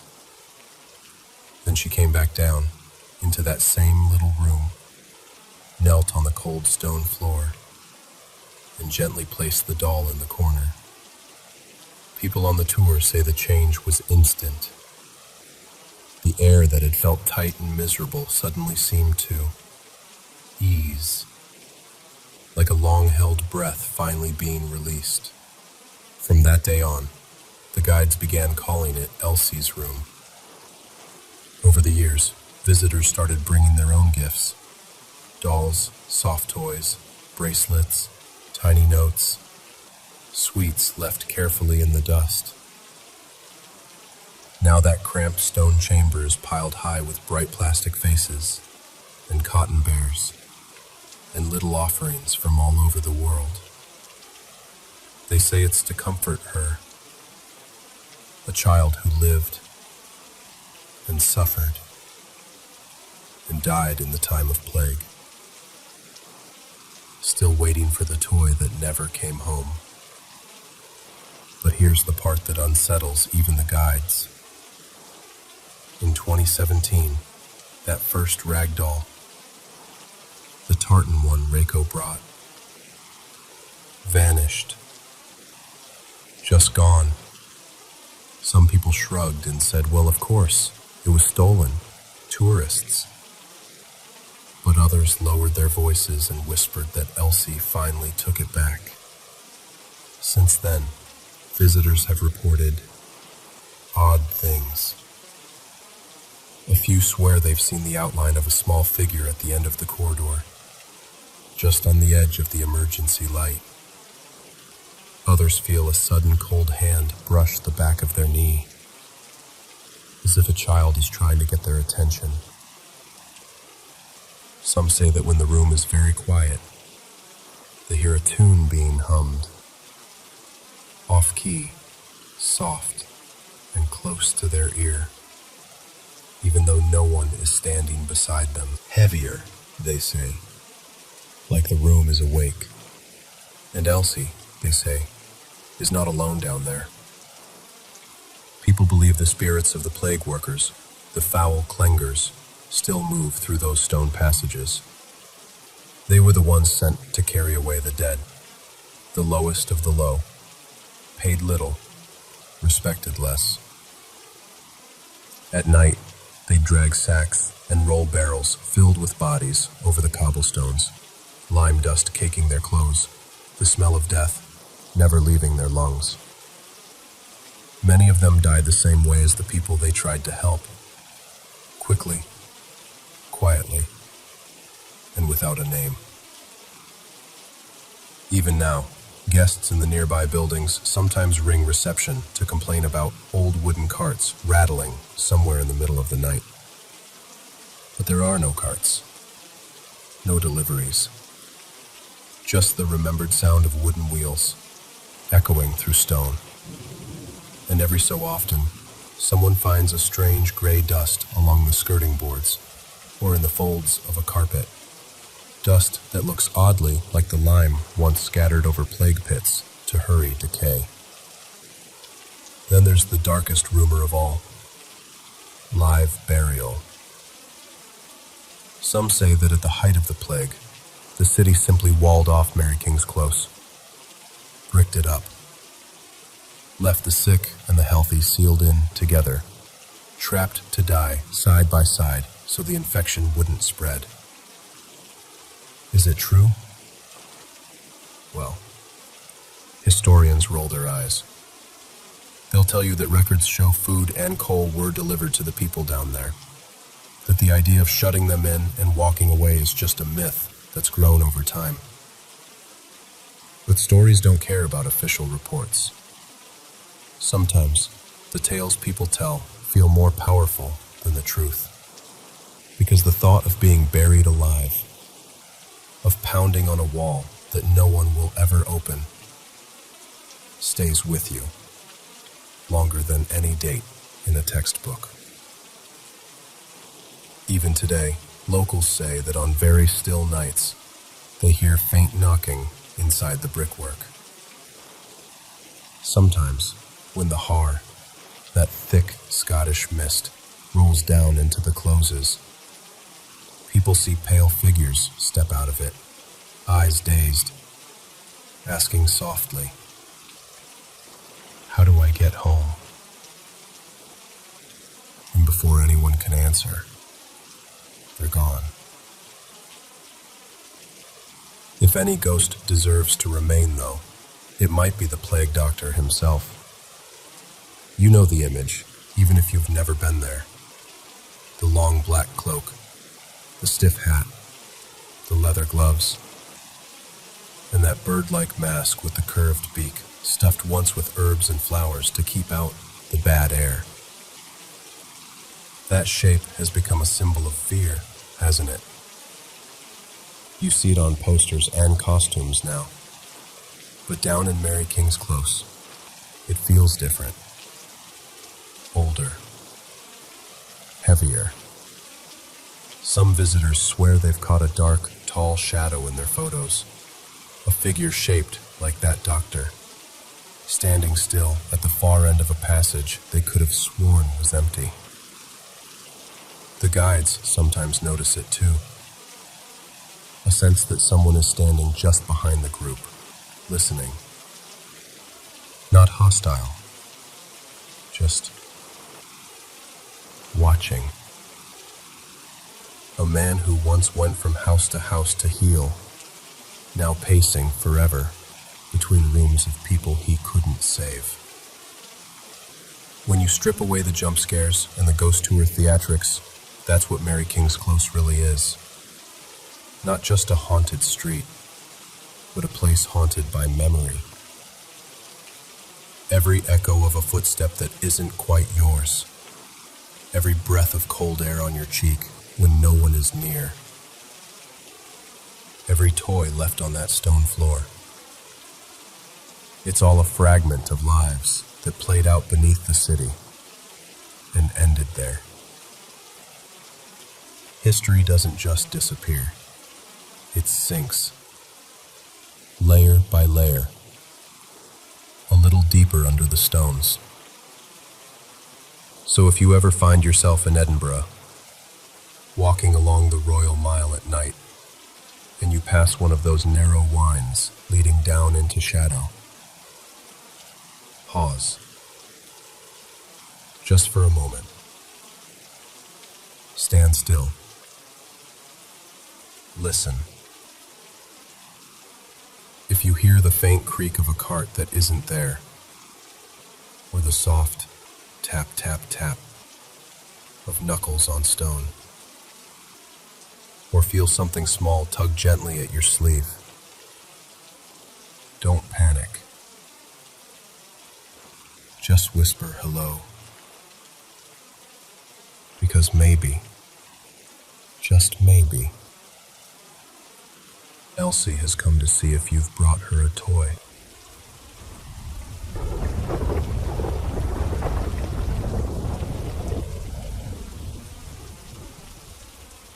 Back then, they called it the Haunted Full House.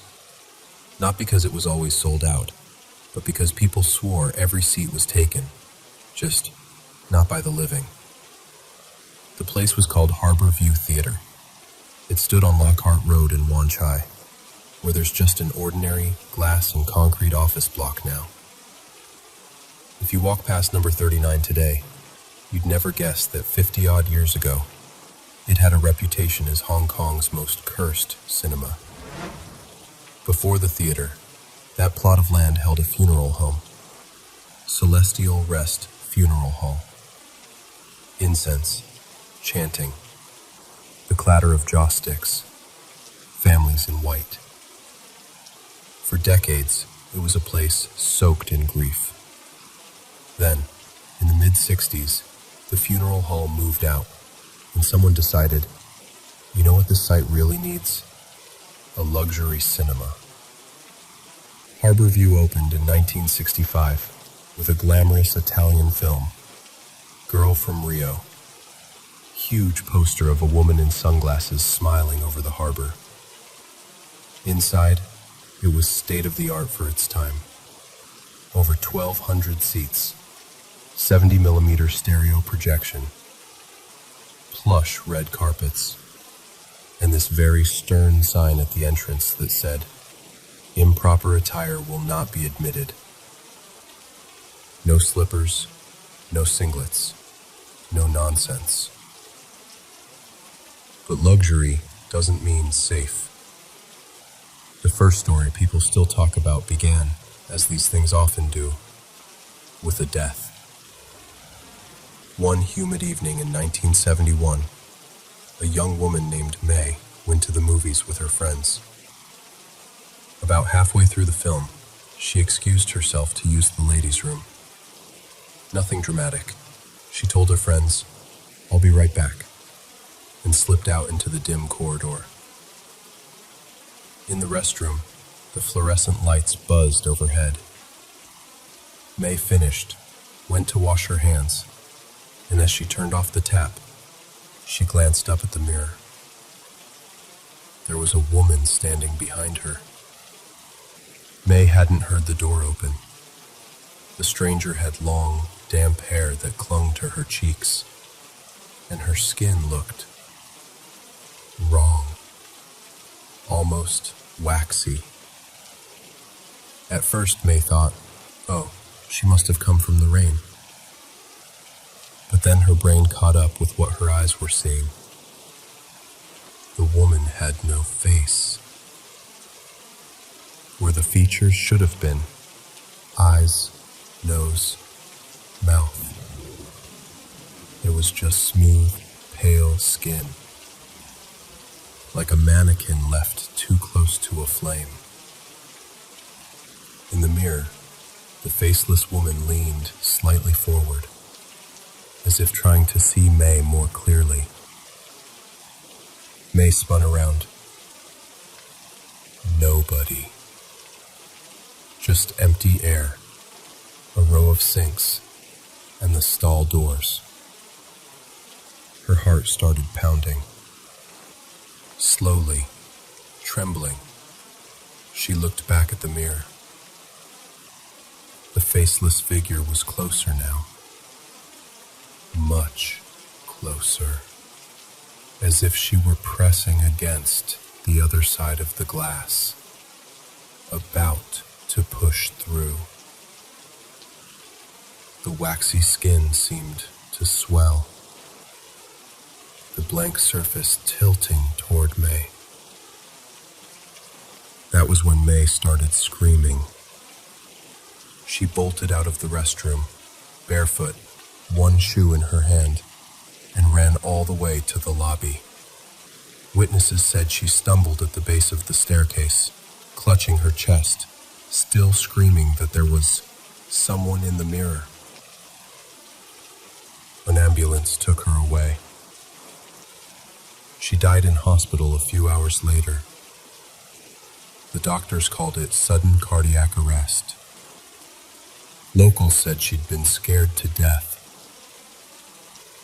And that was the first chapter of Harborview Theater's haunted reputation.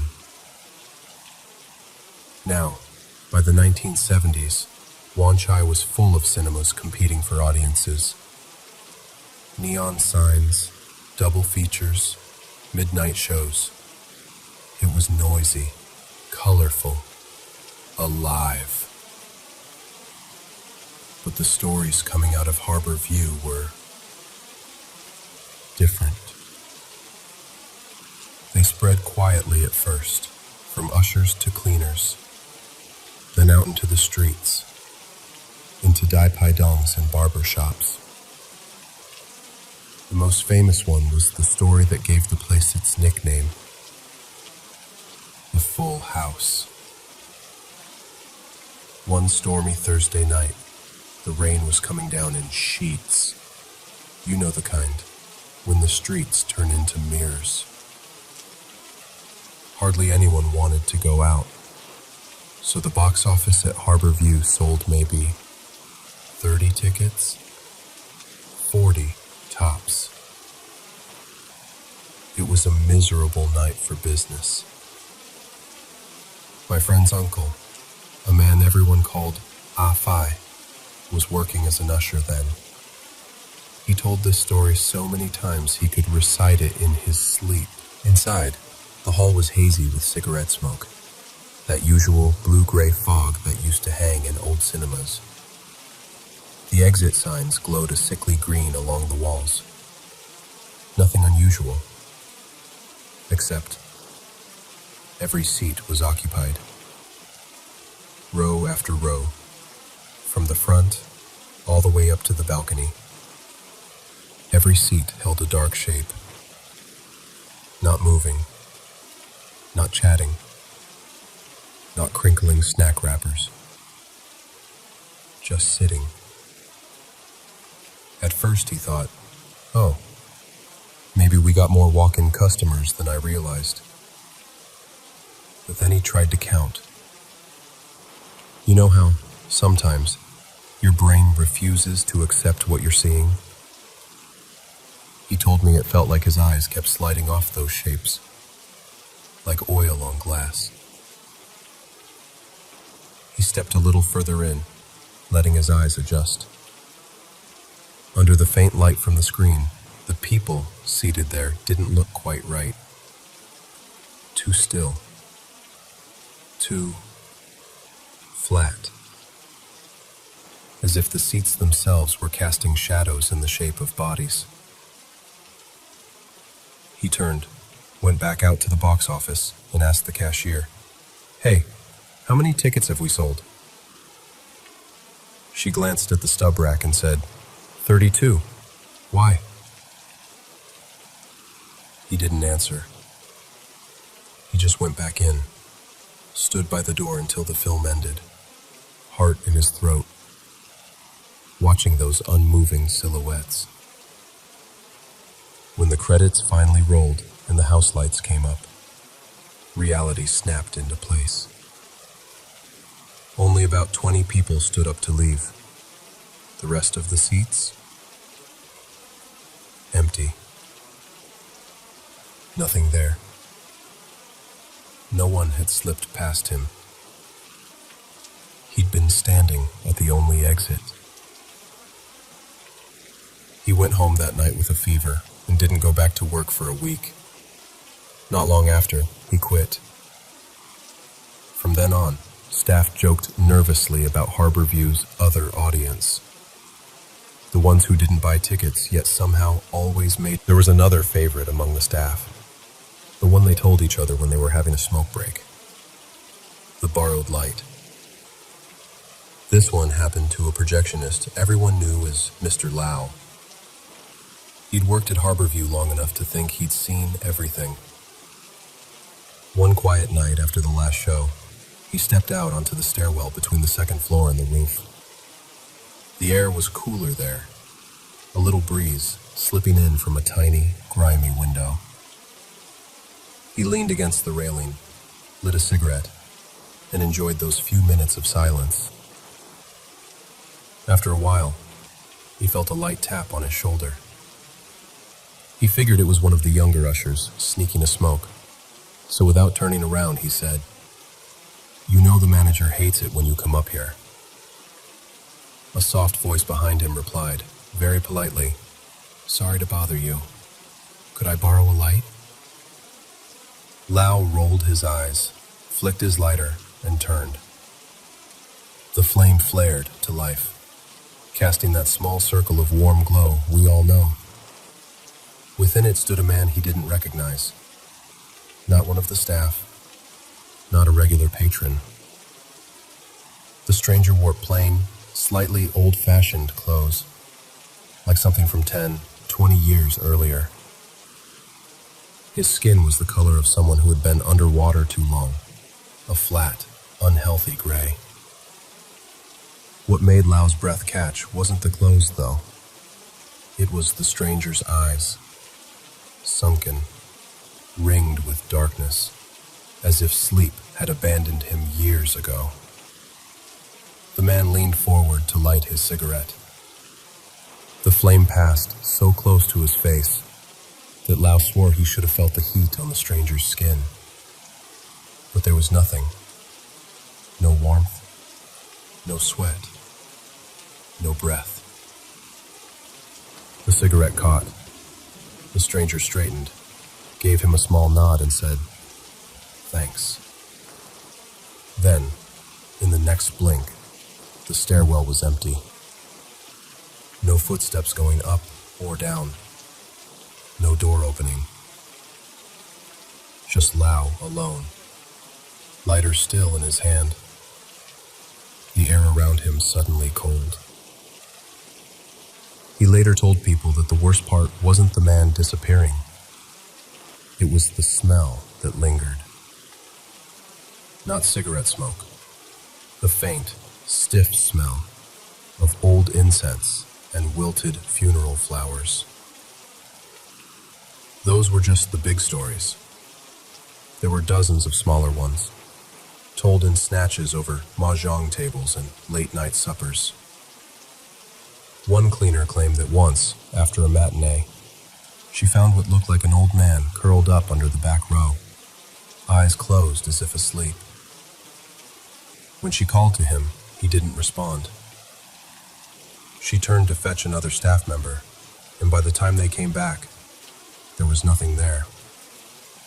Just an imprint on the dusty floor where a body might have been. A ticket taker said she once accepted a ticket from a very polite, very pale woman in a cheongsam. The stub felt odd in her hand, heavier somehow.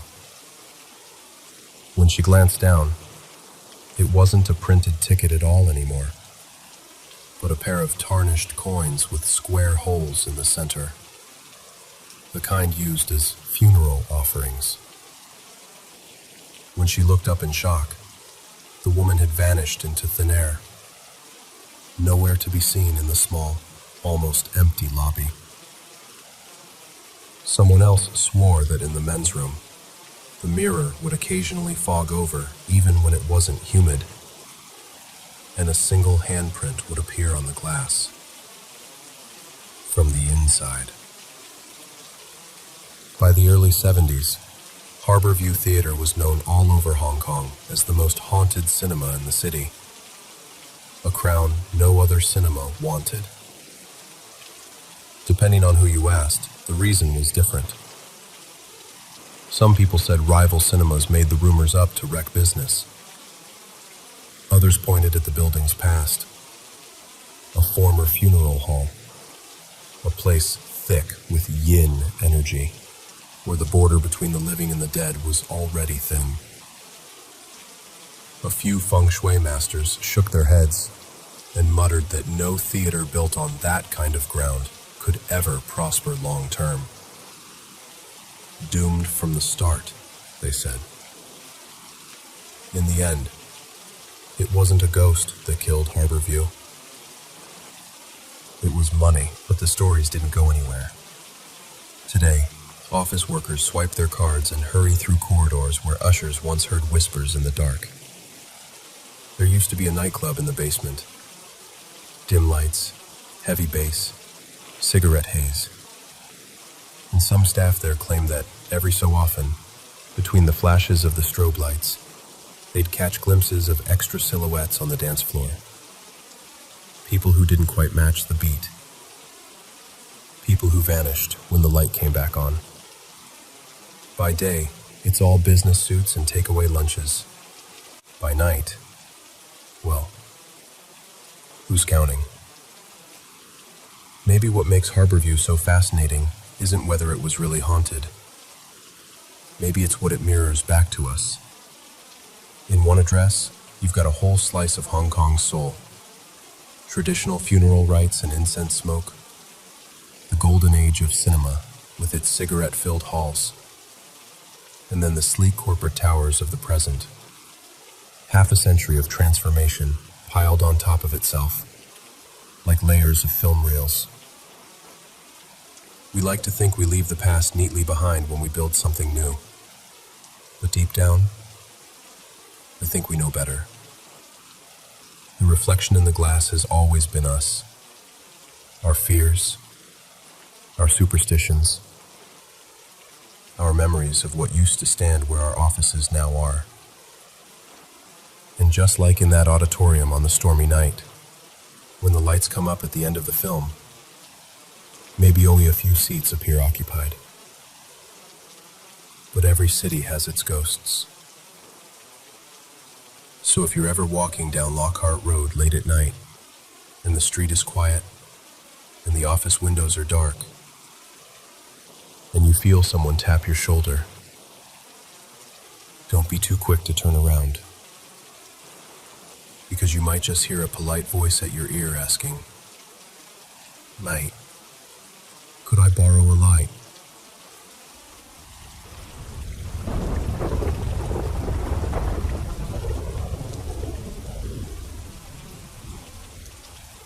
So picture this. You're in the middle of Dundee. All the usual stuff is around you. The traffic, the shops, the coffee places that never seem to close. And right in the middle of all that noise, there's this old, walled cemetery that most people hurry past without really looking. That's the Houff. It doesn't look huge at first glance, but it feels dense, like the ground is heavy with stories. Cobblestones under your feet, crooked old stones leaning every which way. Trees that look like they've been listening in on secrets for centuries. The place goes all the way back to the 1500s. The story goes that in 1564, Mary, Queen of Scots, gifted this bit of land to the people of Dundee. Before that, it was a garden belonging to a Greyfriars monastery. Imagine that. A peaceful garden becoming the main cemetery for an entire city. Over the years, it turned into the resting place for just about everyone. Merchants, shipbuilders, weavers, children, rich folks with grand carved stones, and poor families crowded together in unmarked patches of earth. The 9 trades of Dundee, all these powerful guilds, used to meet there too. They'd gather among the graves to make decisions that shaped the city, like it was the most normal thing in the world. By now, they say tens of thousands of people have been buried there. Some folks reckon over 70,000 souls.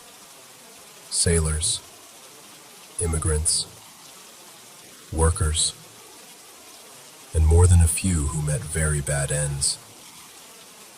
And the Houff remembers them. During the worst of the disease years, things got grim. In the 1830s, when cholera swept through the city, Dundee was hit hard. Imagine bodies coming faster than anyone could bury them properly. In one corner of the Houff, they dug what people came to call the cholera pit. A mass grave where victims were laid to rest quickly, one after another. If you go there on a misty evening, and I have more than once, it feels different in that spot, colder somehow. People have claimed to hear low sounds under the earth, faint sobbing, or what they describe as almost like someone trying to speak through a wall. Others have taken videos or voice recordings, and only later, playing them back at home, heard odd thumps, little gasps, or a strange murmuring they swear wasn't there at the time. And then there were the resurrectionists. Back in the Victorian era, when medical schools needed bodies to dissect, and the law didn't exactly make that easy, men started digging up fresh graves to sell the corpses. The house was one of the places they targeted. Picture that for a second. Families doing their best to lay someone to rest. And in the dead of night, someone comes with shovels and hooks, hauling them back up for money. The city tried to stop it, of course. They put up watch houses and higher walls, ironwork on graves. But even now, people say the place carries this feeling of being disturbed. Not just by death, but by what came after death. And then there's the story everyone in Dundee seems to know. In one form or another, the witch. Her name in the version I first heard wasn't Grisel Jeffrey, like some of the history books say. The old woman who told me the tale called her Elspeth Kinnaird. She said Elspeth was accused of witchcraft in the late 1600s. 1669, if you want to be precise. No real proof, just gossip, fear, and the kind of convenient accusations that got rid of anyone who didn't fit in. Elspeth was condemned and burned, and they say her remains now lie somewhere connected to the house. There's a small, worn stone pillar there that people point to as hers, even if the truth is a bit tangled by time. Folks leave coins on it these days. Tiny offerings, like they're trying to say, "We see you, we're sorry." But there's a warning that goes with it. He took the coin back in the end. Some people say if you touch that stone and close your eyes, you might hear a woman's voice right in your ear, whispering, "Give me back my name." Or, "Clear my name." Not a scream, not a wail, just this raw, tired plea. The house doesn't just have one ghost story, though. It's full of them. In the late 1800s, there's a report of a police officer on patrol at night. He's walking his beat, cutting through the cemetery, when he spots a dark figure drifting between the stones. Not walking, not stumbling, gliding. The officer called out, thinking it might be someone up to no good, but the figure didn't react. It turned, slowly, and then just disappeared into the shadows. That wasn't the first strange sighting, and it definitely wasn't the last. People still talk about phantom footsteps walking alongside them when the paths are otherwise empty. You stop, the steps stop. You walk again. They pick up too, just half a step behind. And then there are the chains. Some say you can hear them on still nights. The sound of something heavy being dragged lightly over stone, scraping along the old cobbles.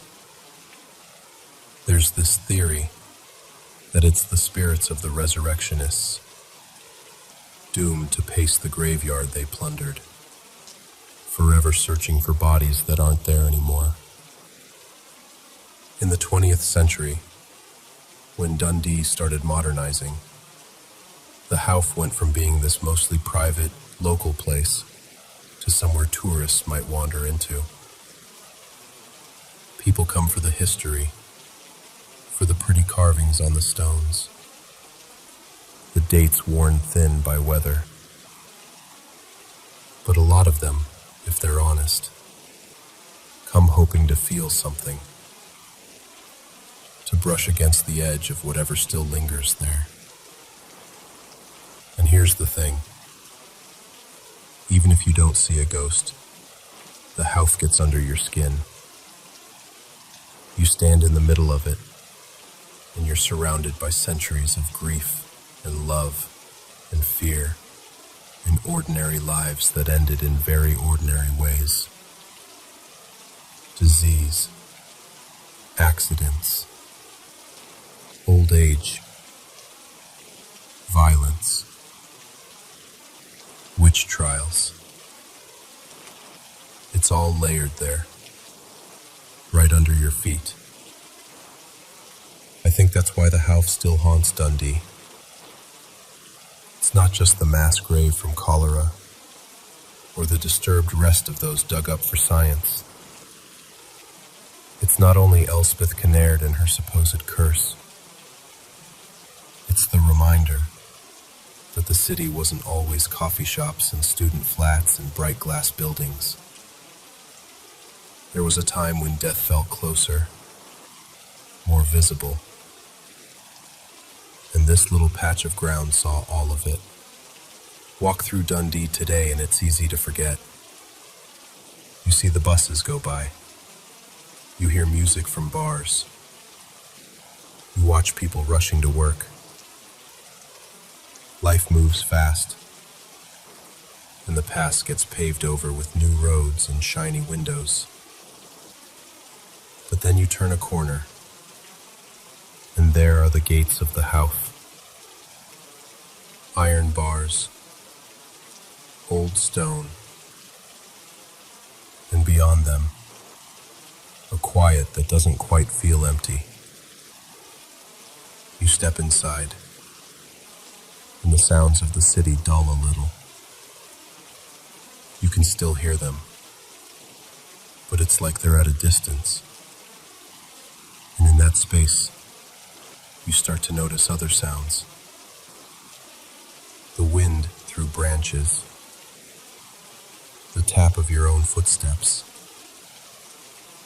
maybe a crow calling from a roof. And if you stand there long enough, you realize something. The dead aren't really gone here. They're part of the fabric of the place. Their stories are in every stone, every worn inscription, every unmarked patch of earth. The Howff is Dundee's memory of its own darkness. It's a place that says, we went through plagues and fires and trials and fear, and we left marks behind on these stones and on each other. So if you ever find yourself in Dundee and you're walking through the busy center and suddenly notice an old gate you've never paid attention to before, maybe this is your sign to step inside. Walk slowly. Read a few names. Listen properly. And as the fog starts to roll in and the light goes a little gray, you might just feel what so many others have felt before you, that in the Howff, the past doesn't stay buried. It waits quietly, and it watches you back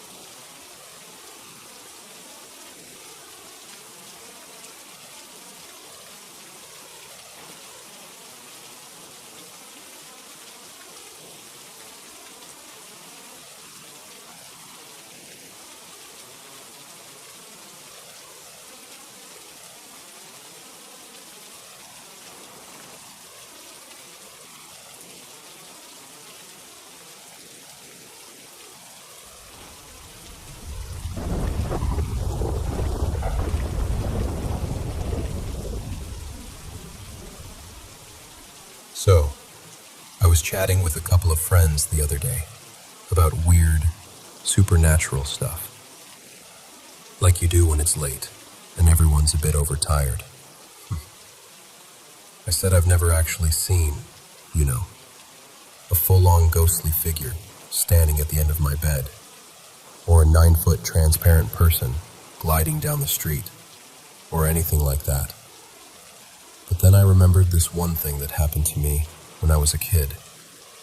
About, 15, 16 years ago now? I must have been around 9. And it properly terrified me at the time. Anyway, let me take you back there for a second. When I was little, my family used to visit my grandparents all the time. They lived in this old, slightly crooked house out in the countryside. I had my mom and dad, my older brother, and my younger sister. Whenever we stayed the night, my sister, let's call her Mia, and I would share the bunk bed in the spare room. I always slept on the bottom bunk, Mia on the top, and my brother Ben had a little room just next door. On this particular night, everything started out completely normal. My mom, her name's Anna, came in to tuck us in and read a bedtime story. We were all piled onto the bottom bunk together with our soft toys, the duvet all scrunched up. That sort of cozy chaos that kids' rooms have at night. Mom pulled out this book called The Paper People. I don't even remember who it was by now. Just that the cover had these big-eyed paper figures holding hands. The story was about a little girl who makes a chain of paper people with her mom, and then they go on these strange, dreamy adventures together. It wasn't meant to be scary, but there was something about the pictures of those flat little faces that creeped me out. You know when something is supposed to be cute, but your brain goes, nope, this is unsettling actually. It was that. So, Mom finishes the story, kisses us goodnight, switches off the main light, leaves the little lamp glowing in the corner, and heads off down the hallway to her room. Mia fell asleep almost instantly. I, on the other hand, could not switch my mind off. I was lying there on the bottom bunk, staring up at the wooden slats underneath her mattress, tracing the little knots in the wood with my eyes. The house felt extra quiet in that way old houses do, like it's holding its breath. Now, outside our room, there was this long hallway. Thick old carpet, kind of a faded green, and it ran past a few doors. The bathroom, the room my brother was in, and then all the way down to my grandparents' bedroom at the very end. And this hallway, it was ridiculously creaky. Not the floorboards, the actual floor underneath the carpet. Anytime somebody walked along it, the whole thing complained. You could always tell where someone was by the sequence of creaks. So I'm lying there, half wishing I'd never let my mom read that weird paper people story, when I hear it. Creak, creak, footsteps. Slow, spaced out. Definitely coming from the hallway. At first I thought, oh, that's just Mom going to the bathroom.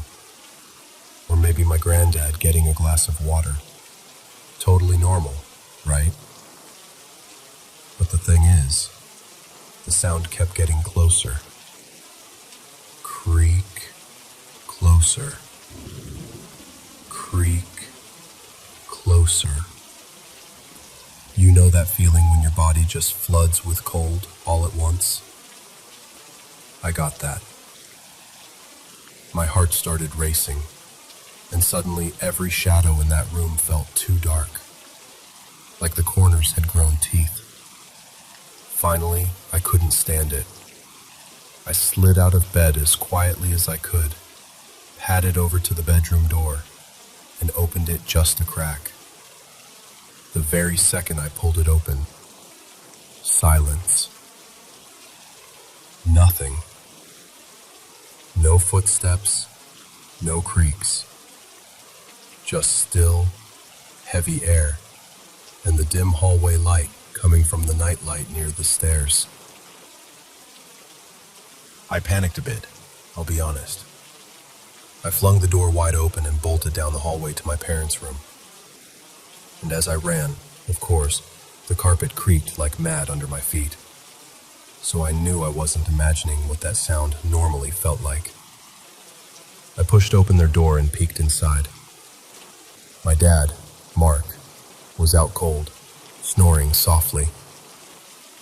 My mum was fast asleep beside him. And there, squashed between them like a little starfish, was my brother Ben, also completely dead to the world.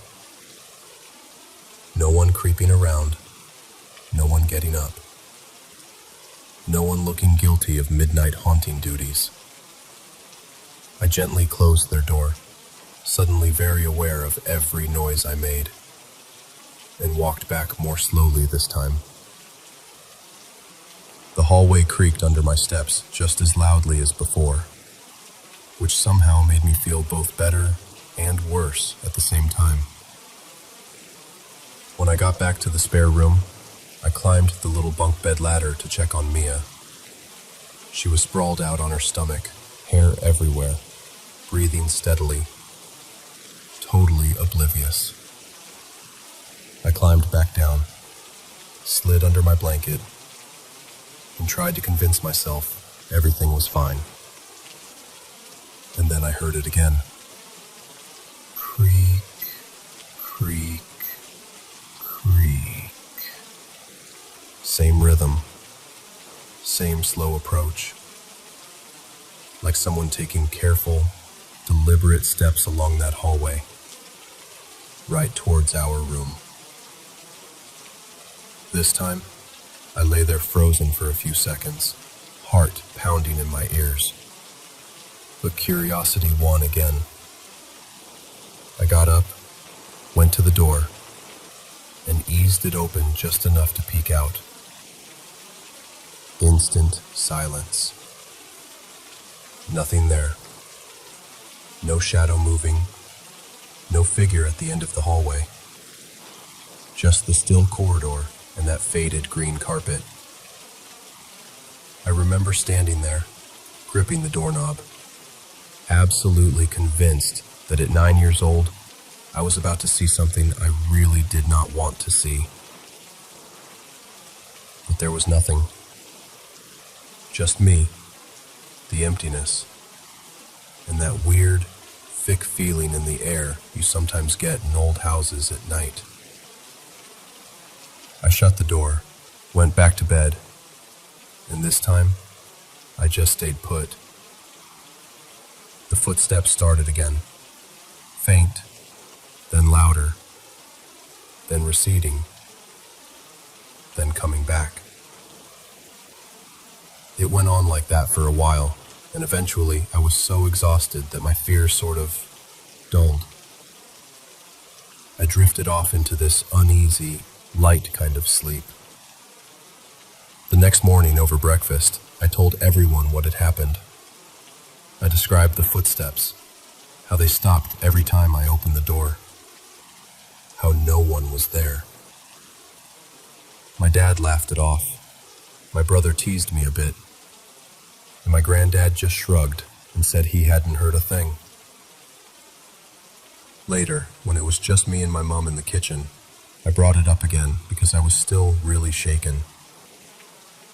And she said something like, "You were probably just half dreaming and thinking about those paper people walking around.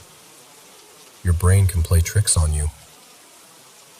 Which, honestly, was not the comforting explanation she thought it was. Because now, in my mind, I had paper people silently walking up and down the hallway while everyone slept. So here's where I've landed, years later. Was it just my brain, wound up by a creepy picture book and the natural creaks of an old house? Probably. Old houses are noisy, and kids' imaginations are wild. I know that. But that younger part of me, the part lying under the bunk, listening to invisible footsteps on that creaky green carpet, still wonders if my grandparents' house had something extra going on. A leftover presence, maybe. Pacing the hall, minding its own business while I tried to sleep. I don't know for sure. Maybe it was just nerves and a spooky story at the wrong time. But even now, if you put me in a dimly lit, creaky hallway at night, yeah, I'm listening for those footsteps.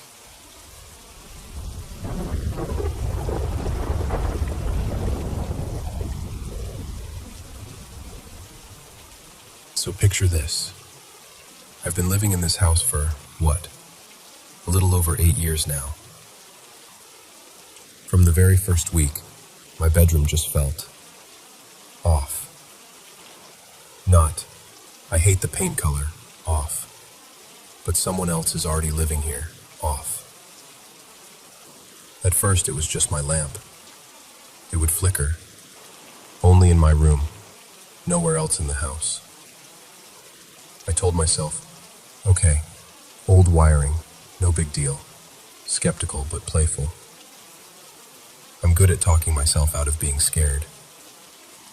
Then, stuff started falling. Pens would roll off my desk. Little trinkets would tumble off my bookshelf. At first I blamed myself. I was like, okay, I'm clumsy. I knock things around.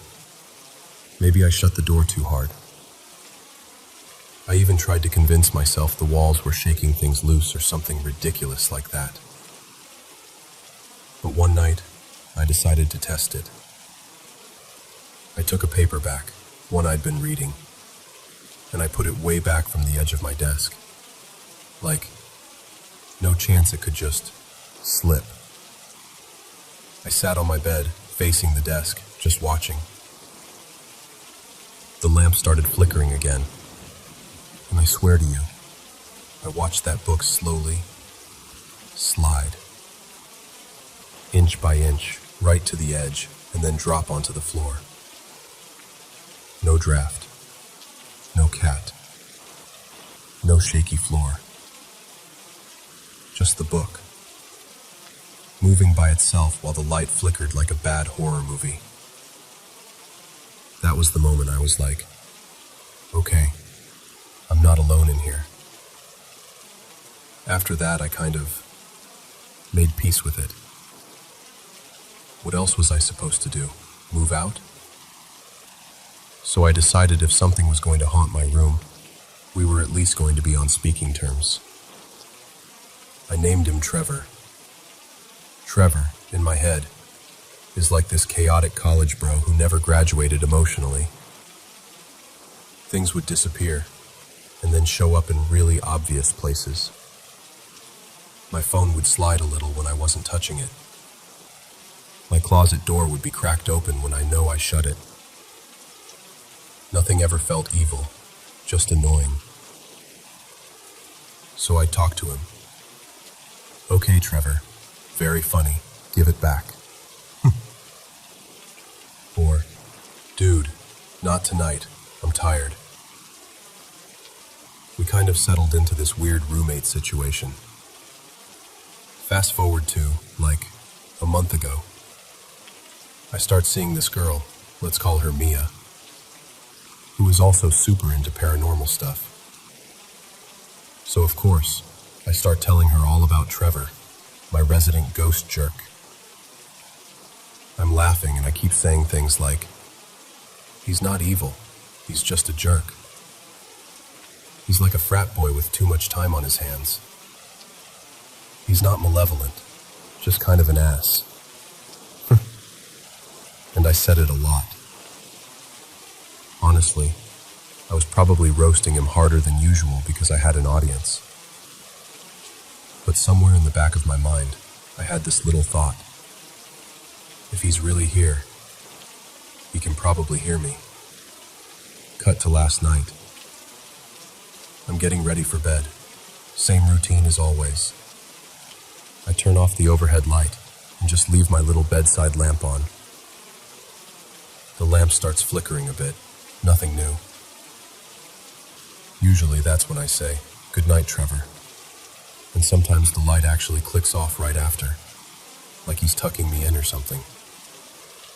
So this time, I go, "All right, Trev, good night," and wait. Nothing. The lamp just keeps flickering. I wait a few more seconds, roll my eyes, and just flip it off myself. No biggie. I crawl into bed, grab my phone, and start doom scrolling through TikTok like every other responsible adult at midnight. That's when it gets weird. Out of nowhere, I get really cold. And yeah, my room is usually the coldest because the vents are routed here. But the AC was off. It wasn't that normal, "Oh, the air just kicked on" kind of cold. It was that deep, creeping, something standing too close cold. I feel this heaviness, so I lower my phone a little and glance over the top of it, toward my closet. The closet door is half open. Here's the weird part. I'm not frozen. I'm not paralyzed. I'm not stuck in that sleep paralysis thing. I can move. I can breathe. My heart is pounding, but I'm awake. I remember thinking really clearly, okay, so it's not the Hat Man. Great. So then what is it? The figure leans down, close to my face, and then I see it. A face. Eyes closed. No smile, no frown. Just this neutral, blank expression. Like someone just resting their face inches from mine. For a second, we're just there. Me staring up, and this thing with its eyes closed, leaning over me like it's listening for something. Instinct kicks in, and I grab my phone and slam the flashlight on, shining it right where his face should be. Nothing. No one. Just my room. Closet door half open. Bedside table. The usual stuff. The cold is still hanging in the air, but the figure is gone. I was so rattled, I ended up sleeping with the flashlight on. I almost never do that, but I just couldn't make myself turn it off. Every time I started to relax, I'd picture that blank face leaning over me again. And now I can't stop wondering, was that Trevor? Because here's the thing. For years, Trevor has only ever been a presence. Flickering lights, moving things, doors, little pranks. I've never actually seen him. Not like that. Not a full-on figure walking out of my closet and leaning over my bed. So was that him finally showing himself because I kept talking trash about him? Or was that something else? Something using the same space. Maybe using the same tricks. Pretending to be him. That's what really freaks me out. If it's Trevor, I can deal with that. He's a nuisance, but he's never hurt me. We have an understanding. But if it's something else, something that can mimic him, or something that just moved in and decided my room is its new hangout spot, that feels different. Heavier. Darker. And I don't know what it wants. I keep thinking about how to handle it. Sage, prayers, cleansing, salt, protection rituals. I've even thought, do I bind it to something and get it out? Do I try to banish it? But I'm also scared of making things worse by poking at it without really knowing what it is. So now I'm stuck in this weird place where I'm talking to an empty room like, "Hey, Trevor, if that was you, maybe don't do that again." And if it wasn't him, I'm just hoping whatever it is gets bored and leaves. But deep down, I can't shake this feeling. Something in my room has changed. And I honestly don't know if my old, annoying roommate ghost is still the only one living with me anymore.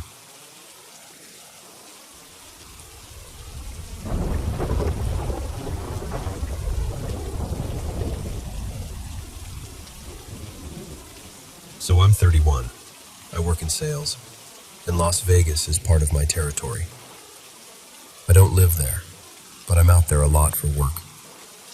The catch is, my company only reimburses me up to a certain hotel rate, so I'm always trying to find something that's decent but not crazy expensive. On this trip, I see that the Luxor is cheap, has good valet, and it's walking distance from my work event. Plus, I'd never stayed there before. You know that feeling where you're like, sure, it's a little sketchy, but maybe it has some old school charm. That was me. I literally thought, screw it, why not? I walk into the lobby and immediately feel this weird mix of unease and fascination. The Egyptian theme is so dated, it almost feels like a movie set, but the pyramid itself is ambitious. You can tell when it opened it was probably mind-blowing. So I'm standing there like, okay, this is tacky, but in kind of a lovable way. I get up to my room and just start laughing. Out loud. This is, no exaggeration, the worst hotel room I've ever stayed in. It was built in '93, but somehow it feels like '83 pretending to be the future. Everything feels tired. I always book 2 queens when I travel because hotels love to skimp on blankets. My usual move is, take the extra blankets from the second bed, pile them onto the bed I'm actually sleeping in, and make myself a little nest. That's exactly what I did. Important detail, I did not move any pillows. I had enough on my bed already, and if I had added more, I'd be trying to sleep on top of a mountain of pillows. So, blankets moved, pillows untouched. That's locked in my brain. Next morning, I wake up early, do a little workout in my room, shower, start getting ready. Housekeeping knocks while I'm mid-getting dressed. I have to yell, "Occupied!" like 3 times before they finally hear me. Mildly annoying, but whatever. When I leave for the day, I hang the "Do Not Disturb" sign on the door, and that sign does not come off for the rest of my stay. Right as I'm almost ready to head out, the fire alarm goes off. And I'm thinking, okay, that's new. Never had this happen at a hotel before. I step out into the hallway. It's that painfully bright, humming kind of lighting, and everyone's trickling out of their rooms half confused. Security tells us our bank of elevators is shut down, but the ones on the opposite side are still working, which basically means the alarm was triggered on our side. So now I'm walking down the fire stairs from the 12th floor with a bunch of other half-asleep people, trying not to trip. While I'm outside, I pull out my phone and Google Luxor fire alarm and see a bunch of posts saying the alarms go off a couple times a month. I'm like, okay, maybe that's just a Vegas thing? I shrug it off and blame it on cheap rooms attracting a lot of chaos.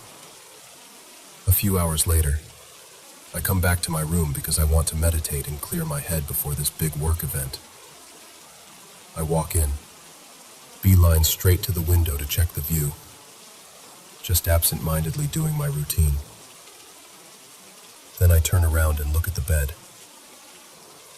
All of the pillows from the second bed, the bed I didn't touch, are now stacked on my main bed. Not tossed, not crooked. Stacked, neatly, parallel. 3 high rows, like someone was intentionally arranging them. Nothing stolen. I don't notice anything else obviously moved.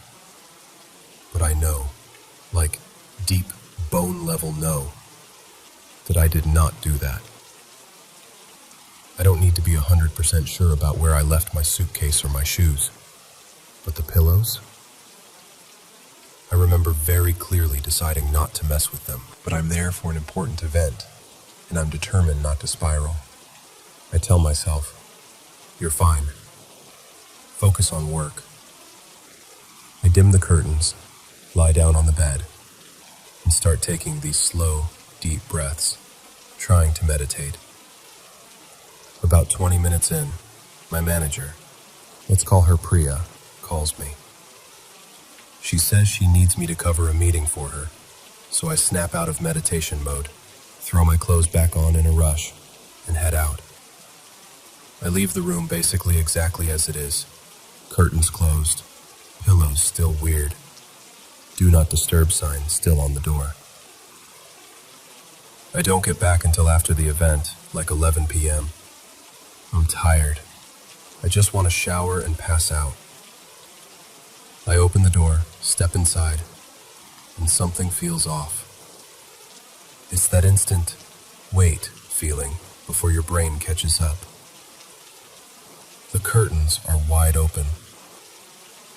The room is bright from the strip lights, and my stomach just drops. I know I didn't open them. I closed them myself before I lay down earlier. And when I rushed out after Priya's call, I didn't go near them. I start trying to explain it away. I'm like, okay, maybe when I cranked the AC earlier, the draft caught the curtains. They're kind of angled. Maybe they just slid open on their own. Then I think, or maybe I opened them on autopilot at some point and just totally spaced. ADHD brain moment. I actually had to gaslight myself to get through that night. I kept replaying a fake memory of me opening the curtains over and over. I kept insisting to myself, you probably just forgot. You're tired. You travel all the time. This is nothing. But in the back of my mind, I kept seeing that dim room I left earlier, and that feeling just sat there. I decide I am absolutely not showering that night. I don't want to be naked and vulnerable if something is off. It sounds ridiculous when I say it, but in the moment, it made perfect sense. So I just wash my face, brush my teeth, and get into bed. The whole night, I hear bumping, tapping, little sounds here and there. I try to blame it on thin walls and wild neighbors, but every time I peek out, I never see anyone going into or out of the rooms near me. No doors slamming, no drunk people stumbling by, just noise. I end up praying quietly, just asking to be left alone, basically. Eventually, I fall asleep. In the morning, I wake up and immediately look at the curtains. They're shut. Perfectly shut. Not moving. No draft. No, oops, they slide on their own. It's like the room is deliberately trying to pretend nothing happened. Later, I hop on a call with my team and say something like, I'm excited to go home. Weird stuff keeps happening in this hotel. They ask what I mean, so I walk them through the pillows, the fire alarm, the curtains, all of it. One of my coworkers, a Vegas local, let's call him Alex, goes, "Oh, dude, the Luxor? Yeah, that place is supposed to be haunted. Super cursed. Everybody knows that." And I just sit there like, I'm sorry. What? After the call, while I'm checking out, I run into a security guard by the elevator. She seems nice, so I ask her, "Hey, random question. If the fire alarm goes off, does security ever go into rooms even if there's a do not disturb sign? Just to check things out?" She tells me, "Technically we can, but I don't remember us actually doing that." So I tell her about the pillows, then about the curtains. I'm clearly fishing for some kind of, "Oh yeah, that happens a lot." But she's giving me nothing. Total poker face. So finally I just ask, "Be honest with me. Is this place haunted?" She says, "No, never heard that. Nobody's ever reported anything like that to me." And I'm thinking, really? Not one person in this entire pyramid of weird vibes. She's not giving me even an inch. So I finally say, "Okay, be straight with me. Is this place haunted? Do other guests ever report weird stuff happening in their rooms?" She smiles politely and says, "No, never. I'm so sorry someone moved your things. You should file a report." At that point, I'm like, "All right, whatever. Nothing's missing. I just want to leave." I thank her and head out. Outside, I pull out my phone again and search, "Is the Luxor Hotel haunted?" I tell myself if nothing comes up, I'll just drop it. But oh my God, the results are like a wall of, "Yes, absolutely it's haunted." Article after article, videos, blogs, personal stories. It's apparently one of the most famous haunted hotels people talk about in Vegas. Some say in the whole country. Guests describe exactly the kind of stuff I experienced. Objects moving, weird noises, strange vibes, that feeling of being watched.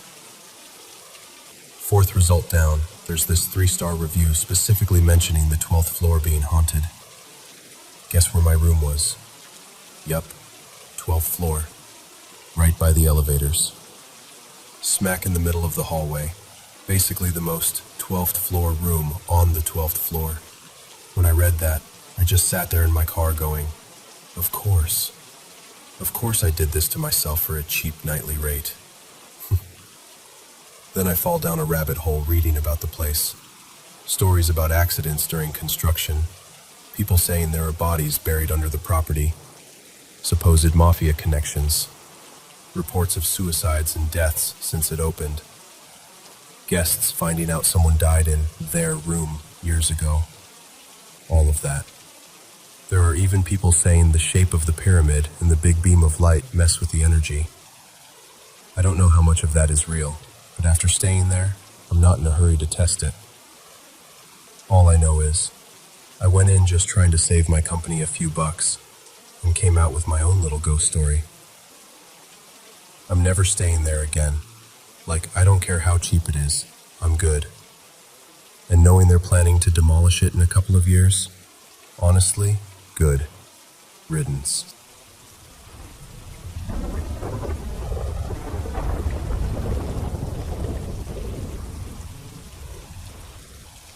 You know, this story isn't from my own lifetime, but it took place in my hometown, maybe 200-300 years ago.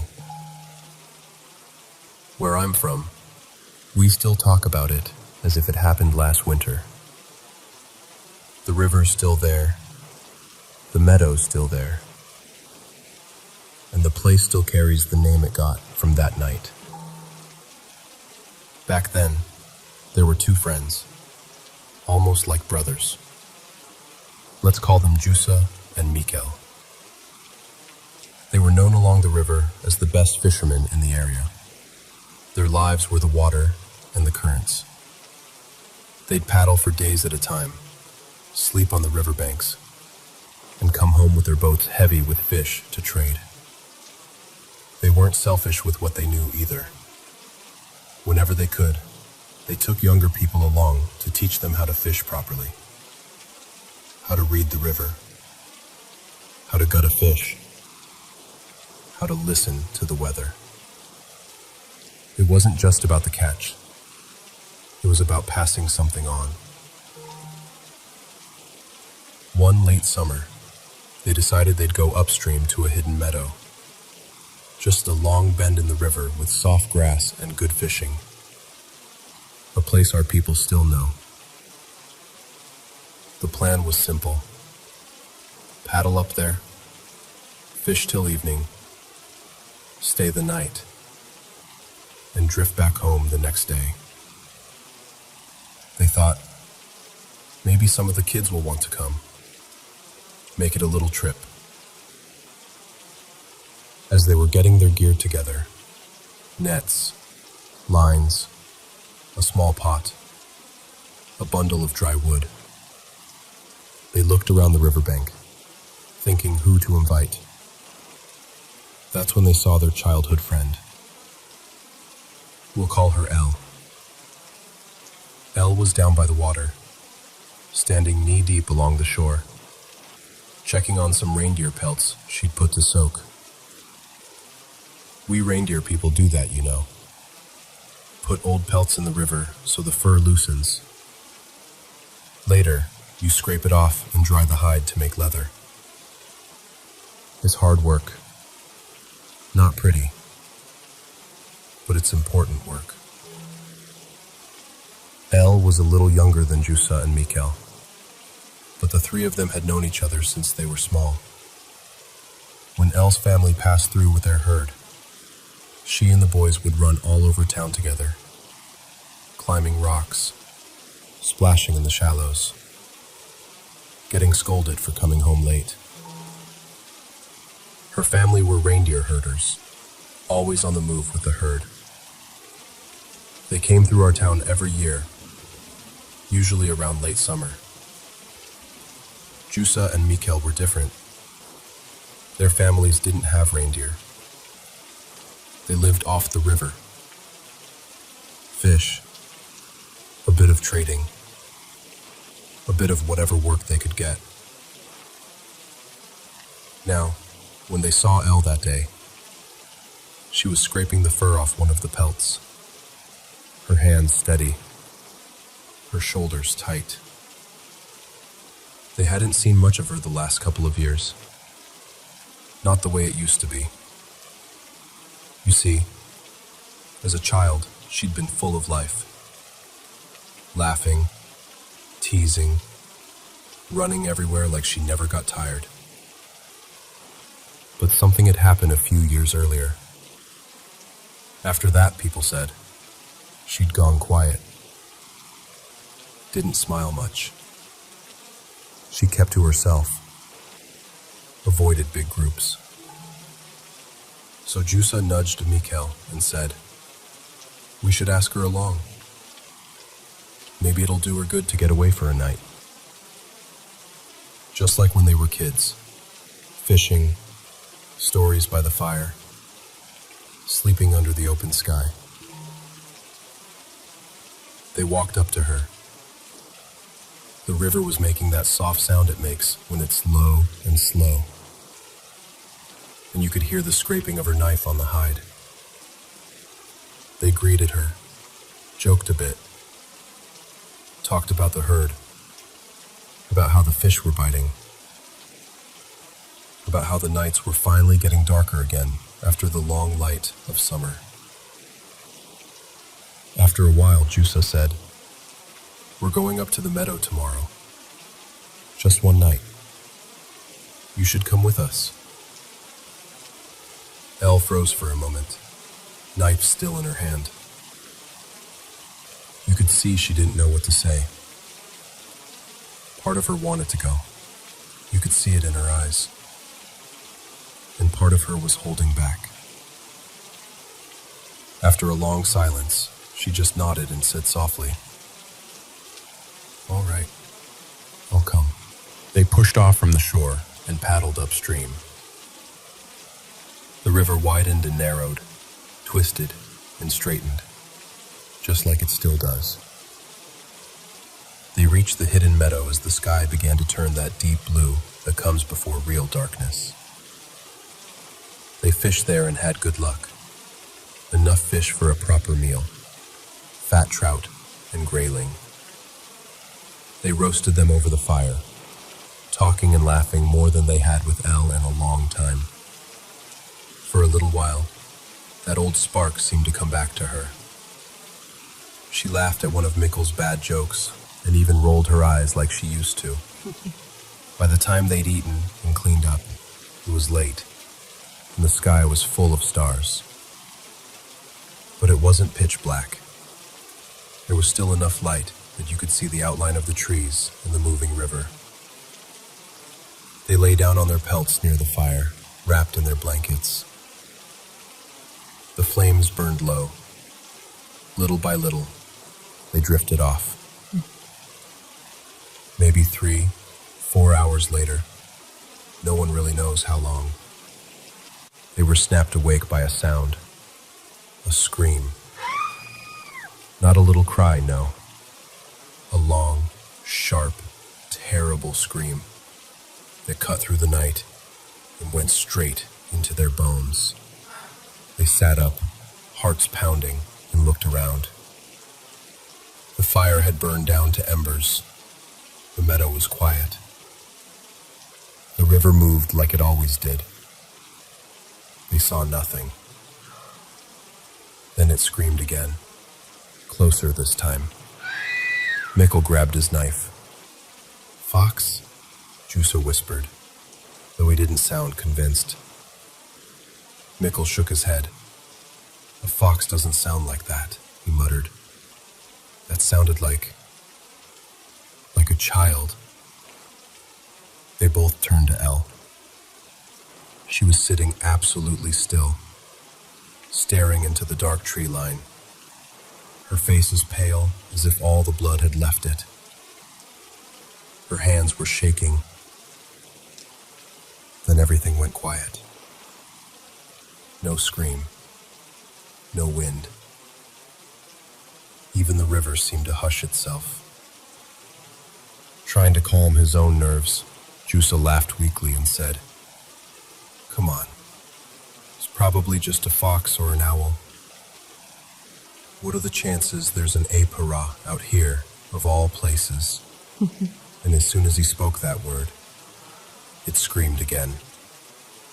So close now, it felt like it was right behind their ears. That was enough for Elle. She snatched up her pelt and ran straight for the boat, bare feet pounding the cold ground. She didn't say a word. She just ran. Jusa and Mikkel looked at each other once, grabbed their own pelts, and bolted after her. They shoved the boat into the river, slipped as the cold water hit their legs, and scrambled in. Mikkel jumped in last and pushed hard off the bottom. The current grabbed them, and they began to drift downstream, fast. The screaming didn't stop. As they moved along the river, the scream followed them through the trees, traveling along the bank, keeping pace. Sometimes it sounded ahead of them, sometimes behind. It wasn't always the same either. Sometimes it sounded like a child crying, sometimes like something caught between a sob and a howl. But it never touched the water. That's one thing we say about an apara. It won't go into the river. No matter how fast it can run, the water stops it. Still, that doesn't help much when it's following you from the shore. After a while, with the boat gliding quickly on the current, the three of them just sat there, listening to that horrible sound moving through the dark forest. Mikkel's arms were tired from paddling, and he was shaking with anger and fear. Finally, he couldn't take it anymore. He stood up a little in the boat, just enough to see over the side, and shouted toward the forest. "Show yourself!" And it did. A small figure stepped out of the bushes onto the riverbank. A little girl, maybe 5, maybe 6 years old, no more. Thin, with tangled hair, wearing something that looked like it had once been a dress, but now was just rags hanging off her shoulders. The screaming stopped. The boat drifted, the water whispering around it, and the three of them stared back at her. She didn't move closer, didn't step into the water, just watched. Mikkel's voice was shaking, but he called out to her. "Listen, we're sorry if we disturbed you. We haven't done anything to you. We're not the ones who left you out here to die. Go find the one who abandoned you. Go after them, not us." The little girl just kept staring, not blinking, not speaking. Her eyes didn't leave them for even a moment.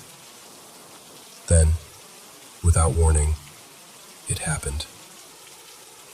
There was a sharp, sickening sound beside Mikkel, a cracking, like a breaking branch, only too close, too real. Elle's head snapped to the side in a way no living neck should ever move. Her body jerked, and before either of them could grab her properly, she toppled over the side of the boat and into the river. They plunged their arms into the water, pulling her up as fast as they could, but the moment she hit the river, she was gone. No breath, no movement. Her neck was twisted almost all the way around. When they looked back to the shore, the child was gone. The river carried them the rest of the way home in a silence that felt heavier than any scream. When they reached the village, they told Elle's family what had happened. The others listened with wide eyes and pale faces, but when they came to the part about the Eperos snapping Elle's neck after Mikkel shouted at it, there was a different kind of silence. One full of something like understanding and dread. Elle's mother finally spoke. She told them that a few years earlier, when they were by the coast, Elle had met a Norwegian man. He wanted her in the way some men want a woman for a night and nothing more. The Sami, back then, were often treated as less than human. So when Elle became pregnant, the man wanted nothing to do with her or the child. In those days, having a child outside of marriage brought heavy shame, not just on the woman, but on her parents, her siblings, everyone. Elle told her family she was with child, and together they decided that no one else could ever know. She hid her pregnancy as best she could, under loose clothes, under silence. When the child finally came, she didn't bring it into the village. Instead, she carried the newborn deep into the forest, far from any path, far from any home, and left it there. Left it alone. Left it to die. After that, Elle was never the same. That bright spark she'd had as a girl, gone. She avoided people. She avoided laughter. She carried that secret like a stone in her chest.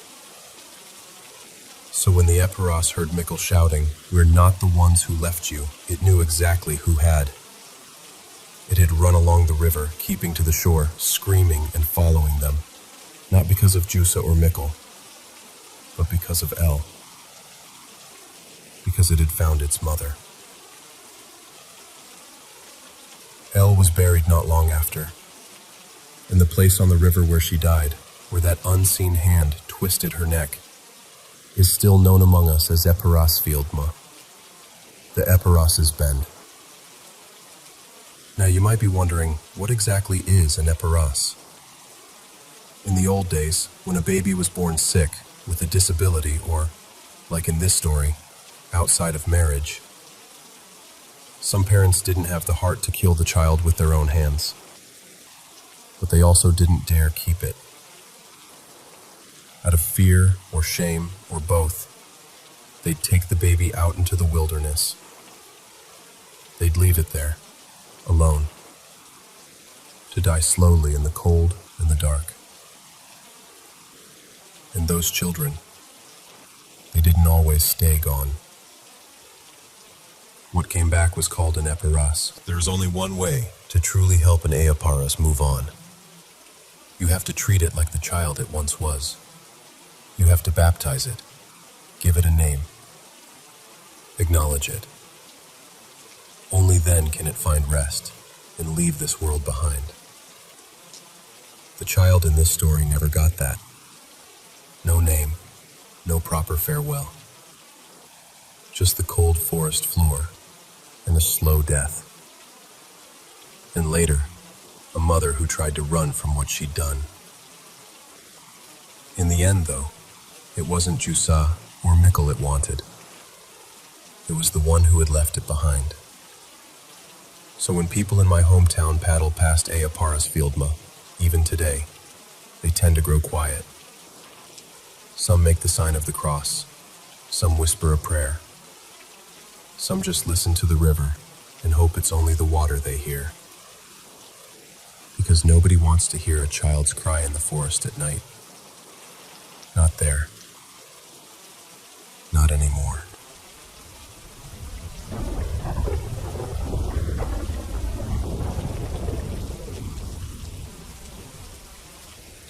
Hey, little buddy. How's your day going? Whatever ups and downs you had today, let's put them aside for now and dive into the mysterious stories from all around the world that people have sent to Mr. M. Let's see what we've got tonight, okay? Don't forget to hit subscribe and tap the bell so you don't miss any new videos from Paranormal M. I love you guys. I live in an apartment block that went up sometime in the late 90s. It's nothing special, really. No famous stories, no rumors, nothing. We're still the first family to own this place. Well, technically my nan and granddad are. As far as I know, not even a goldfish has died in this flat. Even so, ever since I was a kid, I've always felt like there was something here. Just a little presence in the corner of the room, that kind of thing. But since I didn't grow up here full time, I ended up brushing it off as just a child's imagination. Until not too long ago, anyway. This happened about a year ago. I'd just come back from a late shift and went straight to the kitchen to throw something together for dinner. When I'm cooking, I usually put on a show or a podcast and wear headphones so I don't disturb anyone. That night, I was halfway through some story when I thought I heard a noise through the headphones. I paused the video and actually listened. Sure enough, there was knocking.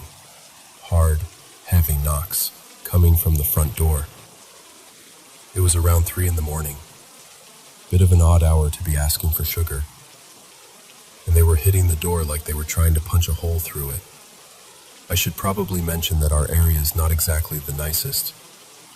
We've got all sorts of people living nearby, new arrivals, folks with addictions, drunks hanging around the shops. Because of that, we mostly mind our own business. We don't really know them, and they don't really know us. So the chances of someone randomly coming to us for help at that time, pretty slim.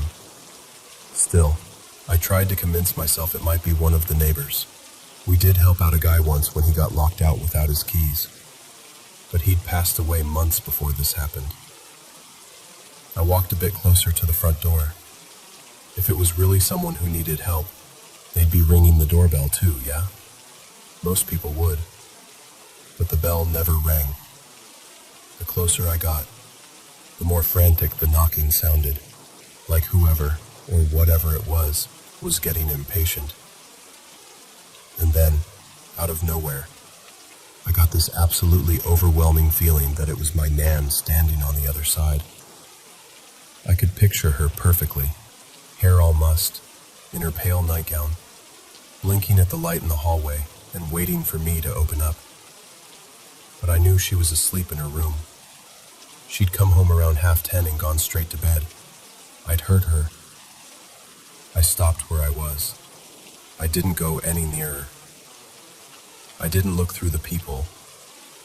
I had this horrible certainty that if I looked, I'd see my Nan. But it wouldn't really be her, if that makes sense. I turned around and went back to the kitchen, trying to talk myself down. I put my headphones back on, hit play, and pretended like nothing was happening. After a while, I realized I couldn't hear anything under the audio anymore. I paused it and slid the headphones off. Nothing. Just silence. No knocking, no shuffling, no one in the hall. I finished up in the kitchen and went to my room. That night, I avoided the front door completely. I didn't even want to walk past the bathroom, and it's right next to it. The knocking came back later on. Not that exact night, but over the next few weeks. It happened a few more times, always late, always the same heavy pounding. And every time I stopped being scared, like, really told myself I wasn't afraid, it went quiet straight away. The last time it happened, it only lasted a few seconds because I just sort of snapped and thought, I'm not scared of you. Nan reckoned it was probably that woman. The spirit of her anyway. She told me that if I ever heard the knocking again, I should call out to her and tell her she didn't need to stay here anymore. But I never heard it again.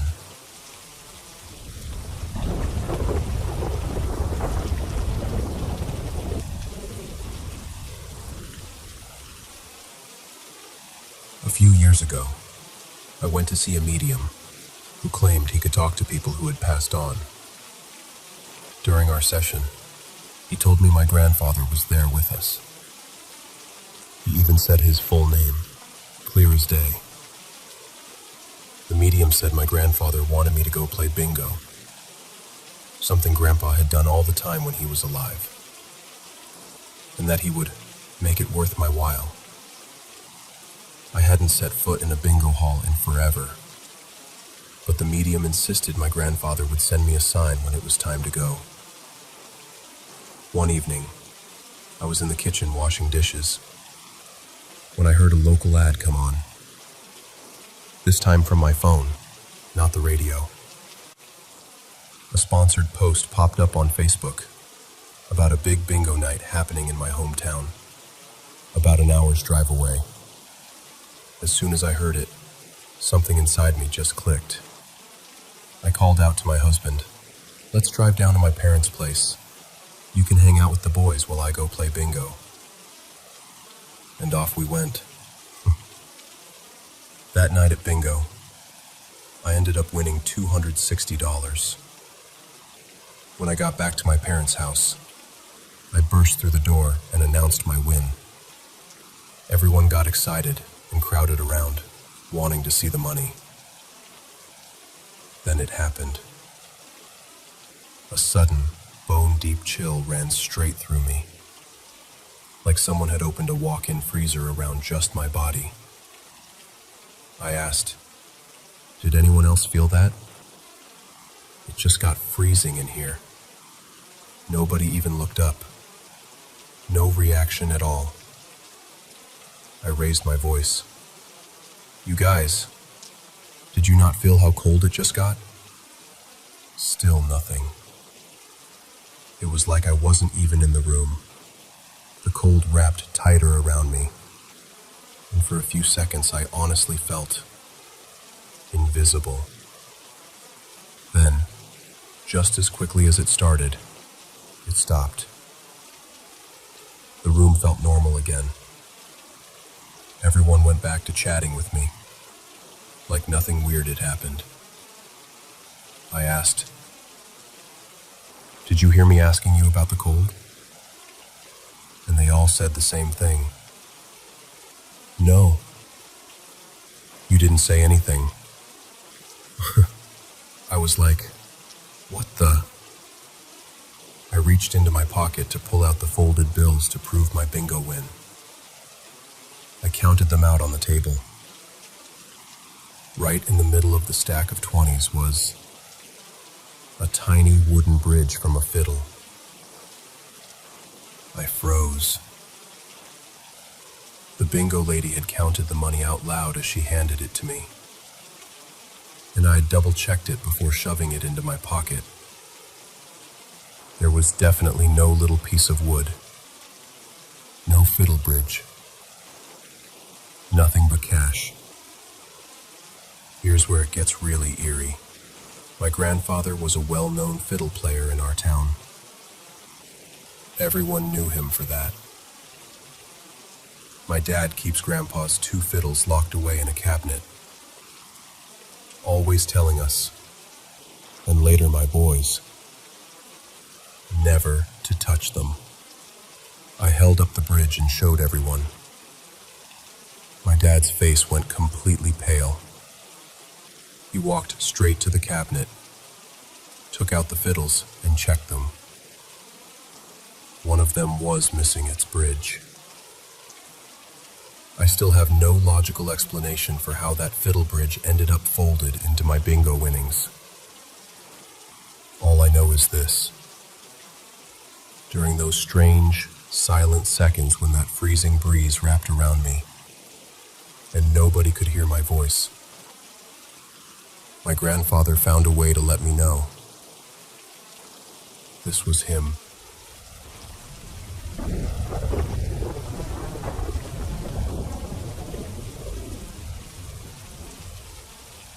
For the sake of the holiday spirit of this month, I figured I'd dust off one of the weirder heirlooms my family seems to pass down. Brushes with the occult. Paranormal activity runs in my bloodline, the way eye color does in other people's families. Even though I have to admit, my own experiences are pretty mild compared to some of the nightmare fuel I've found rummaging through the deepest catacombs of Reddit. Believe me or don't, that's honestly fine.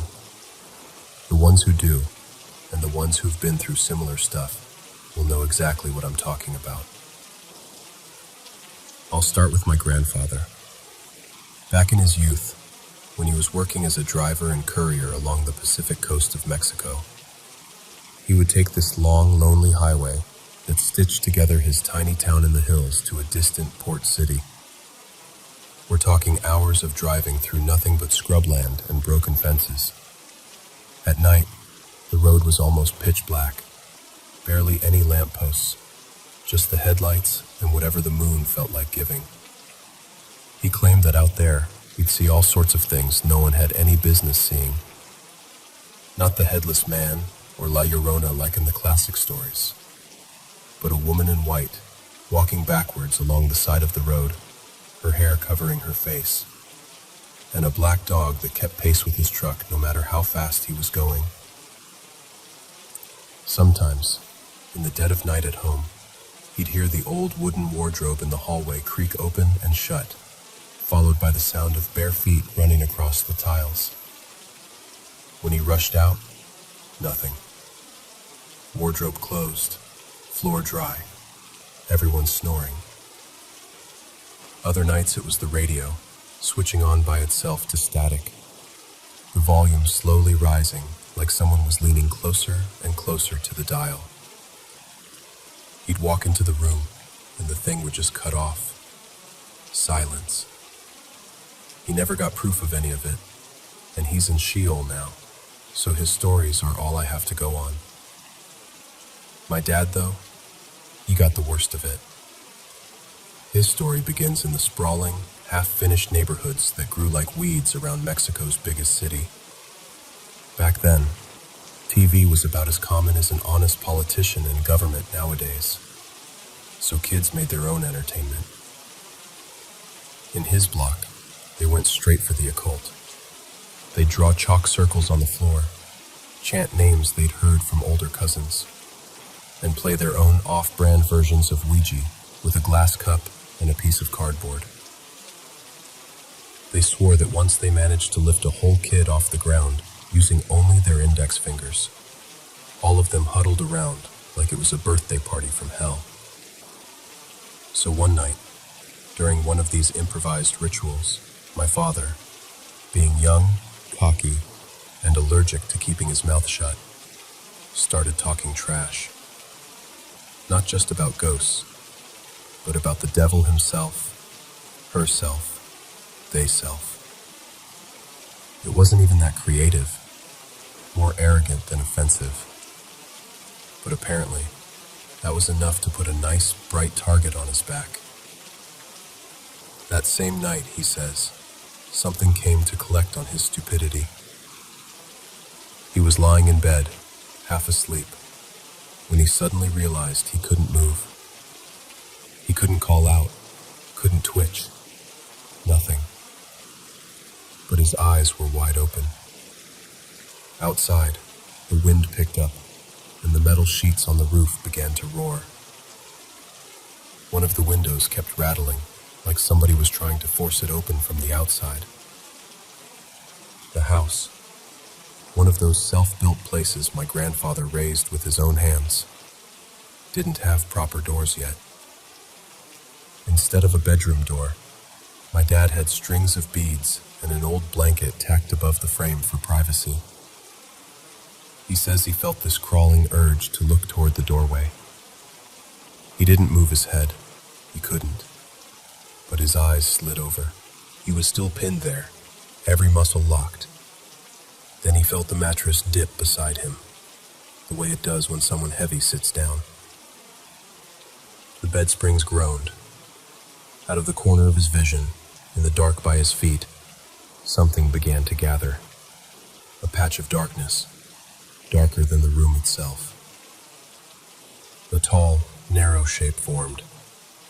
It didn't have a clear face, just edges, a silhouette. But it definitely had a hat. And where its eye should have been, my dad swears he saw 2 burning points of red. Not bright, more like embers in a dying fire.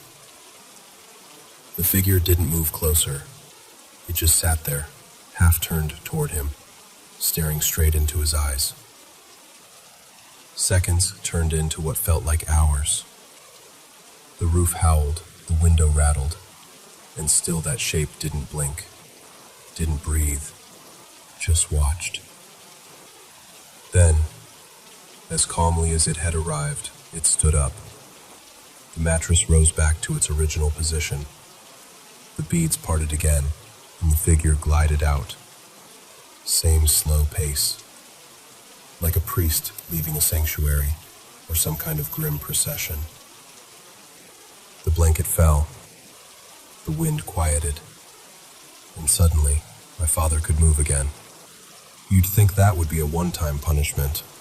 It wasn't. This kept happening, sometimes a few times a week, for years. And it wasn't always identical. Sometimes the figure stood in the doorway instead of sitting. Sometimes it was just a hat and shoulders in the corner of the ceiling. It followed him from house to house, neighborhood to neighborhood, as he grew up, got married, and with a baby on the way. New walls, same visitor. Hatman didn't retire with my father either. I've caught a glimpse of something like him, but not the paralyzing, cinematic horror my dad went through. For me, it was quick and almost stupidly ordinary. I was going about my day, shuffling between my room and the kitchen, when I walked past a hallway mirror and saw, over my own reflection, a second outline. Taller than me. Hat. Shoulders. No features. By the time I turned around expecting to see some prank, the hallway was empty. No one behind me. Just me and the stale smell of old air. I've always wondered if any of this is supposed to mean something. What's the point of psychologically tormenting a teenager who doesn't even have his life together yet? Is there a message? A warning? Or is it just cruelty for its own sake? One thing I've come to suspect from my own experiences is that the original gaslighters, the master architects of smoke and mirrors, have been hanging around humanity since we first started telling stories around fires. We sanitize them now, call them negative energy, entities, malignant forces, spirits. But there was likely a time when people carved their faces into stone and called them gods.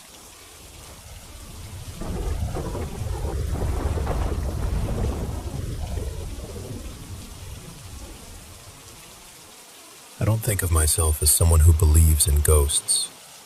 I always feel like I have to get that out of the way first, because what I'm about to tell you makes me sound like I should be burning sage and sleeping with a Bible under my pillow.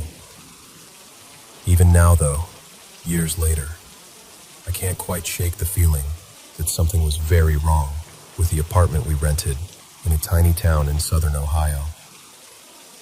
We moved there from upstate New York when I was a kid. Me, my older sister, my mom, and her boyfriend. The building sat on a corner lot across from the railroad tracks. A tired, 3-story brick place with a faded sign for a barber shop that had closed long before we got there. We had the middle floor. Some guy my mom only ever referred to as the man upstairs lived above us. The shop on the ground floor was empty. The layout should have been our first hint that the place was strange.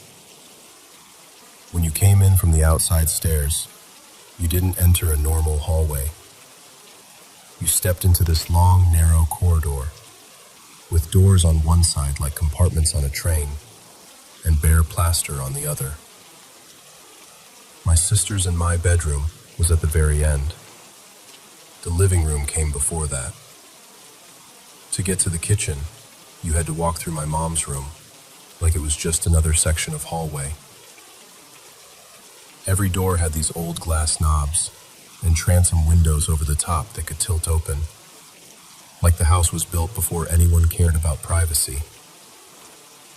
The doors were the first thing that started acting up, or at least, that's when we began to notice. They didn't swing open like in a horror movie. The knobs would turn. You'd be sitting on the couch, nobody near the hallway, and you'd hear that tiny clink of glass. See the knob give a slow twist, and then the door would ease itself open a few inches. If you closed it firmly, it would do it again later. We told ourselves it was the building settling, or the train vibrations shaking things loose. The whole place trembled whenever a freight train rolled by, so it sounded reasonable enough. Then the transom windows started opening too. You'd shut them for the night, and in the morning, a couple would be tipped forward, letting in cold air. My mom swore she hadn't touched them. We started joking that the apartment was breathing. It didn't stay funny for very long. Almost every night, around the same time, we'd hear what we thought were footsteps, but not from the hallway. They came from above the ceiling, like somebody was walking slowly, heel to toe, across the length of the apartment. The man upstairs worked nights, so half the time his car wasn't even in the driveway when we heard it. I told myself it was pipes, or raccoons, or the sound of trains echoing in the bones of the building. Old places make noise. I've lived in enough of them to know. What I still don't have a good explanation for are the pennies. It started with 1 or 2.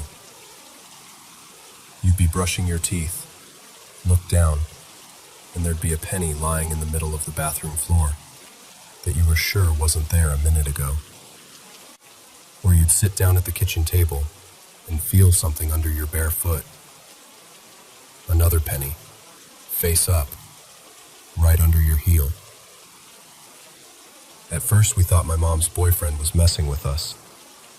He liked practical jokes, and leaving change around where we'd notice would have been his kind of thing. He swore it wasn't him, We didn't believe him until it started happening to him, too. The pattern got weirder. The pennies always showed up in straight lines. 4 or 5 of them in a row stretching across the counter. 3 in a perfect little path from the doorway to the couch. Once, my sister woke up with a neat line of them on the floor between her bed and the door, like a trail or a boundary. None of us kept that much change in our pockets, and when we checked the dates on them, most were old. 60s, 50s, even a couple from the 40s. That was when my mom decided she wanted to know more about the building. One Saturday, she marched us all down to the town hall, where the clerk dug out dusty property records and let her flip through them at a side table. No microfiche this time, just crumbly files and carbon copies. We found out the building used to be a boarding house for railroad workers. Before that, the lot had held a small wooden place that got damaged in a flood and torn down. There were no notes about deaths, no sensational stories buried in the paperwork. Nothing that explained why our apartment seemed to be spitting out spare change from the past. My mom came home with photocopies anyway. Like maybe if she stared at them long enough, they'd reveal some secret we'd missed. Years later, when I got curious, I tried plugging the address into Google Maps. The image that came up made my stomach drop. The brick building was still there, but it had been turned into apartments with vinyl siding slapped over the old storefront, and bright new windows where our wobbly ones used to be. Different paint, different railings, same bones. If you didn't know what you were looking at, it would seem like any other cheap rental in a small town. We lasted almost 2 years in that place. We might have stayed longer if not for the storm. It was late summer, the kind of Ohio thunderstorm that makes the whole sky go white. The power had already gone out once and flickered back to life. The 3 of us kids, me, my sister, and the neighbor girl from upstairs, had crashed early on a pile of blankets in our room after playing cards by flashlight. My mom and her boyfriend were still awake in their room, talking. What they told me later is this. First came the footsteps overhead, slow and steady, crossing from one end of the apartment to the other. Nothing new. Then they heard the hallway door click as the knob turned. They watched it swing open. The draft brushed past them, cool and damp, smelling faintly like pennies and old metal. A second later, from the living room, they heard the distinct clatter of our board game box being opened. Not the thunder, not the trains. A cardboard lid sliding, pieces rattling. The little plastic houses and metal tokens tapping against each other like someone's hand was buried in them. My mom's boyfriend thought it was us, of course. He stomped down the hallway, ready to yell at us for sneaking out of bed during a lightning storm. He reached our doorway and shined the flashlight in. We were all out cold, mouths open, limbs everywhere. That deep, boneless sleep kids have after a long day. The board game was exactly where we'd left it, stacked on a shelf in the living room closet, lid closed. He told me he felt something then, a sort of buzzing in his teeth like the air was humming. And for the first and only time in his life, he admitted he wanted to bolt out of the building and stand in the pouring rain just to get away from it. Instead, he dragged the game into our room and set it on the floor next to us, like maybe having it where you could see it would help. It didn't. He spent the rest of the night sitting upright on the edge of the mattress, flashlight in one hand and a baseball bat in the other, staring at the dark hallway and listening for footsteps that never quite came close enough. We moved out within a week. The official reason was that my mom found a cheaper place closer to her job, which was technically true.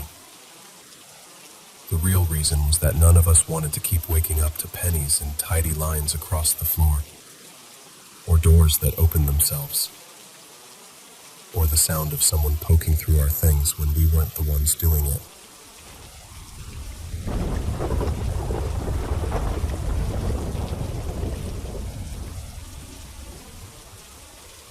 Ever since I was a kid, I felt deeply connected to people, animals, and even random little things. I've always been super sensitive. I care a lot, but I also get attached in this strange way. If I ever felt any kind of emotional pull towards something, I just couldn't get rid of it. I still have boxes of tiny trinkets I've collected over the years, and I arrange them carefully around my room, like they all have their own little stories and don't want to be forgotten. When I was younger, I didn't just have imaginary friends. I had one presence that felt almost as real as any person. I could see it in my mind so clearly and talk to it like it was actually there. Throughout my life, I've had weird, unexplainable things happen. I'm only 23, but I've already seen things that don't make sense. I've seen figures that looked faded, like they belonged to another time, or people who I knew weren't alive anymore. For some reason, I was never really afraid of them. And just to be clear, I've never been diagnosed with psychosis, hallucinations, or any mental illness that could explain all this. About 2 years ago, I really dove into the whole spiritual and paranormal side of things. I started meditating and trying to reach out to spirit guides. Sometimes I'll free write or doodle when I feel a certain energy around me, just letting my hand move and seeing what shows up. I don't even know if any of it is real, but ever since I started doing that, everything has felt heavier, darker. I don't feel like the same person anymore. When I'm alone, especially late at night or going up the stairs, it's not just the usual someone might be watching me feeling. It's like something is right behind me, matching my steps. I tried that visualization technique where you imagine a bright shield or bubble of light surrounding you. At first, it actually made me feel safer. But lately, it feels like something is pressing against it, like it's starting to crack. I've felt invisible hands on me when no one was there. I've found scratches on my back and arms that I can't explain. I've woken up with bruises in odd places. I even went to the doctor, and they told me it might be from moving or hitting something in my sleep. But that just doesn't sit right with me. Recently, I've been waking up drenched in sweat, heart racing, like I've been running from something in my dreams. One night I woke up, and there were several figures standing at the foot of my bed, staring at me. They didn't look like regular people. They looked faded and damaged, like they'd been pulled out of a ruined painting. Their skin was grayish and wrong. One looked like an older man in an old-fashioned military coat. Another was a young girl in a torn white dress, clutching a stuffed animal. I was completely awake. I remember every detail. It terrified me, and it scared my boyfriend too, who was lying right next to me when I gasped and grabbed him. But what really shook me was something my boyfriend told me not long ago. He said that about a year ago, he woke up in the middle of the night and felt someone lying beside him, but it wasn't me. He said he saw a woman with long red hair, mine is short and blonde, lying there, facing him, her eyes wide open and glassy, just staring at him without blinking. He said her skin looked waxy, like a body that shouldn't be moving. He panicked, reached for the lamp, and when he turned the light on, it was just me, fast asleep, facing the other way. He didn't tell me about it until recently, because the memory still freaks him out. Hearing that messed me up, because it lines up way too well with everything else that's been happening. So now I'm stuck in this place of not knowing. Is there actually something attached to me? Am I bringing this on somehow? Or is all of this just one impossible string of coincidences that I'm connecting in my head because I'm scared?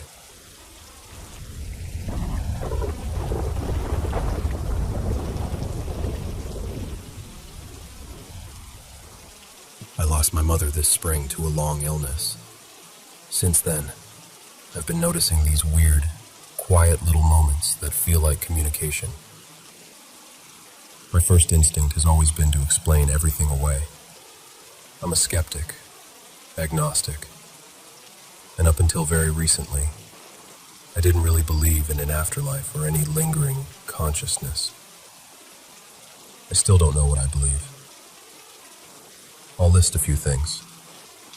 They're probably easy to debunk, but because I'm not in the best state of mind, I've been struggling to think clearly. The chime that rings on its own. When I was younger, our old apartment had this cheap motion sensor chime by the front hallway. It would beep whenever someone walked past. After my grandfather died more than a decade ago, it randomly went off for a few summers, always around the time of his death and his birthday. No one near it, no doors opening, just beep. We joked that it was him visiting. Now I live in a small place in a different city on the West Coast. There's no motion chime anymore, just the little ding-dong from the smart door sensor when it detects the door opening. The days after my mom passed, it kept making the sound, even when the door was completely shut. It only happened in the late morning to early afternoon, for 3 days straight. Then it stopped. Since then, nothing. Same heat wave, same strong sunlight hitting the door. Temperature shot well past 100 degrees Fahrenheit for weeks. If it was a wiring thing, or the sun hitting the sensor just right, why only those specific days? Why only in broad daylight right after she died? The calendar flipping itself. We have this old-school wall calendar in the dining area. Big pages, glossy paper, held by a little metal clip. During the time my grandmother and her siblings stayed over, the ceiling fan in there was on high basically 24/7. Same speed, same angle, every single day. One afternoon, I almost never leave my room, but that day I wandered out to grab water. I walked past the table and the calendar suddenly snapped loose and flipped down onto the floor right in front of me. It opened to the month of my mom's birthday, even though we were in a different month entirely. The fan had been blowing like that for weeks. Why did it decide to fall right then, in that specific moment, onto that specific page, while I just happened to be standing there? Convenient sample of my grief brain? Probably. But it still felt personal. Her voice at the burial. The funeral was about a month after she passed. I hadn't heard her healthy voice in so long. Those last months, everything she said was raspy and fragmented. She would run out of breath mid-sentence. By the time the funeral came around, I honestly couldn't remember what her normal voice sounded like. I avoided videos because they hurt too much. At the burial, while they were lowering the casket, I suddenly heard her. Same clarity and volume as my own internal monologue. She said, very gently, "Hey, Anak. I have to go now. I love you. It was so sudden that it made me catch my breath. I was exhausted, stressed, barely sleeping. So yeah, could have been my brain reaching for comfort, some kind of brief waking hallucination. Every now and then I'll hear her again, not out loud in the room, more like a thought that doesn't feel like mine. Soft, distant, but direct. Usually short phrases that feel like answers to questions I'm already thinking. I know it could just be me asking, what would she say, and filling in the blank from memory. But it feels different than when I imagine other people talking. She popped my cyst. She promised she'd take care of it again when I feel better. She never got the chance. Then, on her birthday this year, that cyst suddenly started to hurt. Out of nowhere. It went from, I forget this exists, to like a 610 burning, throbbing pain that lasted almost 2 weeks. It turned a bit red and hot. I couldn't sleep on my back, couldn't focus at work. I finally went to urgent care, and they told me I'd probably need a minor procedure to get it excised. I was sitting there under those bright hospital lights, overwhelmed, and for some reason I just didn't go through with scheduling it. I went home. About a week later, the pain just stopped. Not gradually, more like one day it hurt, the next day it didn't. The bump, which had been raised for years, was suddenly flat. It never burst, never leaked. One day there's this dome under my skin. Next day it's basically gone. Now there's only a faint little mark left, and it keeps getting flatter and more normal looking. Yes, I know bodies are weird and things get reabsorbed and all that. I know it could be a coincidence that this whole process started on her birthday. But still, she always said, I'll get rid of that thing for you. And then, it vanished. She helped my great-grandmother go. My great-grandmother passed away at 92 not long ago. She lived in another country, so I only heard everything secondhand through relatives' calls and messages. Apparently, in the last few days, she refused food and water and spent hours talking to people no one else could see. She kept saying my mom's name. She'd smile at an empty corner of the room and nod like she was listening, then tell everyone, "It's okay, they're waiting for me." After 3 days like that, she slipped away peacefully in her sleep. By then it had been a few months since my mom died. They were very close when my mom was younger. The rational part of me knows that people nearing the end often talk to loved ones who've passed. The brain does strange, merciful things. But another part of me imagines my mom taking her hand and walking her across whatever is next for them. So, I don't know what to think. Coincidences? Stress? Grief doing what grief does? Honestly, I feel a little crazy even typing all this out. And I feel extra crazy for letting myself wonder if there's more behind it. We have science to explain so many things.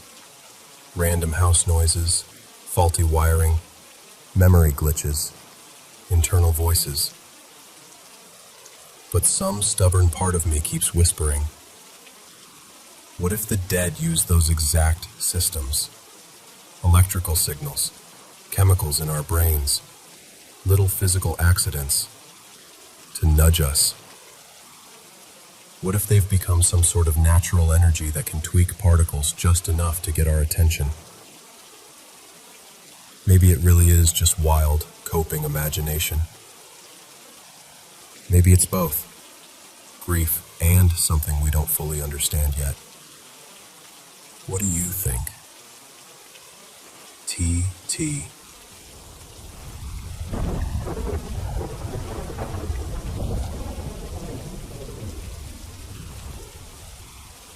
Okay, so my best friend and I have both been seeing weird stuff lately, even though we live hours apart. Still same country though. It kinda started when I texted her about how I've been way more paranoid these days, and that I got sleep paralysis again. After that, my paranoia got so much worse. I started feeling like something was always low-key watching me, and that people were plotting weird shit, like IDK, setting me up, following me, or trying to lure me somewhere. I get freaked out by mirrors now, especially at night. If I see even a crack of my reflection in a dark mirror or TV screen, my heart just starts pounding. Even in the daytime, I'm mad wary about reflective stuff now, like glass doors and mirrors and all that. One time, I fell asleep on the floor in the living room, and I had this dream where I was lying there, and suddenly the hallway got super bright for a second, like someone turned on a light. In the doorway, I saw a tall figure just standing there, facing me. I tried to shout for my mom and started swearing at it, and then I woke up. The hallway light was actually off, and the door was closed, so I knew it was just a dream. But then I swear I heard our front door handle move, like someone turning it really slowly. After that, I kept getting up over and over to check if the door was locked. A few weeks later, I had another episode of sleep paralysis in my room. I didn't see anything this time. I usually get auditory stuff, like weird noises or whispers. But my best friend sees actual figures and faces. This one wasn't even that bad, TBH, so I don't need to describe it. But what pissed me off was that every time I tried to fall asleep again, it felt like it was trying to drag me right back into paralysis. Like 10 times in a row. I was more annoyed and angry than scared at that point. Meanwhile, my best friend keeps saying she sees people just standing in corners or peeking around door frames at her. Me and her are always weirdly in sync with the stuff that happens to us, so it freaks us out even more. And keep in mind, right now, both of us are struggling way more in school, and we low-key think this crap is part of the reason. I barely sleep properly anymore and keep staying up late, which just makes the paranoia worse. She told me recently she saw a woman peeking at her from the end of her bed. And last night, I actually saw a bright flicker in the reflection of my bedroom window. I was fully awake this time, not dreaming.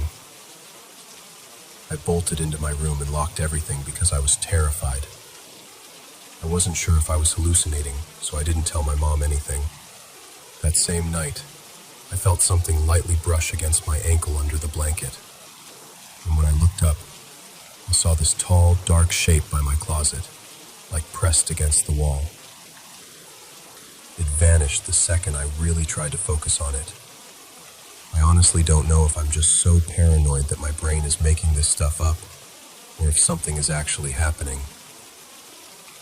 Please help, because it's been messing with my already screwed up head. And my focus in school is getting worse too. People at school have literally noticed I'm not in the right headspace.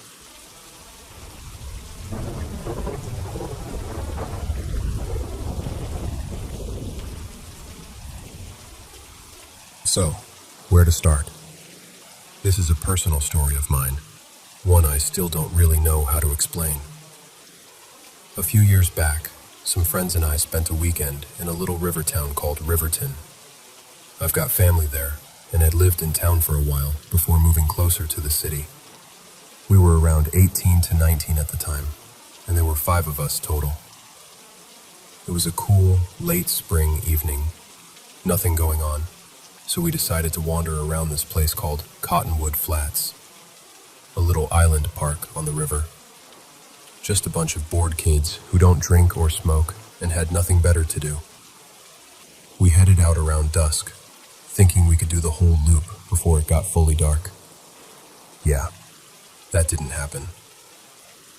We started on the far side of the island where the trail hugs the river, with those big, half-buried rocks along the edge. Pretty sure it was meant for bikes more than people. It had rained the night before, so everything was damp, the trail kind of slick.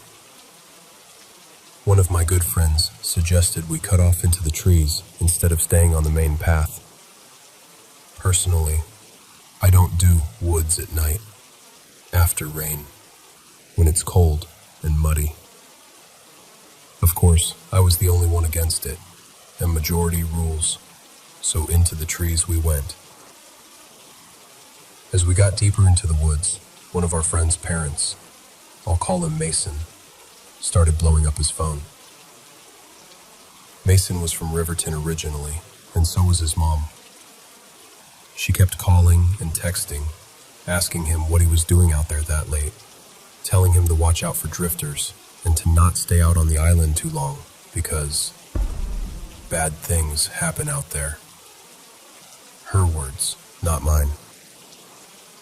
We all kind of laughed it off and kept going, farther and farther in, until we hit the end of the worn trail. Somewhere along the way, the sounds of birds just faded. No bugs, no frogs, nothing. We came out into this wide clearing with tall, wet grass up past our shins. It would have been pretty in daylight, but by then it was basically pitch black. We started goofing around, trying to shove each other into the grass, tripping over clumps of dirt and roots, just being idiots. That's when we heard it. It was this high, sharp, whistle-like sound off in the grass. Not like a normal whistle, though. It had this weird depth to it, like a bird screeching from way inside a metal pipe or something. It sounded organic, but it made your skull buzz a little, set your teeth on edge.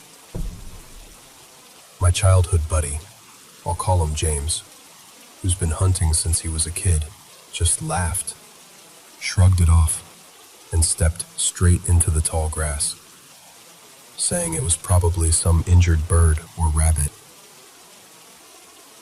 When he got a little ways in, we realized water had pooled under the grass. He was walking in ankle-deep, cold, muddy water. Our one native friend, not super important, just context, quietly started praying in Lakota under her breath. Then she just stopped walking, completely froze. She spun around and asked us, really panicked, if any of us had whistled. James shouted from somewhere in the grass that he had, just joking around, and she immediately tried to get us to leave. James ignored her and kept wading further away, the grass swallowing him up. Then we heard it again. The same whistle, only closer, and it seemed to come from right where James had gone, but not in his voice. A second later, James burst out of the grass, splashing water everywhere, breathing hard. He asked if anyone had followed him in, if I had tried to mess with him, grab him, anything like that. I told him no. None of us had moved from the edge. We all did this quick, nervous scan around us, but there was nothing there. Just black shapes of trees, wet grass, and that strange, heavy quiet. No one argued after that. We just left. We didn't tell anyone about it for a long time because it sounded ridiculous, even to us. I had never seen James that shaken before. He was always the brave one of the group, the guy who would go first into anything spooky just to prove it wasn't a big deal. Later on, when he finally opened up about it, He said he felt someone right behind him in the grass, matching his steps, and then a hand closing over his shoulder like it was about to spin him around. When I asked our native friend again, later, why she freaked out when she heard the whistle, she shut down immediately. She wouldn't talk about it at all, just changed the subject. Even the question seemed to scare her. A little while after that trip, Mason told us quietly that people in town avoided Cottonwood Flats after dark.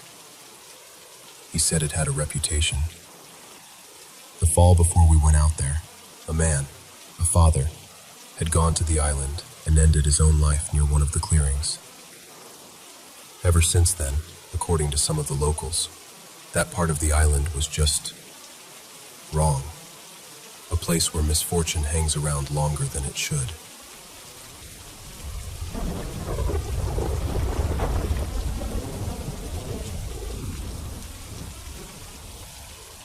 This all started back in 2020.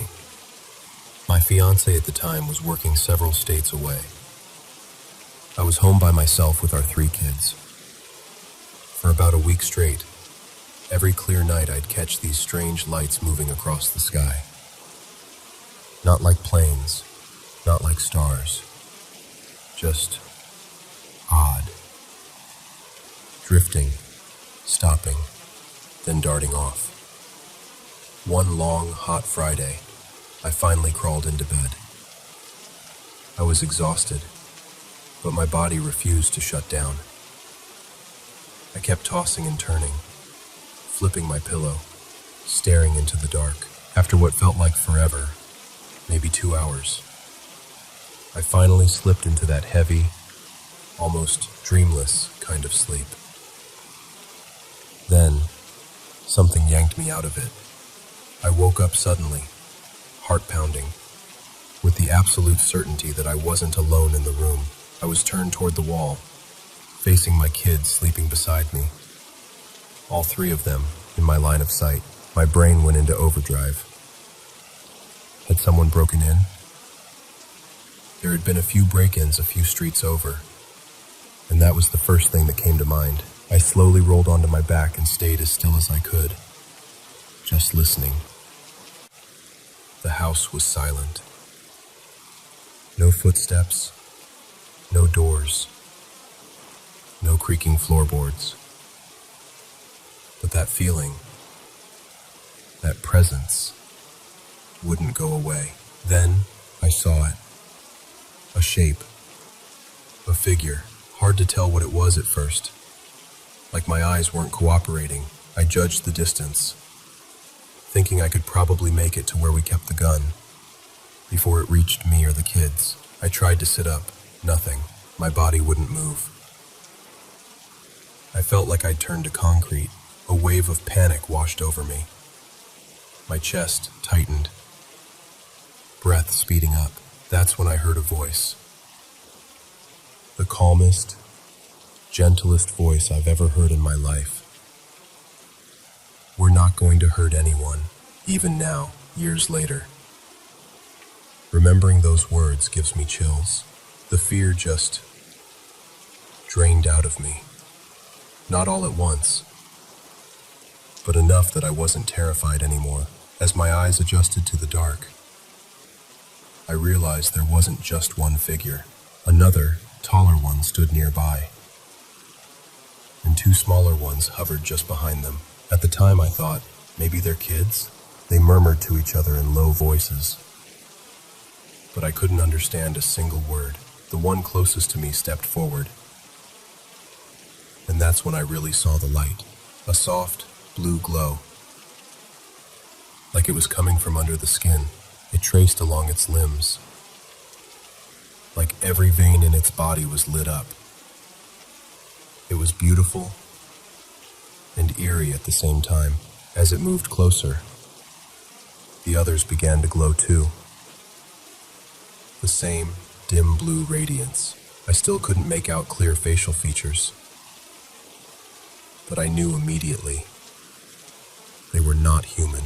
I remember silently begging myself to wake up, thinking, this has to be some wild dream. But deep down, I knew I wasn't dreaming. I was awake. Completely awake. The thing that stayed with me then, and still does now, is how beautiful they were, and how peaceful I felt near them. It sounds insane, but that's the truth. I don't know what happened next exactly. Either I blacked out, or they did something to me, because the next thing I remember, I was no longer in my bedroom. I was on my back, staring up at a smooth, metallic ceiling that reflected a faint light. Whatever I was lying on was freezing cold, the kind of cold that feels sharp. I tried to move, but the only thing I could control were my eyes. I've never felt cold like that night, like it was inside my bones. I felt exposed, but not like I was naked. It was a different kind of exposed, like they could see straight through me, like every memory, every thought, every fear was wide open to them. I got a clearer look this time. It was very tall, maybe just under 7 feet. The head was shaped like what people describe as a gray alien, large, smooth, with huge dark eyes that seemed to swallow the light. Hardly any nose, and just a thin slit where the mouth should be. There was a low, constant hum all around me, like machinery far away, or electricity buzzing in the walls. It seemed to get stronger whenever they moved. Another one came into view, what I instinctively thought of as female. I don't know why, I just did. She walked up beside the tall one. He spoke first, but I couldn't hear the words, like his voice was just out of reach. Then she spoke, clear as day. In the back of her mind, hidden away, she knows she's safe. She reached down and ran her fingers gently through my hair. My long auburn hair fanned out beneath me. The tall one said, she was alone, except for the children. As soon as he said it, an image flashed in my mind. It was like a memory and a vision at the same time. I saw my kids, fast asleep in my bed, with 3 of the other beings standing around them, almost like they were standing guard. The female said, they'll be together soon, and we'll check in. I can't fully explain it, but I suddenly felt this weird familiarity with the place, like it wasn't my first time there. The thought formed in my head, have I been here before?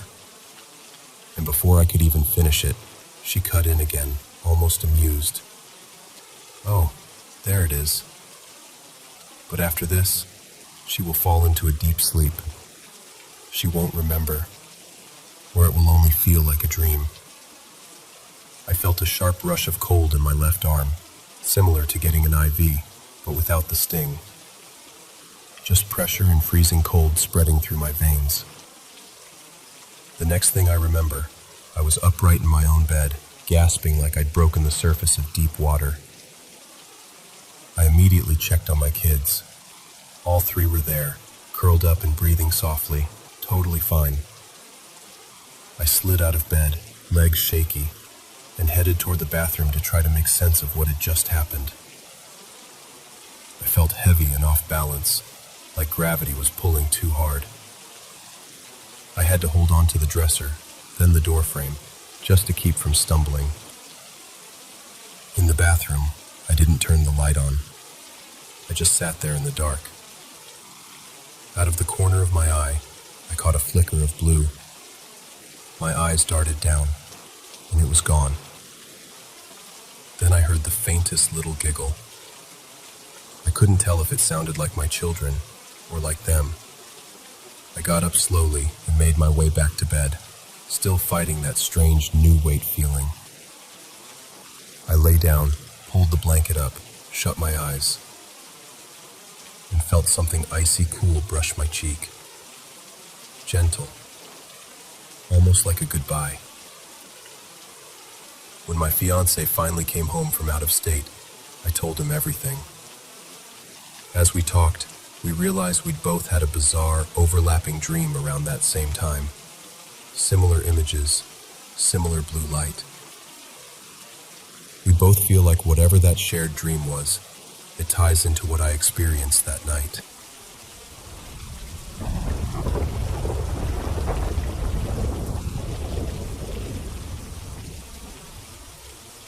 If you're familiar with energy lines and crossroads, the house this took place in sat right on a major one. Stuff drifted in and out constantly, and there was some kind of activity almost every night.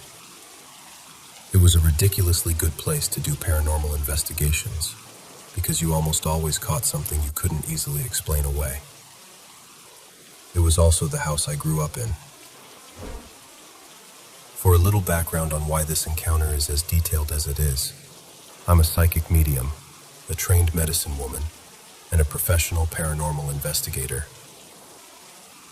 I'm also putting a TW here because I will describe how this man died, and it may be upsetting for some people.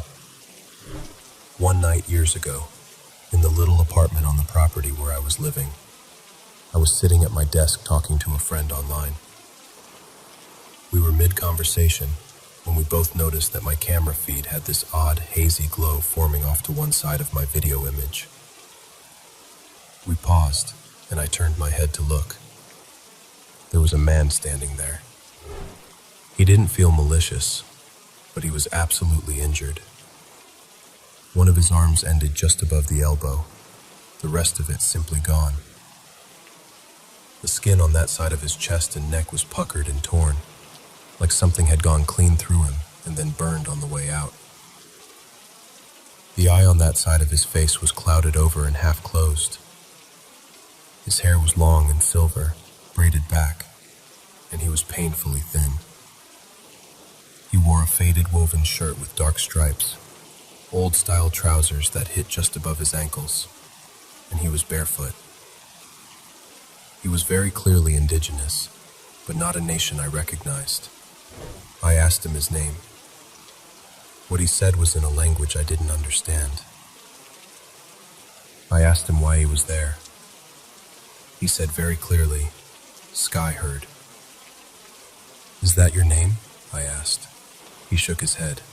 "Skyherd," he repeated, and pointed past my wall toward the hills behind the house. "Is Skyherd with you?" He shook his head again. "No Skyherd. Skyherd.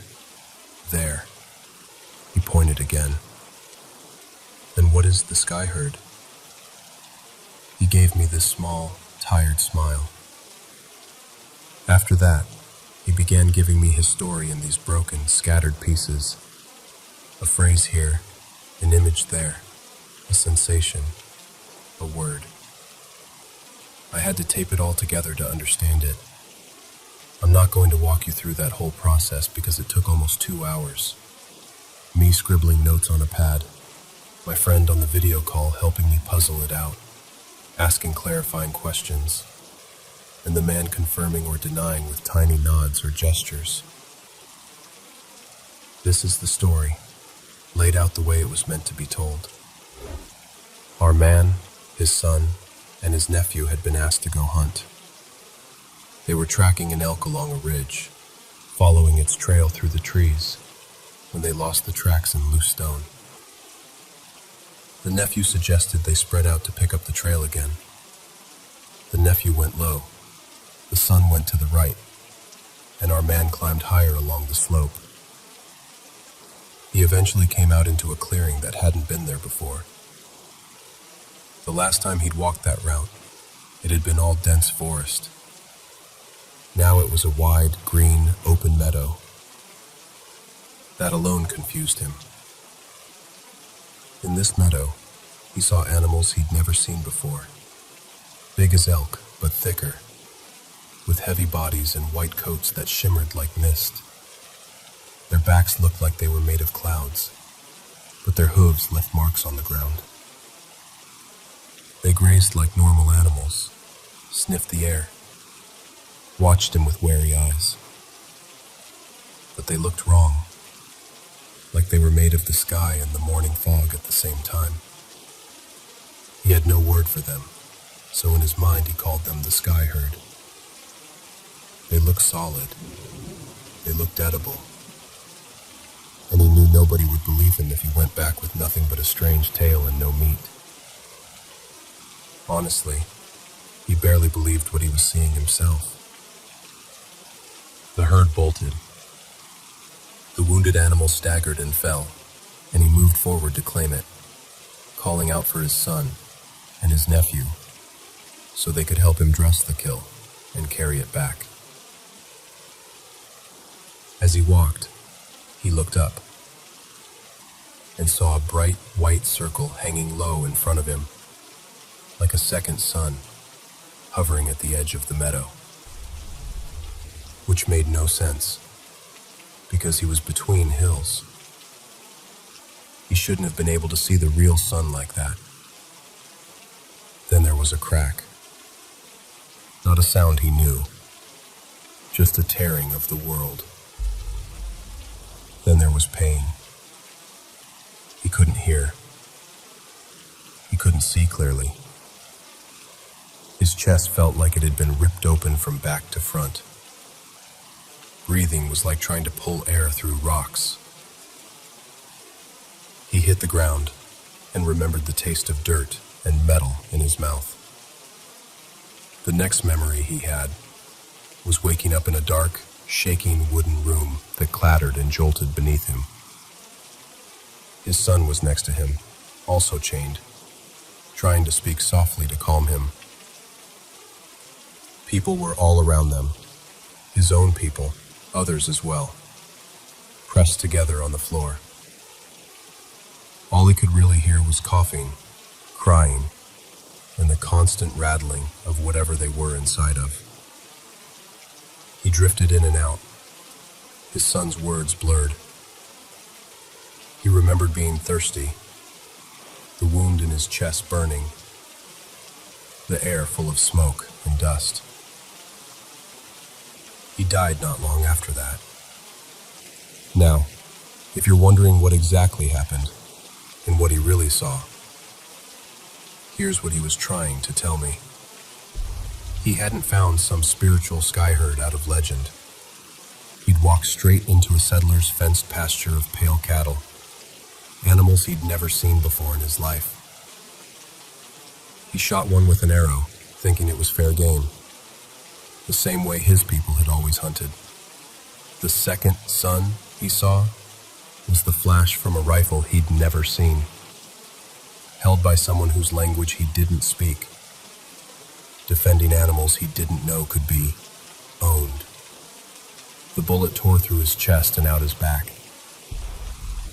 He succumbed to his wounds while being moved, first by wagon, then on a train, along with his people who were being transported away from their land. He never really had the chance to explain what happened, or to have anyone believe that he'd seen something so strange and died for it. He told me the name of his nation, but I'm not going to pretend to be an expert in it here. It was a smaller tribe from the Central Plains, not one most people would recognize from history books. What mattered to him wasn't me getting every political detail perfect. What mattered was that, when I repeated the name back to him and said I'd remember it, he relaxed. After I promised to tell his story whenever I could, he smiled, did this little shuffle of a dance in place, and then he was gone. He crossed over. He couldn't move on until someone listened, believed him, and carried his story forward. He never got to in life. I share this story often to keep my promise to him. I don't tell it to be funny, or to mock him, or to shame him for what he did. I tell it because he waited roughly 2 centuries to give his account to someone who would sit there, listen, write it down and say, I believe you. Now it's your turn to know it.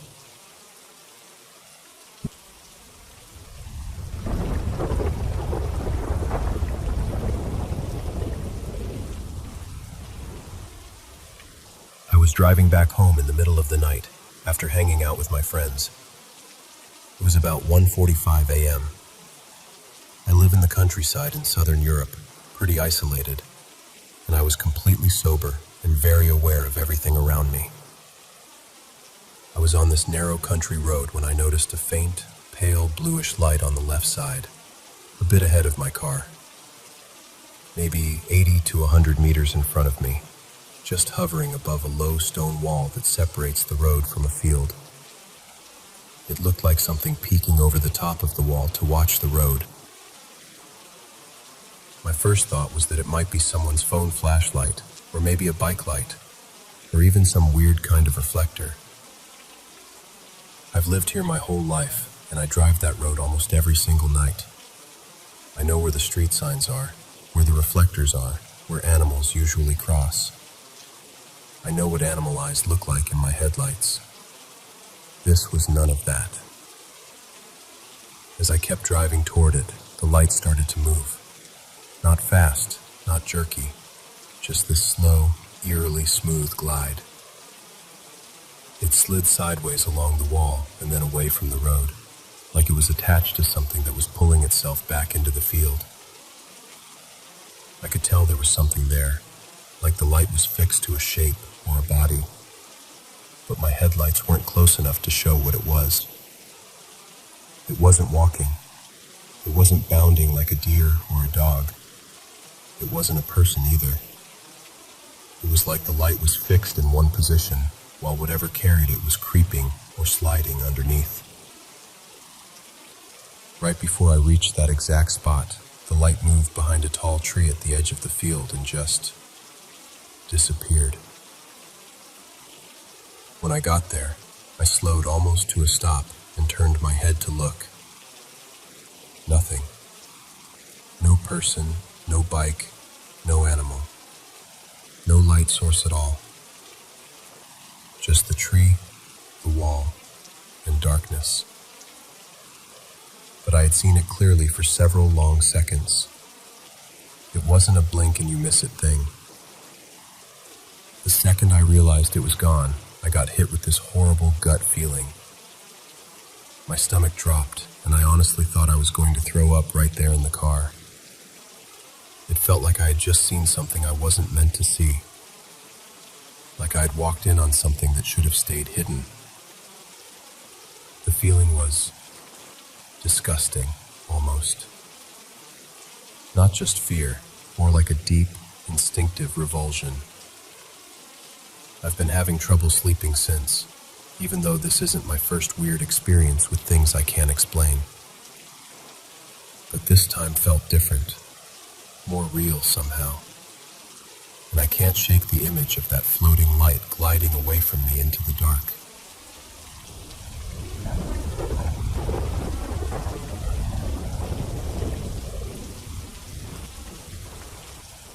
So growing up, I lived 3 houses down from this old abandoned church and its overgrown yard. Needless to say, I saw a few things as a kid that made me a believer. My dad always poked fun at me for it, right up until he had an experience of his own.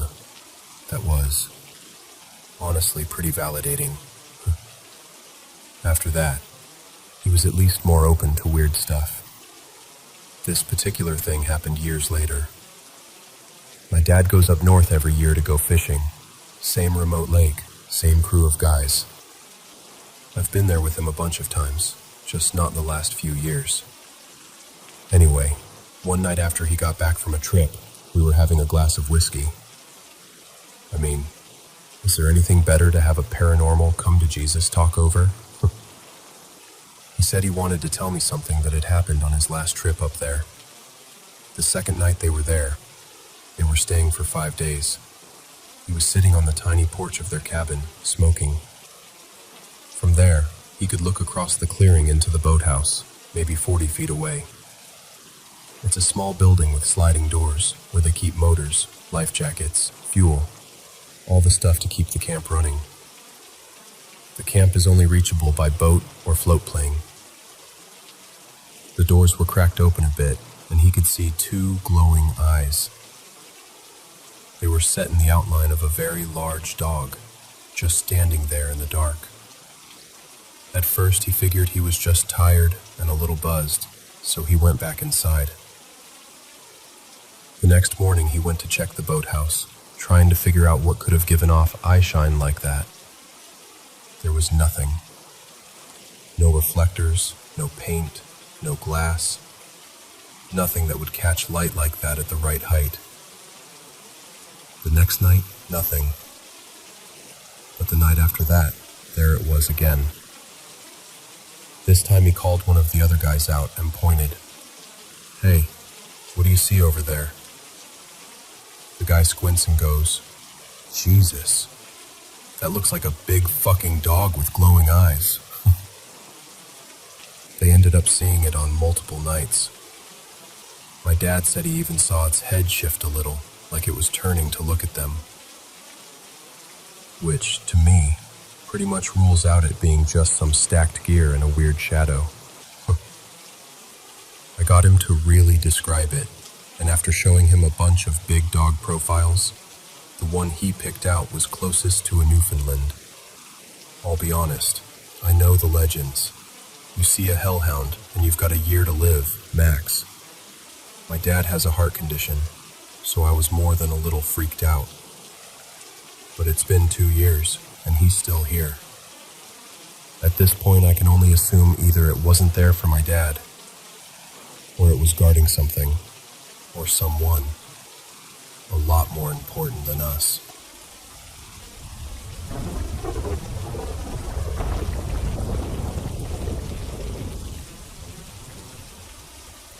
I was about 16 when this happened, and had always been a skeptic on the paranormal. But since then, I've been a 100% believer in it. Like no doubt in my mind anymore. Me and my family usually rent houses by the coast in northern Spain for vacations. And that's what we did too for that year's autumn break. I saw the place myself on the website. It looked really gorgeous. You know, old stone house on a hill with a view over the sea. The people going were me, my sister, my parents, and my aunt and uncle. When we arrived to the house, we realized that it must have been some sort of old monastery building or retreat before becoming an actual home. We were told it was built sometime in the late 1800s, and it was literally attached to a tiny abandoned chapel, like sharing a wall with it. As soon as we walk inside, I get this really heavy, strange feeling. The air felt different from the rest of the village, almost like it was thicker or something. But obviously I didn't say anything. Why would I? The house had 2 floors and a basement we were told was private and locked off, which was a bit weird, but whatever. There were 3 bedrooms upstairs, and I ended up getting my own room. And as much as I hate to admit it, I was terrified of sleeping alone in there. I asked my sister if she could sleep in the other bed, but obviously she said no, and told me to stop being dramatic. So my mom agreed to stay with me until I fell asleep, and then she would go back to her room once I was out. The actual experience happened on, I think, the 4th night. That night my mom had ended up falling asleep properly in the spare bed in my room instead of leaving, and I was in the bed I'd slept in the other days. My bed was pushed into this little alcove in the wall, and there was this old wooden folding screen that I had pulled halfway around it so it felt more cozy and closed off. I fell asleep pretty fast, but I suddenly woke up in the middle of the night for no reason. I'm usually a very heavy sleeper and never wake at night. The second I woke up, I heard breathing.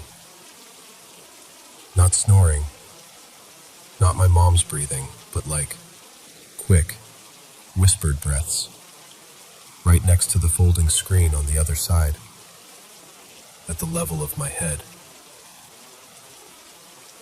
Then it turned into the sound of very light footsteps, almost like someone tiptoeing on the old wooden floor. They started right by the side of my bed, walked along the screen behind my head, then out into the middle of the room and towards the door. I could hear the floorboards creak as if someone was really there. The steps left my room and went out into the hallway, and then just stopped. At this point, I was convinced it was my mom going to the bathroom or something, except I could still hear her breathing behind me in the other bed. That's when I properly freaked out. I slowly sat up and looked over. My mom was dead asleep, on her side, covers up to her chin. I could see her clearly. Still, I needed to prove to myself I wasn't crazy, so I got up and opened my door into the hallway. All the doors were closed. My aunt and uncle in the room at the end were completely out. My sister, too. No lights, no sounds. Nothing. There was nowhere for anyone to have gone. The staircase to the ground floor was right there, and I just stood at the top of it with my heart racing, feeling like someone had just run past me, but I was alone. The morning after, I asked everyone if anyone had gotten up at night, gone to the bathroom, anything. They all said no. My mom even joked that I was watching too many horror movies. I was on edge for the rest of the stay, but nothing like that happened again. Months later, out of nowhere, I brought it up again to my mom, and she just went quiet. Then she told me she'd been terrified of the house too, and had felt that same heavy, weird energy since the first day. My sister had apparently told her she hated walking past the basement door because she felt like someone was standing right behind it. My mom also admitted that on the second night, when she'd stayed in my room until I fell asleep, she'd woken up to the sensation that someone was standing between our two beds, watching us. But she'd kept her eyes shut because she was too scared to look. To this day, I get goosebumps thinking about that hallway and those footsteps and that broken crystal. I honestly think something in that house didn't want us there. And judging by the way my pendant cracked, I don't think it was something friendly.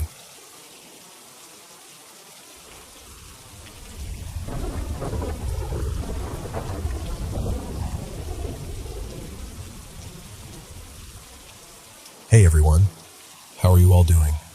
It's me again, Mr. Paranormal M.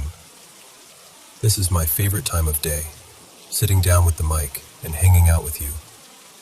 My butt's a little sore from sitting so much, but honestly, I'm just happy knowing these spooky stories help you relax and fall asleep. If you've had any strange or mystical experiences, don't be shy, send them in. And of course, don't forget to subscribe and turn on notifications so you don't miss any of our new videos. Alright, go ahead and turn on your nightlight, and let's dive into tonight's supernatural stories together.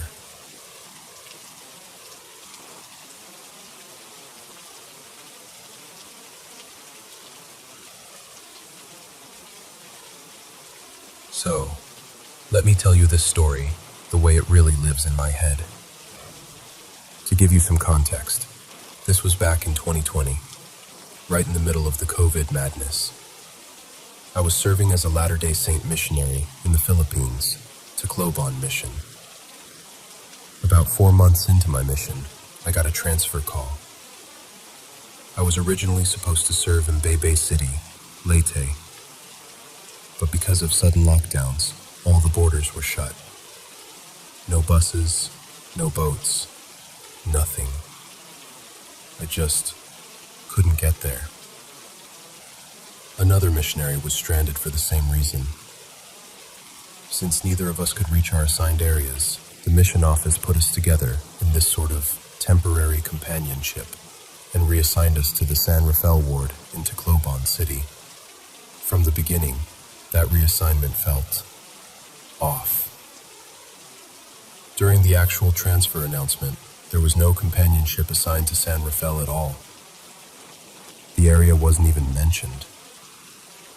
Then, a few days later, out of nowhere, we were told, "Elders, you're moving to San Rafael." We didn't really question it. We just did what missionaries do. You go where you're called. Here's the thing. San Rafael had always been a sisters area. Then suddenly, it became an elders area. No explanation, just a quiet switch. The apartment was a 2-story house. Upstairs, there were 2 bedrooms. The one we used was fine after we cleaned it up. Just your typical missionary room. Beds, study desks, scriptures everywhere. But the other room felt like time forgot it. The air was stale, thick in a way that made you want to breathe shallower. Dust covered the floor and the closets. There were old hangers on the clothing rods, like someone had once hung their proselyting clothes there and never came back for them. It looked like no one had entered for years. Downstairs was a dim living room where the curtains only let in this weak, tired kind of sunlight. Beside it was a small dining area, then the kitchen and laundry space. The bathroom was tucked inside near the back, small but usable. For the first few weeks, everything was normal. We studied, we prayed, we did online teaching. We laughed about our awkward sublano, just regular missionary life in a pandemic. Then one night happened. I was in the kitchen washing dishes after dinner. We'd just finished a video call with some members, and then my youngest sister called me. Let's call her Laura. I propped my phone up against a cup in front of the dish rack, so she could see me while I scrubbed plates. Behind me were the stairs and the dining area. The apartment was pretty quiet, just the sound of running water and her voice through the speaker. We were in the middle of this light conversation. She was telling me some funny story about online school, when she suddenly paused. "Kuya?" she said, her voice shifting a little. "Ilang kayo diyan?" "How many of you are there?" I frowned. "Dalawa lang," I answered. "Just me and my companion." There was this tiny silence on the line. And then she said something that made every hair on my arm stand up. "Ang dami kasi ninyong nakaputi." "Because there are so many of you wearing white." I stopped scrubbing. I remember the water still running, my hands halfway in the sink. There were only 2 of us in the apartment. Yes, we were both wearing white undershirts in our garments. But she said she saw many people, all dressed in white, moving behind me. I turned around slowly. Nothing, just the shadowed outline of the stairs, the quiet dining table, and that still heavy air. No movement, no figures, no one. He tried to brush it off, mumbling something like, "Baka guni-guni lang yan." Maybe she was just imagining things. Then he closed his planner a little too quickly and said he was tired and headed upstairs earlier than usual. The moment he went up, the atmosphere changed. It's hard to explain, but it felt like the air got heavier, like the room was suddenly smaller, pressing in on me. My instincts were screaming that I wasn't alone, but I didn't have anything visible to point to, so I did what I could. I finished the dishes, turned off the lights, and went upstairs. I tried not to think about Lara's voice repeating in my head, "Ang dami kasi ninyong nakaputi." A few days later, my curiosity got the better of me. I started gently asking around during our member visits. I wanted to know why San Rafael, which had always been a sister's area, suddenly became an elder's area. I had this uneasy feeling that the abandoned room and the closed apartment weren't just about logistics. Eventually, one older sister in the ward, Nanai Tess, I'll call her, opened up.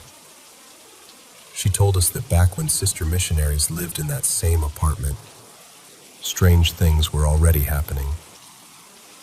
One evening, she said, she went over to deliver dinner to the sisters. It was already getting dark. When she reached the gate, she noticed that the living room lights inside the house were off, so the whole first floor looked dim from the outside. But through the front window, she could clearly see several figures dressed in white standing inside. They weren't talking. They weren't moving around like normal people. They were just standing, facing in different directions. Still, thinking the sisters were home with guests, she called out to them from outside the gate, "Sisters!" The moment her voice broke the quiet, the figures suddenly ran, all at once, toward the stairs and up to the second floor. But here's the part that really bothered her. There were no footsteps, no creaking, no sound at all. Just the motion of them going up, and then silence. Startled, she stayed outside the gate, clutching the food container. A few minutes later, she saw the real sister missionaries walking down the street toward the house, just arriving from proselyting. They hadn't even reached the gate when she blurted out, "Akala ko nandito na kayo kanina. Ang dami nyo sa loob, nakaputi." When she told them what she had seen, the sisters went pale. They looked at each other, and then one of them quietly said that they had been experiencing things inside the apartment too. That's when they shared their side of it. One night, they said, they were upstairs, getting ready to go down and use the bathroom before bed. The door of that abandoned room, the dusty one, was slightly open. As they walked past, they suddenly felt this heavy, unsettling presence, like someone was watching them from inside the dark. Curiosity and fear mixed, and they glanced toward the doorway. That's when they saw them. Several pale faces, expressionless, peeking from the darkness of that room. Not one face, but many. Just there, half hidden, looking at them. They froze. Every instinct screamed at them to get out of the apartment. They decided to run downstairs and just get outside. But as they hurried to the stairs and reached the middle landing, they stopped dead in their tracks. At the foot of the stairs, in the living room below, more figures in white were standing there, silent, watching. No faces they could recognize. No emotion. Just that awful stillness. Then, one of the figures twitched, like its body was getting ready to move toward them. Like it was about to climb the stairs. When they finally told Nane Tess what they had experienced, the details matched what she had seen from outside that same week. Figures in white, silently moving up the stairs. A few weeks later, our mission president decided to temporarily pull the sister missionaries out of that apartment and move them to a different place while they sorted things out. And that's when they started sending elders into the area instead. Elders like me and my companion. When we heard this story, everything suddenly lined up. My sister seeing many people in white behind me through a video call. The member seeing multiple white figures inside the apartment, running upstairs without a sound. The sisters seeing pale faces in the dark room and more figures at the base of the stairs.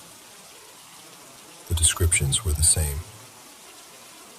The silence, the white, the stairs. I remember sitting there on that plastic chair in the member's house, my hands resting on my knees, trying to look calm. But my heart was pounding so hard I could feel it in my throat. My companion and I glanced at each other, and we both did that nervous little laugh that doesn't actually mean you're not scared. It's just what you do when you don't know what else to do. That night, on our way back to the apartment, we didn't talk much. We still prayed, still studied, still did everything we were supposed to do. Outwardly, we were normal missionaries.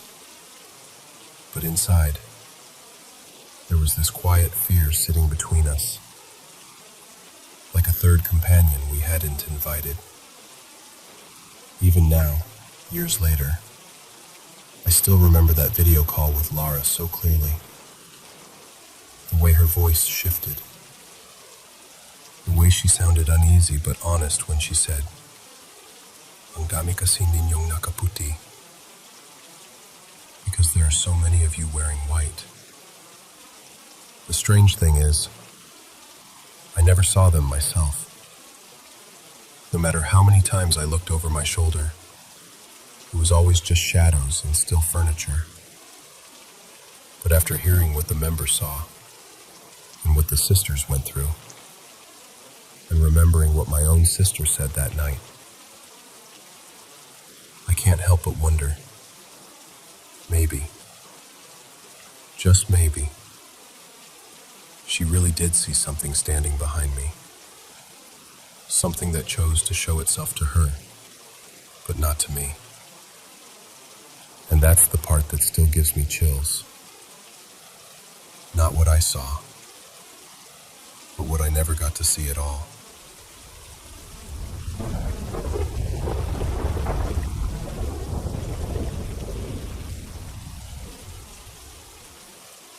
I honestly believe I was possessed by multiple spirits that night, not just one. It felt like they were taking turns, like my body was a room they were walking in and out of. It started past midnight, around 1 a.m. I was at my friend Lena's place with a couple of our other friends. We were just talking, laughing, nothing heavy. Then suddenly, I noticed I couldn't move the way I wanted to. It was like my body stopped listening to me. My thoughts were there, but my memories felt foggy. Not gone, just out of reach. Like they were behind frosted glass.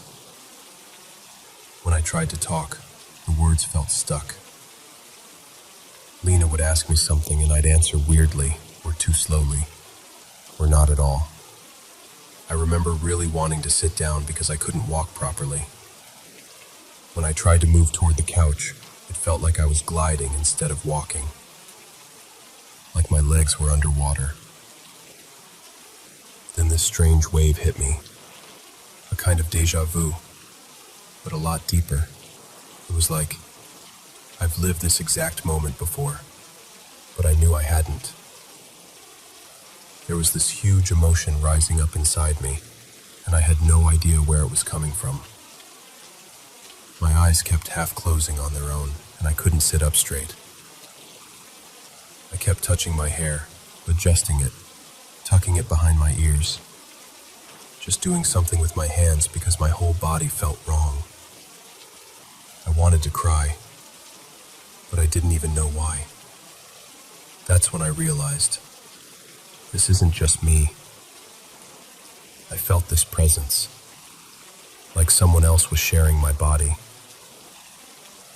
And in that moment, I just knew this spirit had been assaulted.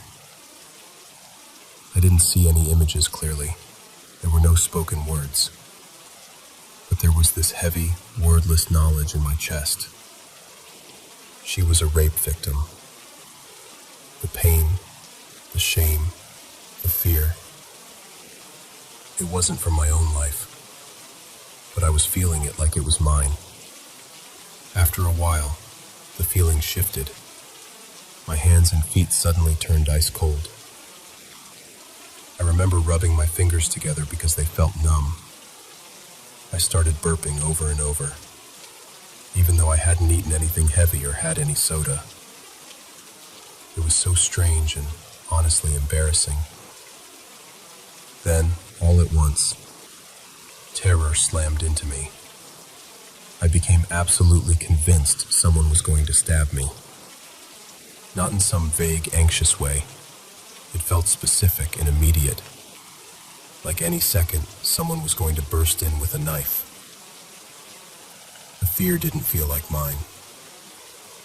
It felt like I was remembering someone else's last moments. I think that was another spirit entering. Someone who had died from being stabbed. This spirit was panicking, sure that someone was outside, ready to come in and attack. During this time, I couldn't respond to my friends at all. They kept telling me, "Hey, breathe. It's okay. You're safe." But I couldn't calm down. My heart was racing, and my body felt like it wanted to run, but I couldn't move properly. Eventually, Lena said, "Let's just put on a movie and then crash for the night. Maybe you're just tired." So we stood up to go to her room, and the moment I stood, the fear got even worse. We passed this big standing mirror in the hallway, and I caught my reflection.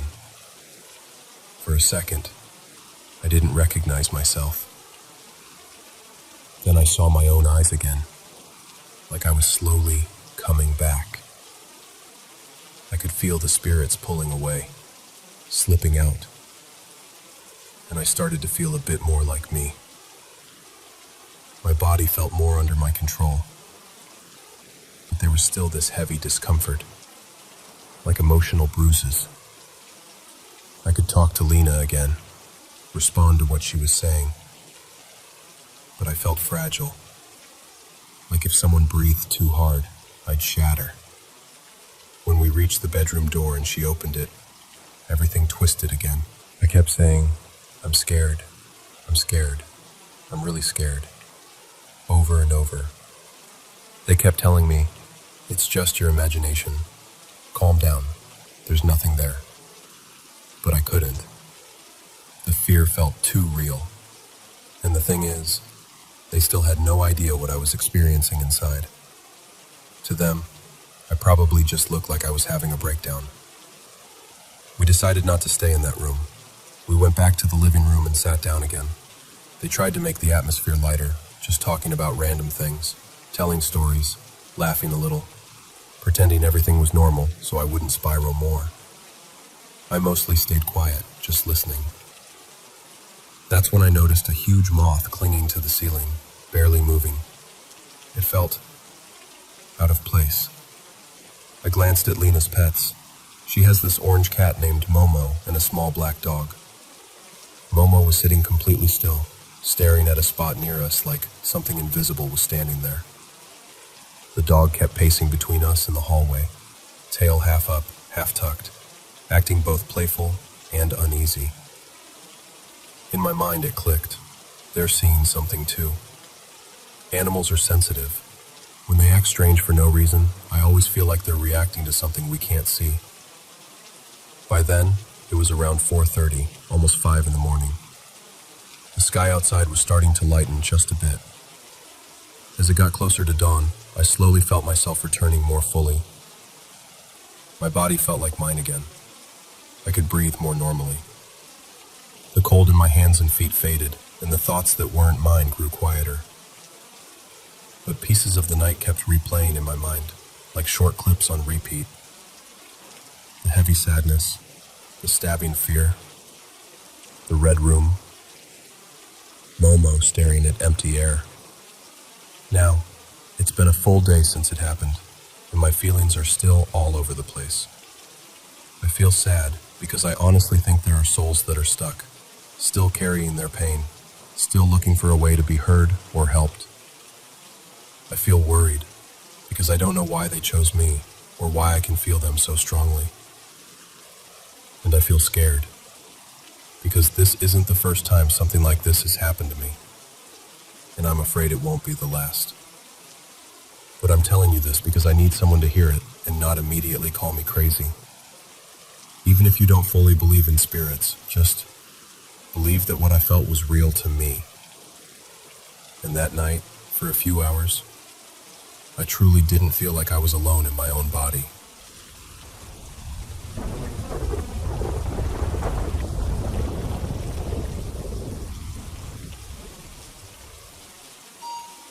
You know, I always tell people I wasn't a UFO person before this happened. I'm a nurse. My name's Maggie, and I've worked hospice for most of my life. Back then, I was a hospice RN, doing 12-hour shifts at a small 10-bed inpatient unit in Mesa, Arizona. That night I was driving home to north central Phoenix, same route I always took, heading west. It was one of those long, bone-tired nights where your feet hurt, your heart is full, and your brain is just trying to get you home. The highway was under construction, so it was this annoying pattern. Off the freeway, over the overpass, back on again. Stop, start, merge, repeat. Somewhere around Tempe, halfway between Mesa and Phoenix, I took an exit like I was supposed to and ended up on this little construction road. There was a big pile of construction debris, dirt, broken asphalt, gravel, pushed up into a kind of ramp. I eased my old pickup up onto it to get some height, thinking it might help me see what was going on with traffic ahead. By the time I stopped, I was high enough that one of the freeway streetlights was just a couple of feet above my head. I left my brights on and put the truck in park. And that's when I saw it. Out in the sky to the north of me, coming toward where I was, there was this massive boomerang-shaped object. Not a little light, not a dot, a thing. The glow of Phoenix behind it kind of backlit the outline, so I could see the shape more than anything at first. This huge V, just gliding in. It was around 8:30, maybe closer to 8:40 at night. The sky was clear. No clouds, no storm, nothing that would explain what I was seeing. I got out of the truck. I don't even remember deciding to. One minute I'm sitting there, the next I'm standing in front of my truck, looking up like a kid at a planetarium.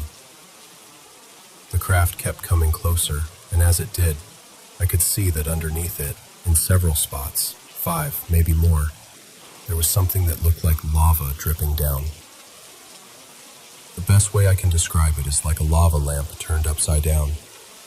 This thick, orange-gold liquid light would stretch down, thin out to a yellowish color, form a bulb, and then pull itself back up into the craft, over and over. It wasn't just light shining on it, it was the light. As it got closer, I realized just how big this thing was. The tip of the left wing passed right over me. If I had to guess, I'd say it was maybe 30 feet above my head. From one tip of the boomerang to the other, it looked about a mile wide. I know that sounds impossible, but that's what my eyes were telling me. With my headlights on and the streetlights so close, I could see the bottom really well. The surface looked like a gunmetal gray, kind of a matte finish with just a hint of reflection. Not shiny like chrome, more subdued. It looked like one solid piece of material, no seams at all. And it was covered in oval indentations. Maybe 6 feet long or more each. Thousands of them. They caught the shadows from the dripping lava on one side and the light from my truck and the streetlight on the other. So as the craft moved, all those shadows shifted and danced. I remember being scared for a second that this lava was going to hit me, that it was going to burn me alive. It looked that hot. My brain kept saying, "Get behind the truck, Maggie, move." But I couldn't. I was rooted to the spot. Then I noticed something else. There was no heat, no sound, no rumble, no wind, no smell. Just stillness. I thought about ducking behind the truck again, but I just couldn't take my eyes off it. This wasn't like anything I'd ever seen in the sky. Not flares, not a plane, not a helicopter. Nothing. When the craft was directly over me, everything turned orange. My truck, the dirt, my scrubs, my hands, even the air around me. It was this deep, rich, soda orange glow. Like Orange Crush, but darker, more saturated. And it wasn't shining out from a bulb somewhere. The light was coming from that liquid itself. As it moved overhead, I noticed that trailing behind the paths of the lava were these streams of colorful mist. They followed along the same routes, like delicate ribbons in the air. They glowed too. Layers of rainbow colors, sparkling gently, waving like flags in slow motion.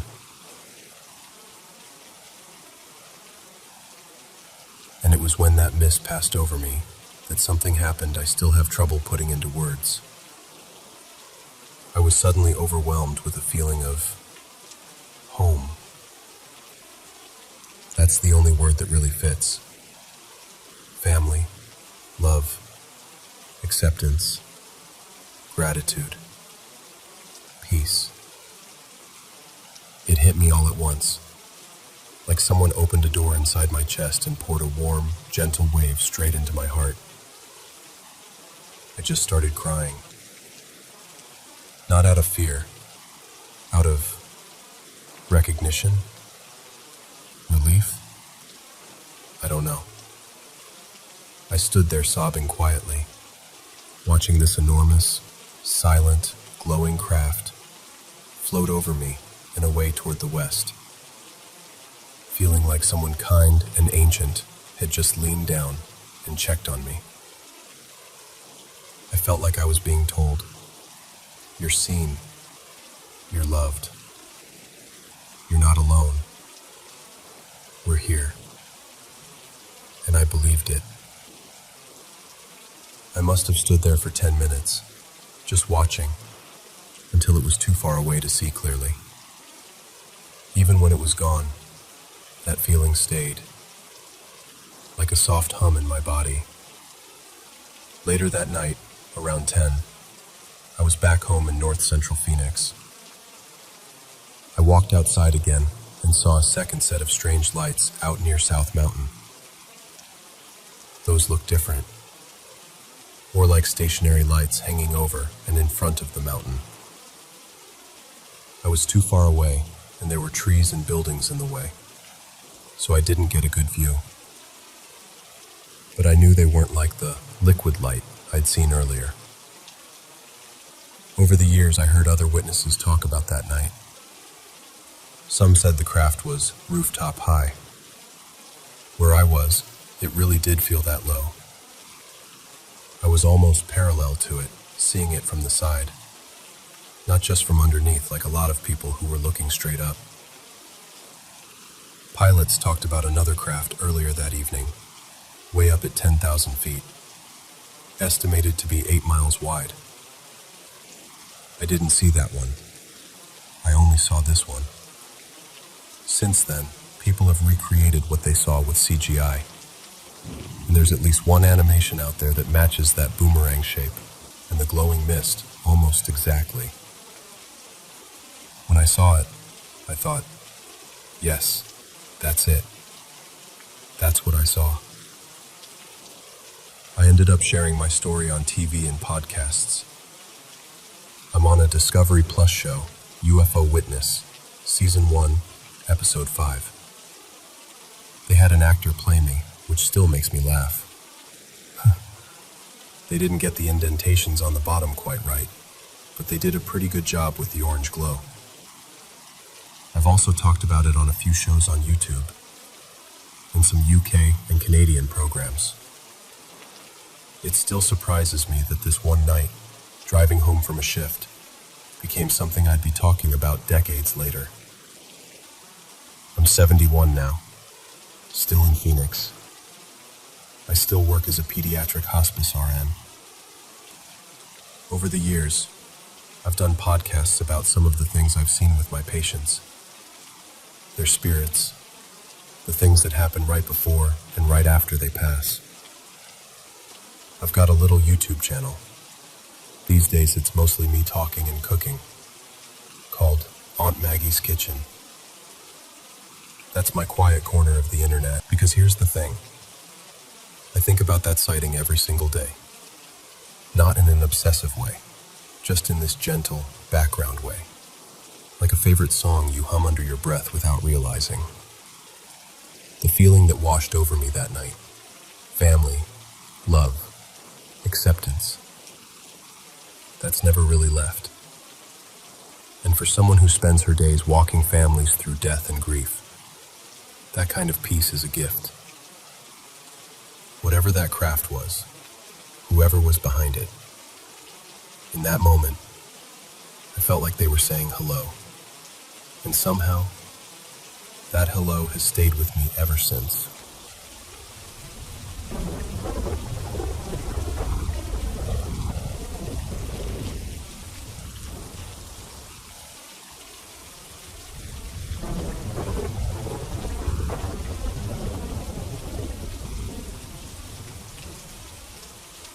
Okay, so, I want to start this off by saying I know how this is going to sound, but I promise, I'm not making any of it up.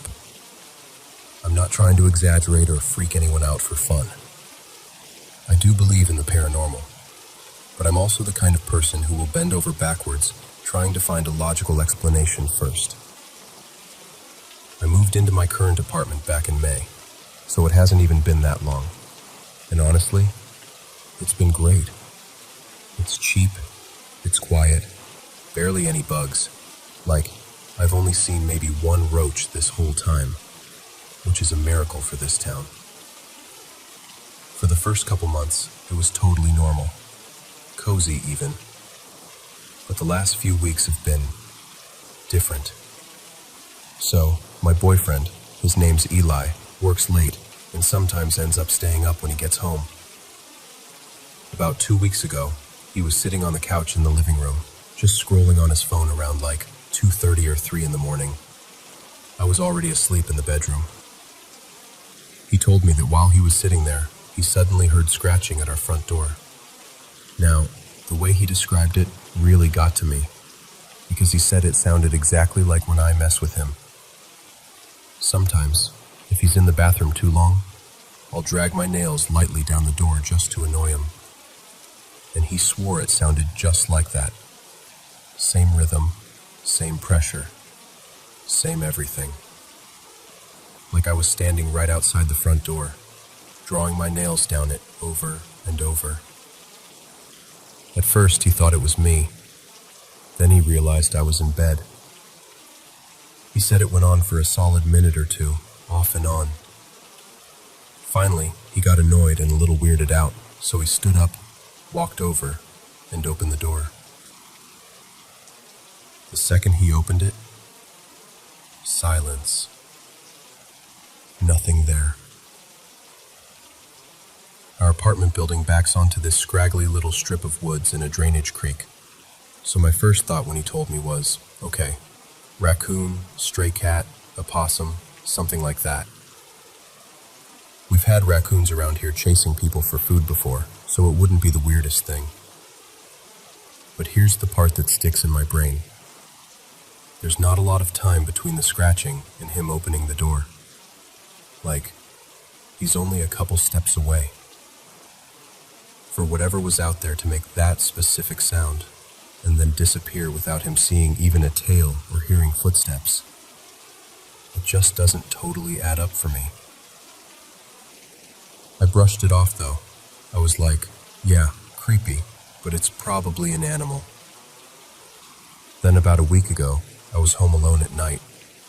Eli was at work. It was just me and our cat, Miso. I was sitting at my desk in the bedroom, doing my own thing, when, suddenly, the bedroom door slammed shut. And I don't mean it just swung closed. I mean it slammed like someone was on the other side and was absolutely pissed off. It shook the frame. I froze. For a second, I literally thought, oh, Eli must have come home early and is messing with me. It would be exactly his sense of humor to sneak in quietly and slam the door just to see me jump. So I get up, heart pounding, open the bedroom door, and the apartment is empty. Living room? Nobody. Kitchen? Nobody. Bathroom? Empty. I check my phone, pull up his location. He's still at work across town. At that point, I start trying to logic my way through it.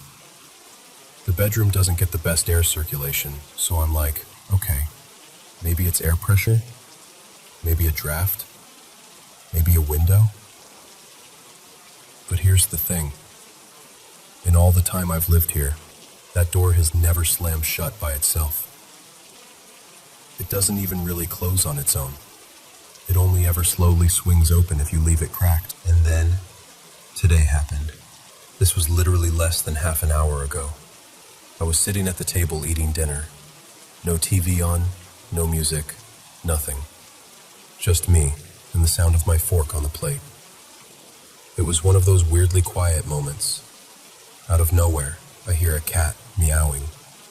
Not a cute little feed me meow. This was a distressed meow. The kind of sound a cat makes when it's locked in a closet or trapped somewhere and really wants out. It sounded like it was coming from the bedroom. So immediately I think, oh my God, I shut Miso in the bedroom. It happens, right? So I push my chair back to go let him out. As I stand up, I glance over at the armchair in the corner of the dining area, and Miso is right there, curled up asleep, completely passed out. He hasn't moved. The meowing is still going. At this point, every hair on my arms is standing up. I grab my phone and call Eli because I am genuinely freaking out. And I swear to you, the moment he picks up the call, the meowing stops. Just stops. Cut off. Mid-sound. I walk through the whole apartment while I'm on the phone with him. Bedroom, closet, bathroom, under the bed, laundry area, nothing. No cat, no noise, nothing weird I can see. Our windows are closed, no electronics are on. There's nowhere an animal could realistically be hiding without us noticing. So then I start thinking, okay, maybe it's someone else's cat.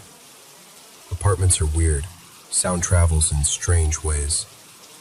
Maybe it's the people next door or above us. But that's the thing.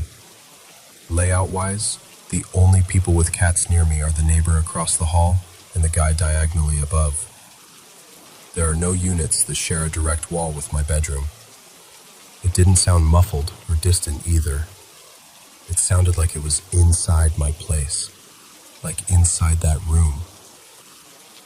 And when I realized that, standing there in the hallway with my sleeping cat in plain sight, everything just kind of hit me at once.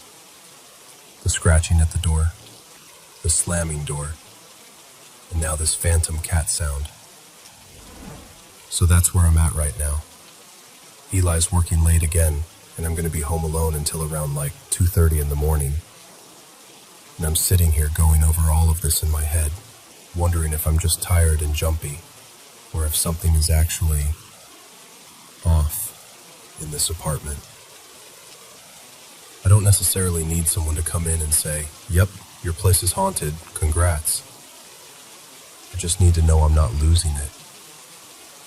Like, if you told me, "Hey, maybe you are experiencing something weird, but you're not crazy for noticing it," I think I'd honestly feel better than being told it's all in my head. Because the scratching, the slammed door, the cat that wasn't there, I can't shake the feeling that something else is here. And I really wish I had a neat little logical explanation to wrap this up with. But I don't.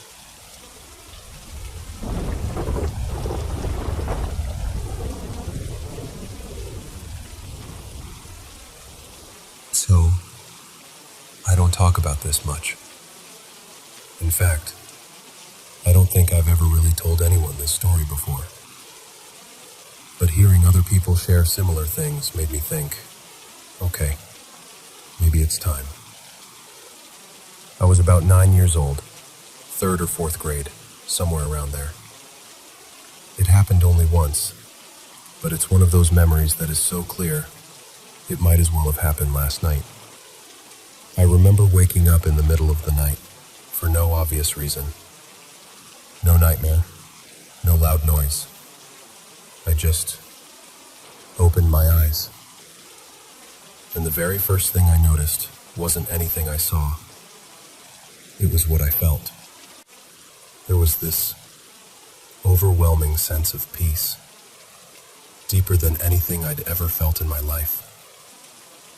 It was like every worry, every tiny fear, every little knot in my chest just dissolved. If you've ever had a warm hug from someone you really love and trust, take that feeling, multiply it by 100, and then stretch it out so it kind of fills the air around you. That's the closest I can get to describing it. It honestly felt like I was standing in a piece of heaven. My whole body felt light.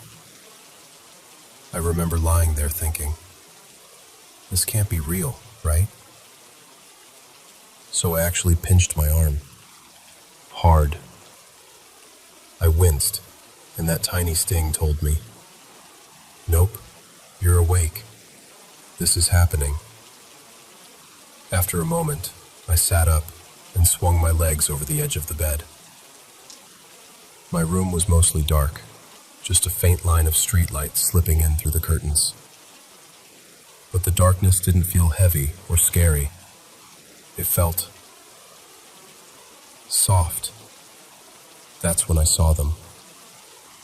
On the other side of the room, near my little bookshelf, there were these small figures moving slowly through the air. At first I thought my eyes were playing tricks on me, but then I realized I knew exactly what they were. Angels. I didn't question it. I didn't wonder if I was imagining things. It was like something inside me just recognized them instantly. Every night before I went to sleep, I used to pray, God, please send your angels to watch over me while I sleep. So when I saw them, it felt like God was gently saying, see, I heard you. I've been here the whole time. There were 3 of them, maybe a 4th a little farther back. It's hard to be sure now. They were small, about the size of a cat or a little bigger. Almost like how you'd picture fairies in an old storybook. They wore pure white clothing that wasn't flashy or fancy, just simple and perfect. And they moved in this slow, graceful way, like they were gliding through water instead of air. Each one had wings, white like doves. The feathers weren't sharply outlined, more like soft shapes made out of light. Their faces, It's hard to explain. They had features like humans, but not quite. They didn't look young or old. It was like they were outside of age altogether. Timeless. My room itself was dark, but I could see them clearly because they were the ones giving off light. It wasn't a harsh light. It didn't hurt my eyes. It was gentle, like the glow of candles. If candles could breathe and move and love you. What struck me was how calm I felt. I wasn't scared, not even a little. I didn't feel the urge to scream or run to my parents' room. Instead, I had this deep, instinctive sense of what I should and shouldn't do. On the little desk beside my bed, we had this old tablet, one of the early ones my dad used mostly for emails and games. I glanced at it and immediately thought, I could record this. I could prove this is real. I could show everyone. But right after that thought came another one, even stronger. Don't. I also somehow knew not to get too close. It wasn't that they were dangerous. I didn't feel any threat from them at all. It was more like standing near a beautiful painting in a museum. You don't want to smudge it or mess it up. So I stayed where I was, a few feet away, just watching. Time felt strange. Part of me feels like it lasted only a moment, and another part remembers it like a long, quiet stretch of time. If I had to guess, maybe 10 minutes or so went by. The angels moved slowly, gracefully, almost like they were weaving patterns in the air. I didn't hear them speak with words, but the whole room was filled with this silent message. You are loved. You are safe. We are here. At some point, I folded my hands together without even thinking about it. I bowed my head and whispered a little prayer, thanking God for letting me see this, for letting me know that He really was listening to my childish bedtime prayers. When I lay back down, that peace settled over me even more deeply. I've had trouble sleeping for as long as I can remember, tossing and turning, my mind refusing to shut up. But that night was different. I remember how unusual it felt to just close my eyes and drift off, almost instantly, like I was being carried. The next morning, I woke up to my regular life, sunlight through the curtains, my mom calling me for breakfast, school books in my backpack. I got dressed, ate, and went about my day like nothing special had happened. I didn't tell my parents. I didn't tell my friends. Not because I was afraid they'd think I was crazy, but because at that age, my faith in God was so simple and unquestioning that it didn't even occur to me that it needed explaining. Of course God had sent angels. Of course He listened when I prayed. Of course He was real. To my child mind, what I'd seen wasn't impossible. It was just God being God. It's only as I've gotten older and gone through seasons of doubt and struggle that this memory has become more and more precious to me. There are days now when I wrestle with questions, when faith doesn't feel effortless, when life feels heavier and more complicated. But then I think back to that night, 9-year-old me, standing barefoot in the dark, bathed in that soft, holy light. And I remember, and I understand a little more why Jesus said you have to become like a child to enter the kingdom of heaven. The child doesn't overcomplicate it. The child doesn't demand proof the same way adults do. A child just sees and trusts. That night, I was a child who saw the unseen and simply believed. And that memory of the peace, the light, the silent assurance that I was loved is something I know I'll carry with me for the rest of my life.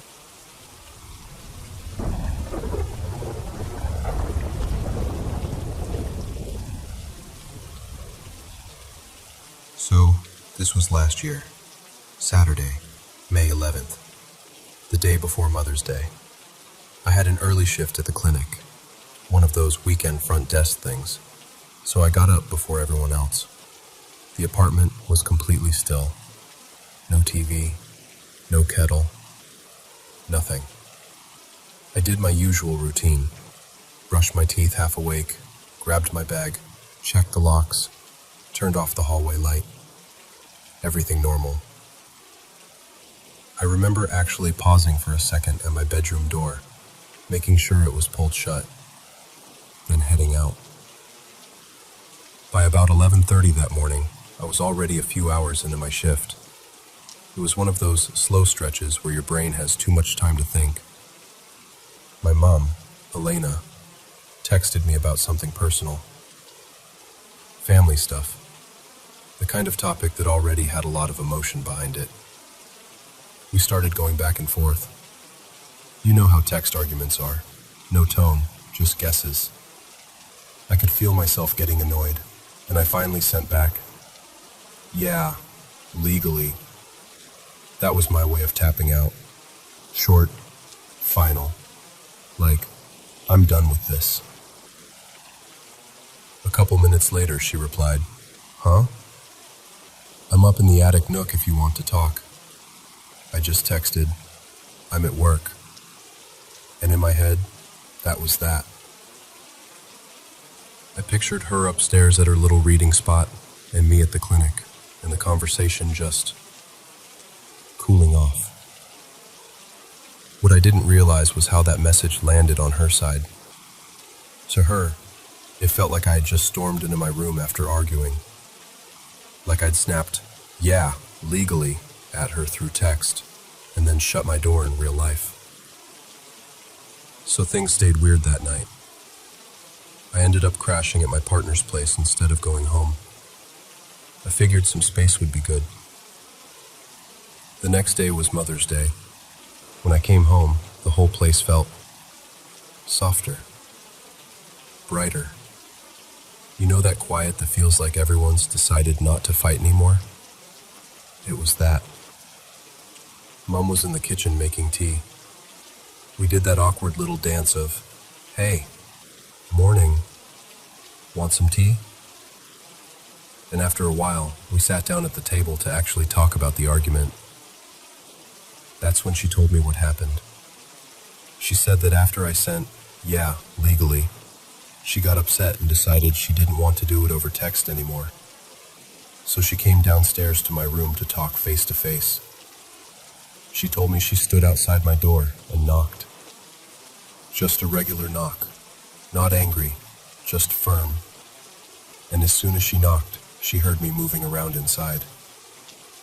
She said she heard the floorboards creak, the soft sound of my steps crossing the carpet. She even saw the shadow of my feet under the door, shifting like I'd just gotten up from my chair. So she called my name. And this is the part that makes my stomach flip every time I think about it. She said my voice answered her, overlapping with her own. Same depth, same rhythm, same annoyed tone I use when I'm over a conversation. According to her, I said, from inside the room, clear enough to feel the vibration through the door, "Yeah, legally, Mom. Yeah, legally." The exact words I had texted her. She said it wasn't kind of like me. It wasn't distant or muffled like someone in another room. It was my voice. Right on the other side of that door. Same bass, same timing, same attitude. She got mad because as far as she knew, I was in there, ignoring her. So she turned around, went back upstairs to her little attic corner, and sat there, stewing, thinking I was being childish.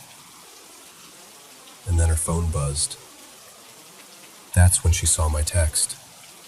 I'm at work. Not, I'm going to work. Not, heading to work. Just, I'm at work. In her mind, that meant I had just walked out. Like I'd been in my room, talked back to her through the door, and then left the house right afterwards. And she just stopped. She replayed it out loud. The knock, the footsteps, the shadow under my door, the weight of my steps on the carpet, the way the light in the hallway changed when my feet moved. My irritated voice saying, "Yeah, legally, Mom," the same way I always do when I feel cornered in a conversation. Except I wasn't there. I was standing at a reception desk in a different building, wearing a name tag and answering phone calls. We just sat there for a moment, both of us kind of quiet. I could see her trying to line up the timelines in her head. Like maybe she had got the time wrong. Maybe I was joking, something. But the times matched. My clock in at work, the text history on both our phones. Everything. She had knocked on my door. She had heard my footsteps. She had seen my shadow move under the frame. She had heard my voice answer her. Same bass, same rhythm, same words I just sent by text, while I was already gone.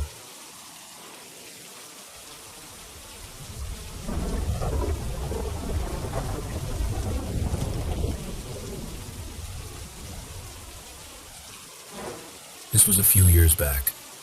I was in this small city for a 3-day music festival. The kind where you're sunburnt and exhausted by noon, and somehow still drinking at midnight. I'd booked the absolute cheapest hotel I could find that was still walking distance from the venue. You know the kind. Old carpet, weird hallways. But hey, the shower worked and the bed didn't collapse, so I was happy. By the second or third night, I was wrecked. My partner, Lily, was with me, and we stumbled back to the room after the last set. I had this terrible habit back then.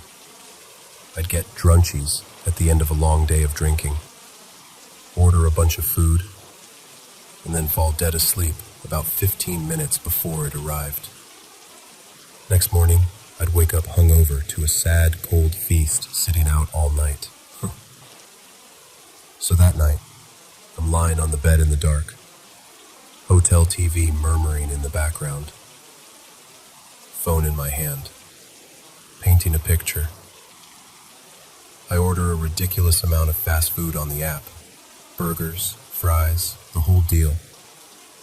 Hit place order, and I can feel that heavy festival sleep starting to pull me under. You know that feeling where your whole body just gives up? That was me. I'm right on the edge of passing out when, boom, something slams into the wall on my left. Like, hard. Not a little tap, not pipes or footsteps. Like someone threw a heavy object directly at the wall. I jolt awake. Lily shoots up too. My heart is going crazy. We're both just staring at that wall like, what the hell was that? Now on that side of the room, there was nothing. No dresser, no headboard, no picture frame. Nothing stacked that could have fallen. Just plain wall. We try to be reasonable about it. Maybe it's a mouse, but it was way too loud for a rodent. Maybe the neighbors? but it sounded like it was right next to my ear. I remember lying there, adrenaline pumping, and this little thought creeps in like, okay, what if that wasn't normal? What if that was something else? And then suddenly I'm like, wait, I ordered food. I grab my phone, open the app, and sure enough, it says the order was delivered like 3 minutes earlier. So now I'm sitting there thinking, did something just wake us up so we wouldn't sleep through our food again? It lined up so perfectly. The timing was too on the nose. Lily and I look at each other, wide-eyed, and we both kind of nervously laugh. But we're also definitely weirded out. We drag ourselves up, open the door, and boom, there's our food bag sitting out in the hallway. We bring it in, spread everything out, and finally start paying attention to the TV. And this is where it gets extra weird. Some random show is on with Jack Osbourne and Ozzy Osbourne doing one of those paranormal adventure things. I hadn't really been watching it. It was just background noise. But as I actually look up, I realize the episode is literally about them staying in a haunted hotel. I just freeze for a second. I'm sitting in this cheap, slightly creepy hotel room, eating food that a mysterious wall bang woke me up to get. And on the TV, Jack and Ozzy are wandering around a haunted hotel, talking about spirits messing with guests. At that point, the coincidence level was getting ridiculous. I kind of got that tingly feeling like, okay, universe, I see you. This is a bit much.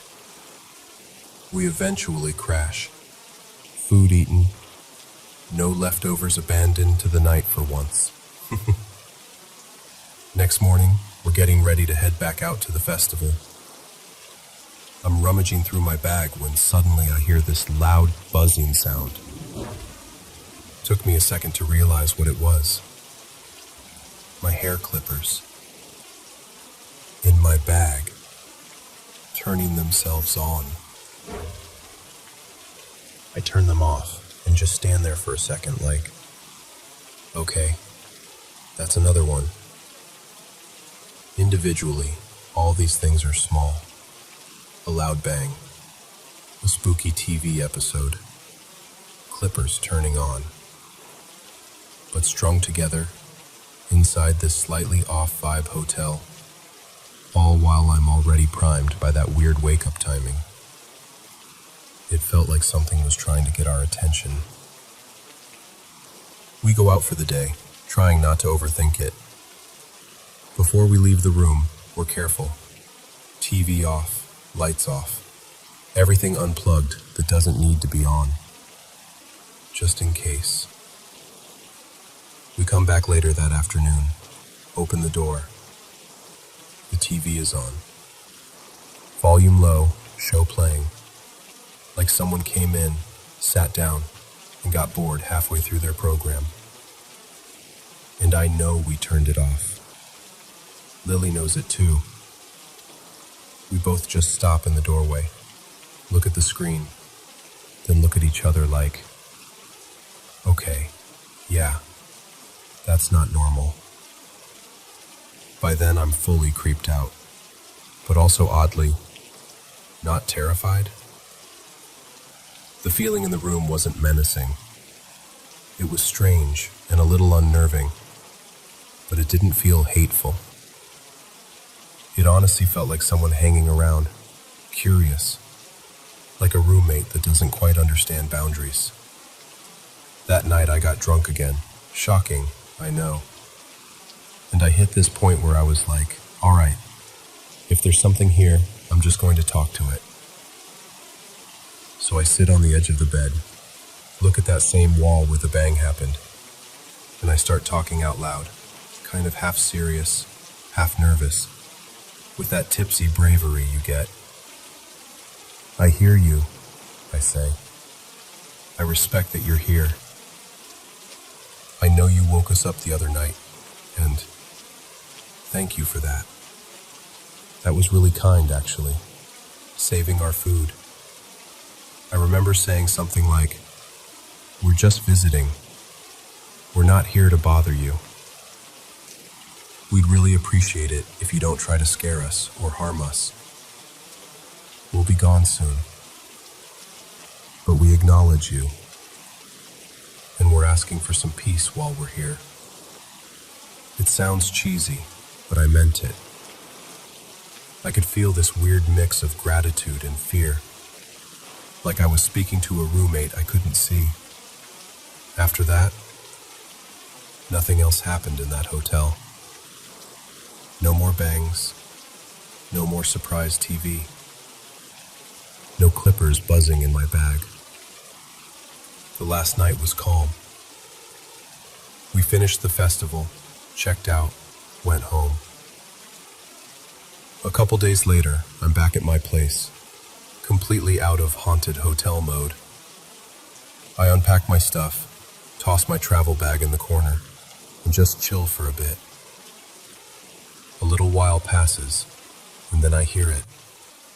That same exact buzzing. I look over at the bag, and my stomach drops a bit. I walk over, open it up, and yep, the clippers are on, again, all by themselves.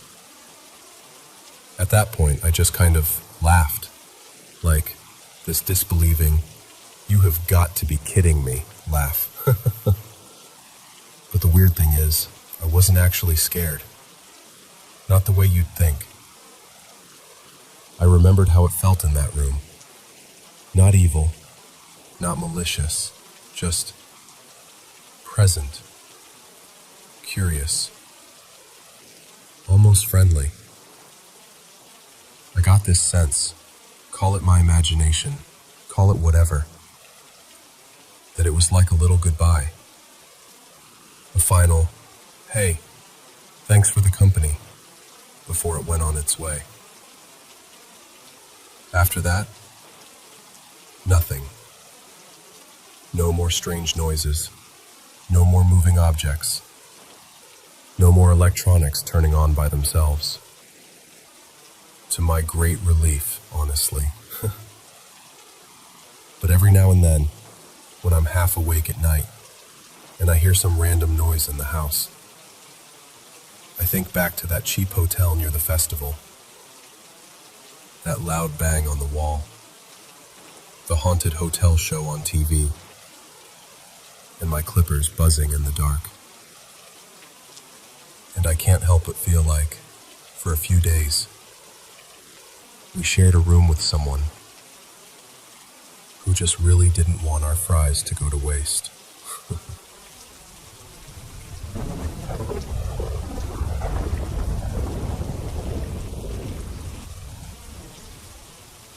So, picture this. It's 1:47 in the morning, and I'm dead asleep, when my phone starts buzzing on the nightstand. I squint at the screen, and it's my husband, Milo. Now, I already knew he was on his way home. He'd texted me about 20 minutes earlier, saying he'd just left work. So my stomach drops uneasy. Because if he's calling now, something's wrong. I answer and go, "Hey babe, you okay?" Nothing. Just silence. No breathing. No background noise. Just dead air. So I try again. "Milo?" And then finally I hear him, but his voice sounds weird, distant. "Can you hear me?" "I can now," I say. "Are you okay? What's going on?" He hesitates. I don't know what just happened. I'm almost home, but I saw something. I'm about to lose service. Just be waiting for me on the porch, okay? Please? And then the call drops. So now my heart is racing. You know that feeling when your body wakes up faster than your brain can catch up? That was me. I throw the covers off, grab a hoodie, and head straight for the front door. We live way out on the edge of this tiny town. You blink and you've already driven past it. So our driveway is long and dark. I open the door and just stand there barefoot on the porch, staring down the gravel lane, waiting for his headlights to show up. A couple of minutes later, I see his truck bumping down the drive. Even from the porch light, I can tell something's off.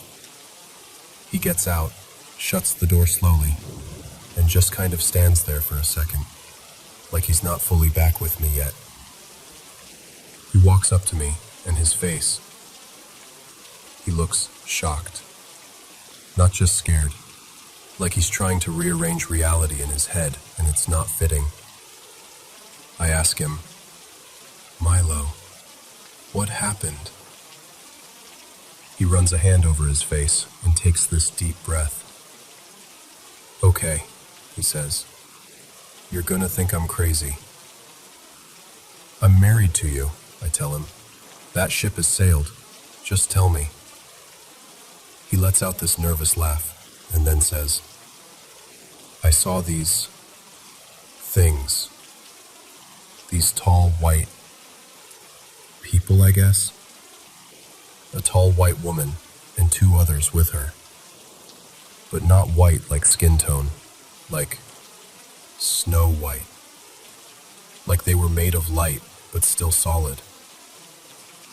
They were standing by the old train tracks on Willow Creek Road, right where that one-lane strip crosses over." He looks at me, checking to see if I'm following. "The woman," he continues, "she was holding something. My brain could only compare it to a trash bag with a light inside it. I know that's not what it was, but that's the closest thing I can think of. It was glowing, kind of pulsing." He pauses, and then says quietly, "When I saw them, they turned and noticed me too. And I got this feeling. I can't even explain it. I just knew I needed to get out of there. It was like every hair on my body stood up at once. This unease just dropped over me. I don't know what they were, but they weren't right. They're not human, Ivy. I know that much." We go inside, and I'm trying to be practical.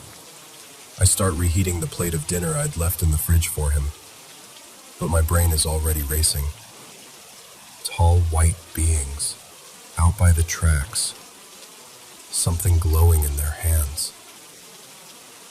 It hits me. The tall whites.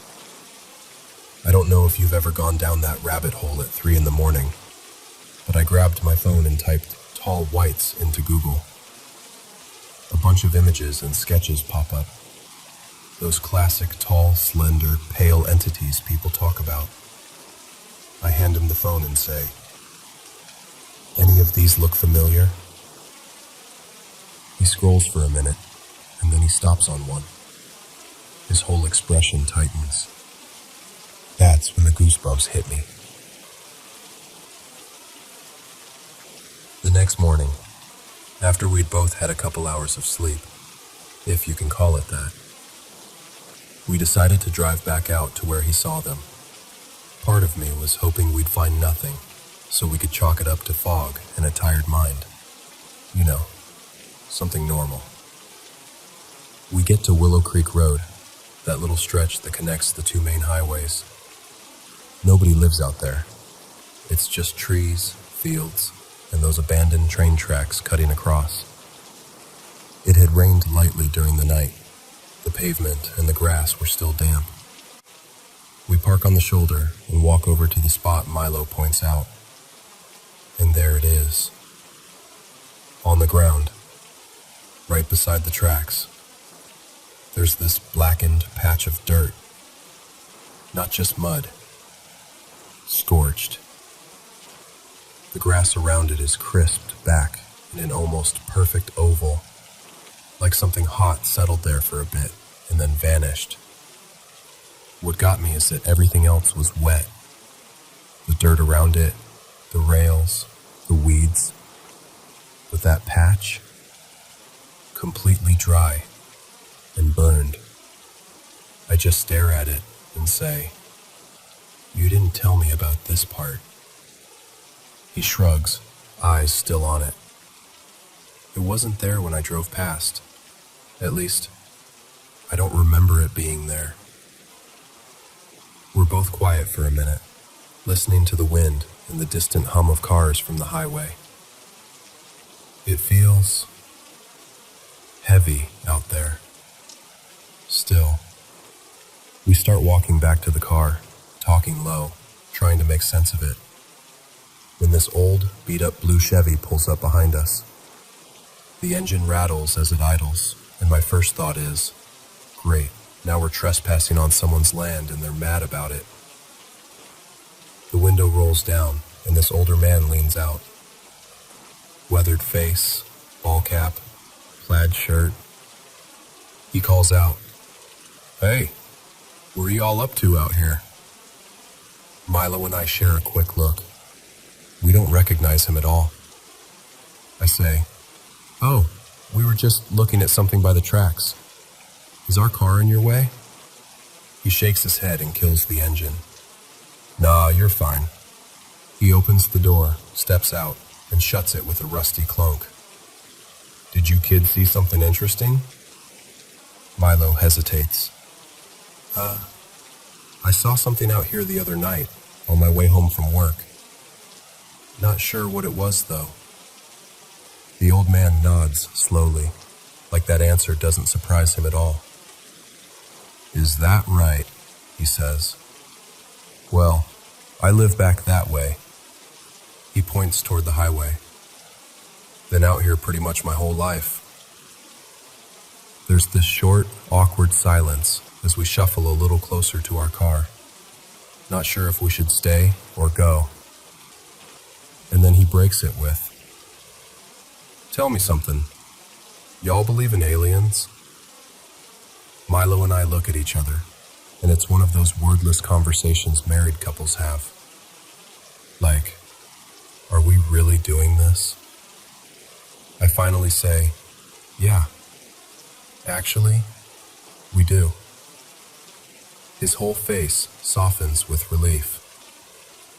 "Good," he says. "Makes this a whole lot easier." He goes on to tell us that he and his late wife used to see strange things out here all the time. Lights in the sky, odd sounds coming from the fields, that sort of thing. Little stories that, if you heard just one, you'd shrug off, but stacked together over a lifetime, it starts to feel like a pattern. We mention the black scorch mark by the tracks, and he just nods.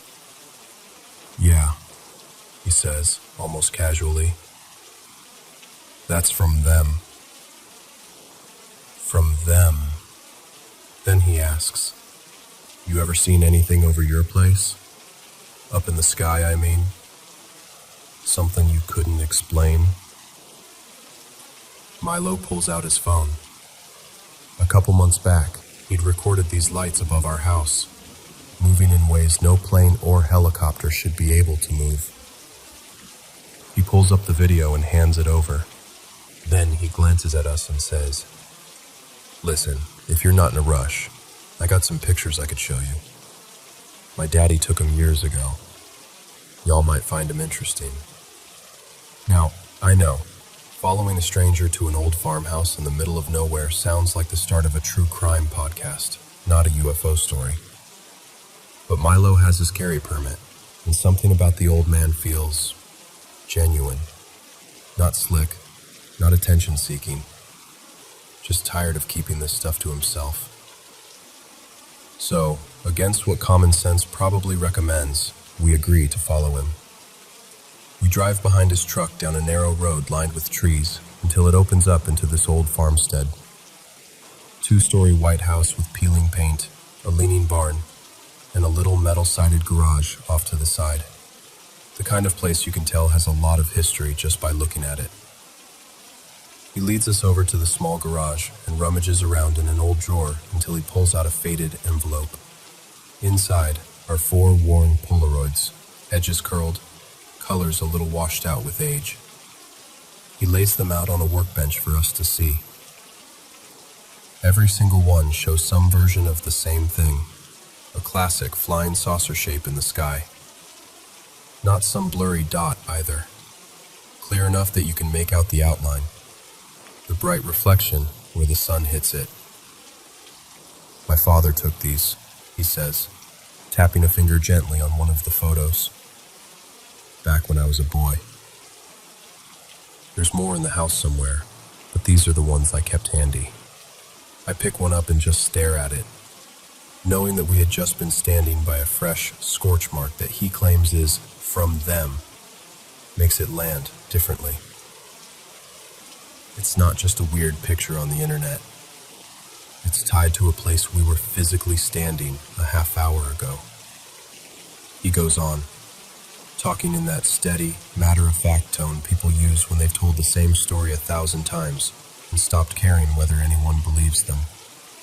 He says he doesn't know exactly where they come from or why they're here, but he's sure there are different kinds, different species, different craft. He's seen lights that move like they're playing, others that feel like they're searching, and a few that just sit there, watching. You can hear the grief in his voice when he mentions his wife, how she used to stand out in the yard with him at night, pointing out strange lights and jotting the dates down in a little notebook.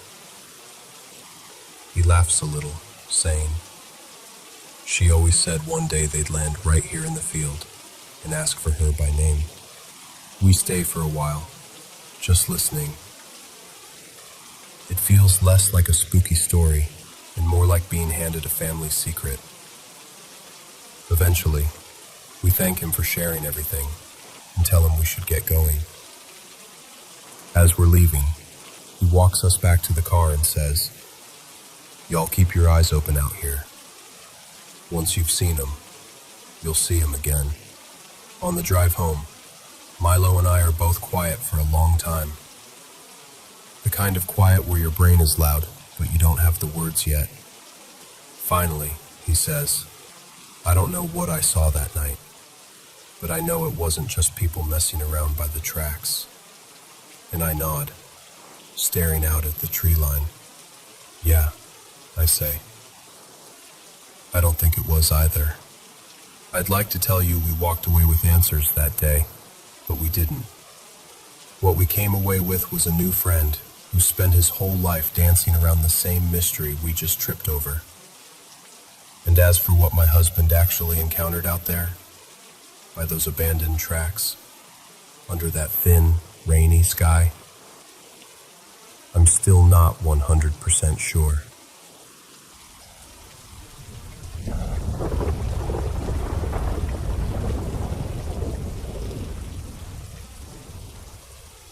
So, okay. Let me just tell this straight.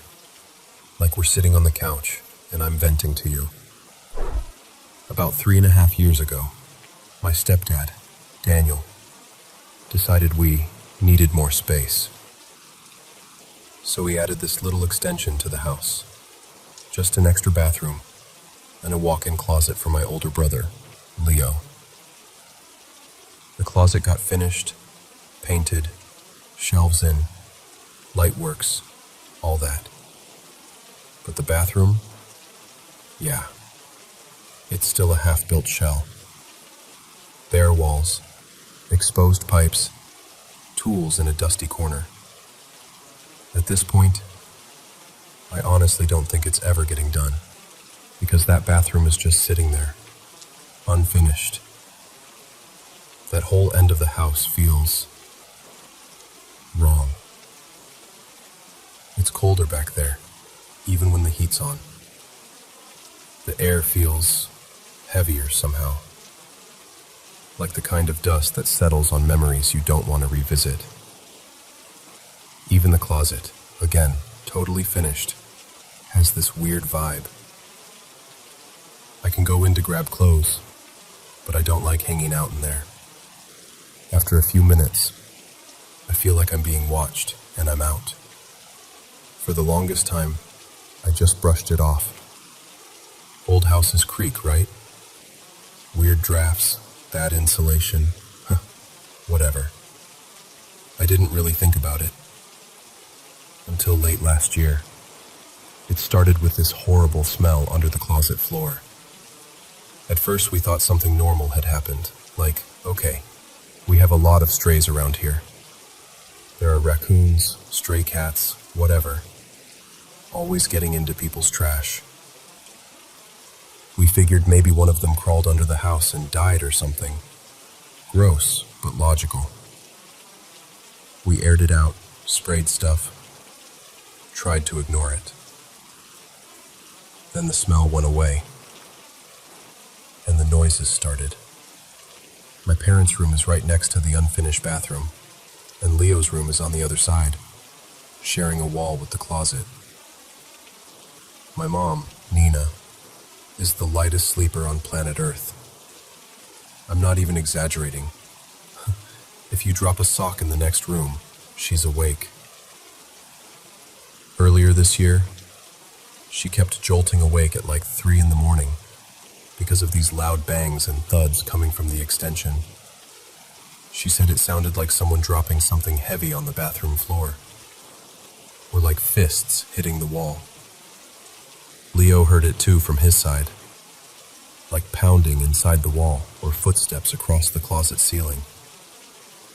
They both told me about it, and I kind of shrugged it off. I mean, I sleep like a slab of concrete. A meteor could hit the backyard and I'd snooze through it. So I thought, maybe you guys were just dreaming, you know? Weird house noises, half-asleep brains. It happens. But then the banging stopped. And that should have made things better. It didn't. A few months ago, I was home alone one night. It was one of those nights where the sky is just this deep, heavy black, and the whole neighborhood feels quiet in a way that's almost too quiet. It was just me and our dog, Miso, in my room. Lights off, curtains drawn, blue glow from my laptop. I had some random YouTube video on. One of those dumb commentary channels where you half listen while scrolling your phone. I remember laughing at something the guy said, and then something else laughed. Loud. It wasn't from the video. It wasn't even close to sounding human. It was distorted, like someone took a normal laugh and dragged it through static. And the worst part? It didn't sound like it was coming from the hallway, or the doorway, or the closet. It sounded like it was right next to me, like over my shoulder. I don't embarrass easily, but I almost peed myself. I sat there frozen, staring at the wall, for what felt like forever. When I finally worked up the courage to pause the video and check, there was nothing there. Just my room. Just the glow of the screen. Just my dog, still staring at that same spot. And after that, it's like the whole extension woke up. Little things kept happening. Leo told me that one night, he was lying in bed scrolling his phone, just about to doze off, when he felt breath. Actual warm breath, right next to his ear. And then, clear as day. He heard someone whisper his name. Leo. He thought it was me messing with him. He sat up, turned the light on, checked the hallway. Nothing. I was out with friends that night. No TV, no windows open, no one calling him. Just that one word in his ear. And it's not just him. There have been so many tiny moments, and if they were alone, maybe I'd ignore them. But they pile up. I felt the mattress dip behind me while I'm lying on my side, like someone just sat down on the edge of my bed. You know that feeling, right? How the weight pulls you slightly toward that spot. I felt that. No one there when I turned. No one walking away. Just the imprint in my mind. Like I wasn't alone. Some nights I'll walk past the extension to grab something, and this wave of unease hits me, like stepping into a room where an argument just happened. The air feels thick, and I suddenly don't want my back to the unfinished bathroom. I'll catch myself speed walking back to the main part of the house like a little kid. Miso has started acting off too. He'll stand in the doorway of the hall that leads to the extension and just stare. Sometimes he'll bark or whine at absolutely nothing. Paws planted, tail low, eyes locked on that end of the house. Once, he refused to go into Leo's room at all, even when Leo called him. He just sat there in the hallway, staring past him toward the closet. And then there are the dreams. This whole year, my dreams have been stranger than usual. Not full-on nightmares every night, but enough that I wake up uneasy. I keep dreaming of hallways that never end, doors that open into the wrong rooms, or standing in the half-finished bathroom and realizing there's a mirror on the wall that shouldn't be there. In the mirror, there's someone behind me, but when I turn around, no one's there. It feels too specific to be random, you know? And then, 2 nights ago, Leo got the worst of it. He told me he was lying in bed, lights off, phone on night mode, just about to finally put it down. You know that stage where your eyes are starting to blur, and you're kind of drifting? The door to his room was half open, facing that short hallway that leads to the closet and the unfinished bathroom. Out of nowhere, that feeling hits him. That heavy, someone's watching you feeling. He looks up from his phone, and there's a figure standing in his doorway. Not close enough that he could see a face, but close enough that he could tell it wasn't a trick of the light. Just a solid, dark shape, a little taller than him, filling the doorway. Not moving. Just there, watching. He blinked, and it was gone. He swears he wasn't fully asleep yet. He swears he hadn't been dreaming. And I know him well enough to tell when he's hamming it up, and when he's genuinely rattled. That night, he was pale and shaky, and kept the hall light on till morning. So now we're here, but the other part of me can't ignore how many of us have felt something. My mom hearing banging, Leo hearing his name, Miso growling at empty air, that horrible laugh right beside me, the figure in the doorway. Maybe it's nothing. Maybe it's something we can fix with a space heater and better insulation. Or maybe it's something we'll just learn to live with. I honestly don't know. All I know is that ever since we added that extension, there's a corner of this house that doesn't feel like ours. And whatever's there, it feels like it's finally started noticing us back.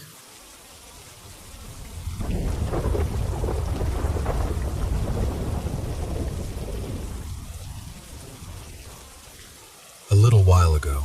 About 3 weeks now, we moved back into the house I grew up in. It's on this quiet, tree-lined road outside a small town.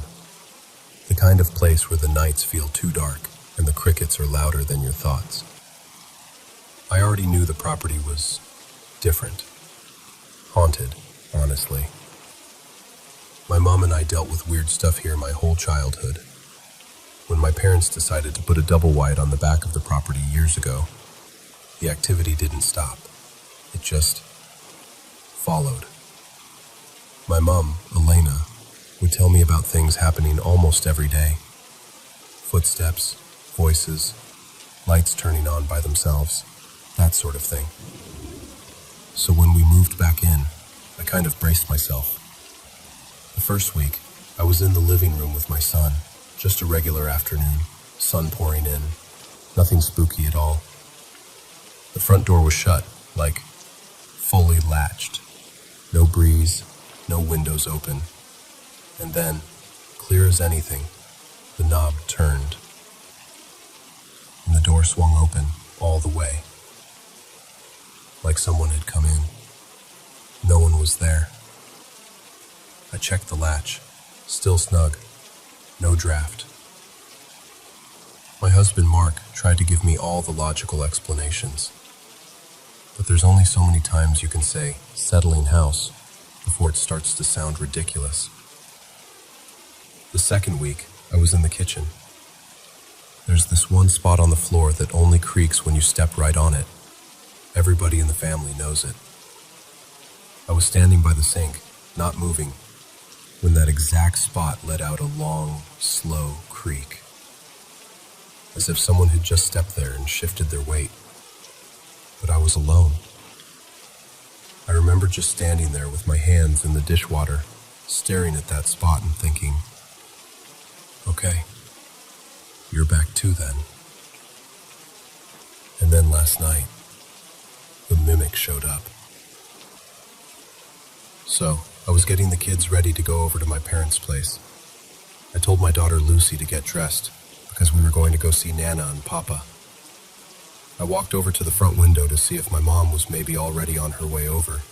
She does that sometimes, just pops in. When I looked out, I saw a woman walking up our front path. She had long hair pulled into this messy, low ponytail, kind of my mom's build, wearing an oversized gray t-shirt and dark leggings, exactly the kind of comfy outfit my mom, Elena, lives in. She was just a few steps from the porch, head slightly down like she knew where she was going, casual, familiar. And without even thinking, I turned toward my daughter and said, "Oh, Nana came to get you." But then, it realized I was looking at it. The woman stopped, jerked her head slightly like she'd been caught, and then darted sharply to the right, out of my line of sight. Not like a normal, "oh, I forgot something" kind of move. It was too fast, too deliberate. More like an animal scrambling for cover. My heart did that weird, cold flip in my chest. I rushed to the front door, opened it, and stepped out onto the porch. The yard was quiet. Nobody on the path. Nobody to the right where I'd seen her disappear. The air felt heavy, like the moment right before a storm. I laughed, trying to shake it off, and called out, "Mumsy, I know you're out here. Where'd you go?" From behind me, far off to my left, I heard her answer, "Out here, sweetheart." Her voice came from her porch, across the property, the opposite direction from where I'd just seen that woman. It was like my stomach fell straight through the floor. I turned slowly, trying to make sense of it. I called back, "Were you just over here, outside my window a second ago?" She frowned and said, "No, I haven't moved from my porch." And that's when it hit me, like ice water down my spine. Whatever I'd just seen walking toward my door, it wasn't her. When my parents first moved into the newer house on the property, before we came back, My mom walked into my brother's room once and saw him sitting at his desk, headphones on, staring at his computer. She stood in the doorway, told him something about dinner. He nodded. She left. A few minutes later, my brother Daniel walked in through the front door, with his keys in his hand. He'd just gotten home from work. He hadn't been in that room at all. Over the years, Mom's heard my dad, Rob, call for her from the back bedroom or the hallway. She'd answer, go looking for him, and then remember, he was working late, or out of town, or she was completely alone in the house. Once, she heard him say her name so clearly from just behind her that she almost dropped the dish she was washing. Even my brother's wife, Carrie, has had run-ins with it. They stayed in this house for a week while their place was being worked on, and she told me afterward that she'd heard Daniel calling her name from the hallway more than once. Only, he wasn't home yet. The last time, she said it was so real that she answered him and walked from room to room looking for him. By the end of that week, she was pale and exhausted. When they visited again last year and we offered them the guest room, she just shook her head and said, I'll come by during the day, but I'm not sleeping here again. And I get it now. I told Mark, my husband, the same thing I've been saying for years. I can handle noises. I can handle footsteps in empty rooms, a door opening by itself, even the occasional shadow in the corner of my eye. I grew up with that. It's scary, but it's familiar. But seeing my mom, one of my best friends, my safe person, standing outside my window when it wasn't actually her, that's my line. There's something about it wearing her shape, using her height and her walk, and even her clothes, that feels like a violation. Like it reached into the part of me that relaxes when I see her, and twisted it on purpose. And the part I can't stop thinking about is this. If it didn't want me to see it, why did it come right up to my window, in broad daylight, looking exactly like her? And if it did want to be seen, why did it dart away the moment our eyes met? That's the question that keeps me up at night, in this house I love, on this land that never really let us go. Why would something take the shape of someone I trust, if it didn't plan to use that trust for something?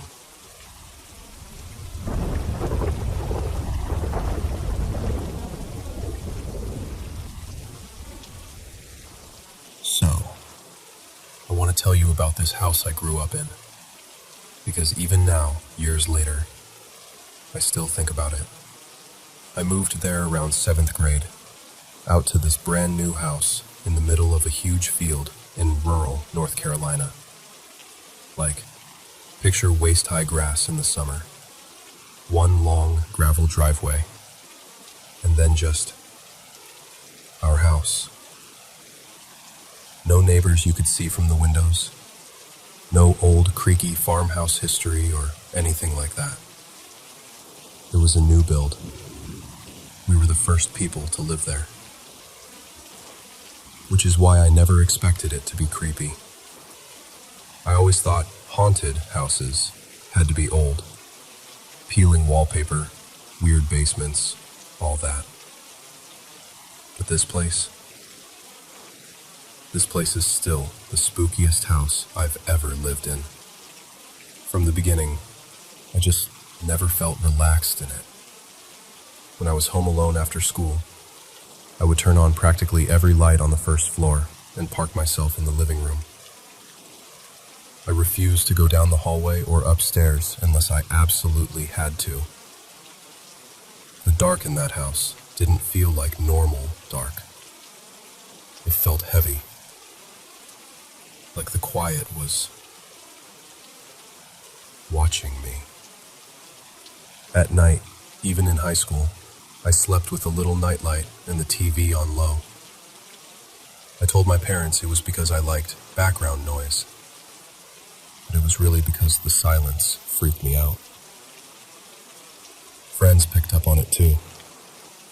My friend Hannah, for example, hated the bonus room over the garage. It was this finished playroom where we kept video games and old toys. She wouldn't go in there alone. She'd stand in the doorway and just go, "Nope, this room just feels wrong." And honestly, I agreed with her. I just didn't want to say it out loud. The first really weird thing happened on the back porch. We had these big sliding glass doors that looked out over a wooden deck and then the field beyond. On the deck were two old wooden rocking chairs side by side. If there was a breeze, both chairs would rock gently, like you'd expect. But every so often, I'd glance outside and there would be no wind. Like, the trees and the tall grass would be completely still, and only one of the rocking chairs would be moving. Just that one. Rocking steadily, like someone had just sat down or stood up. It would rock for a little while and then just stop. Not slow down and eventually stop the way it normally would, but stop abruptly, like someone had put a hand on it. Nothing else outside ever moved when that happened. No wind chimes, no branches, nothing. My dad used to laugh it off and say, that's just the old farmer who used to work this land, taking a break." He'd grin and kind of wink at me, but it never felt like a joke to me. I'd just sort of nod and pretend it didn't bother me, then avoid looking out there if I was alone. The second thing is the one that really stuck with me. One afternoon, I got home from school before everyone else. My parents were still at work, and my younger brother and sister were still at their elementary school. I unlocked the front door, stepped inside, and dropped my backpack by the stairs like I always did. I went straight to the kitchen to get a snack. I remember opening the fridge, rummaging around, not thinking about anything except how hungry I was. And then, from upstairs, I heard footsteps. It wasn't like a house creaking. It sounded like actual footsteps, like someone walking across the floor. A few steps, then a pause. Another couple of steps. At first I froze, just listening. Then, for some reason, because apparently I learned nothing from horror movies, I walked toward the stairs to check. So I'm standing there at the base of the stairs looking up. The house is dead silent now, but my heart is pounding. I take one more step so I can see a bit more of the landing. And in that moment, I hear this quick shuffle, like someone suddenly darting across the floor, and I see a shadow streak across the wall, just a dark shape, crossing from left to right. Immediately after that, I hear the sound of glass clinking in my parents' room. My mom had this silver tray on her dresser with a bunch of perfume bottles on it, and it sounded exactly like those bottles bumping into each other. That was it for me. I didn't try to be brave. I turned around and ran out of the house so fast I left everything, my backpack, my phone, my keys, inside.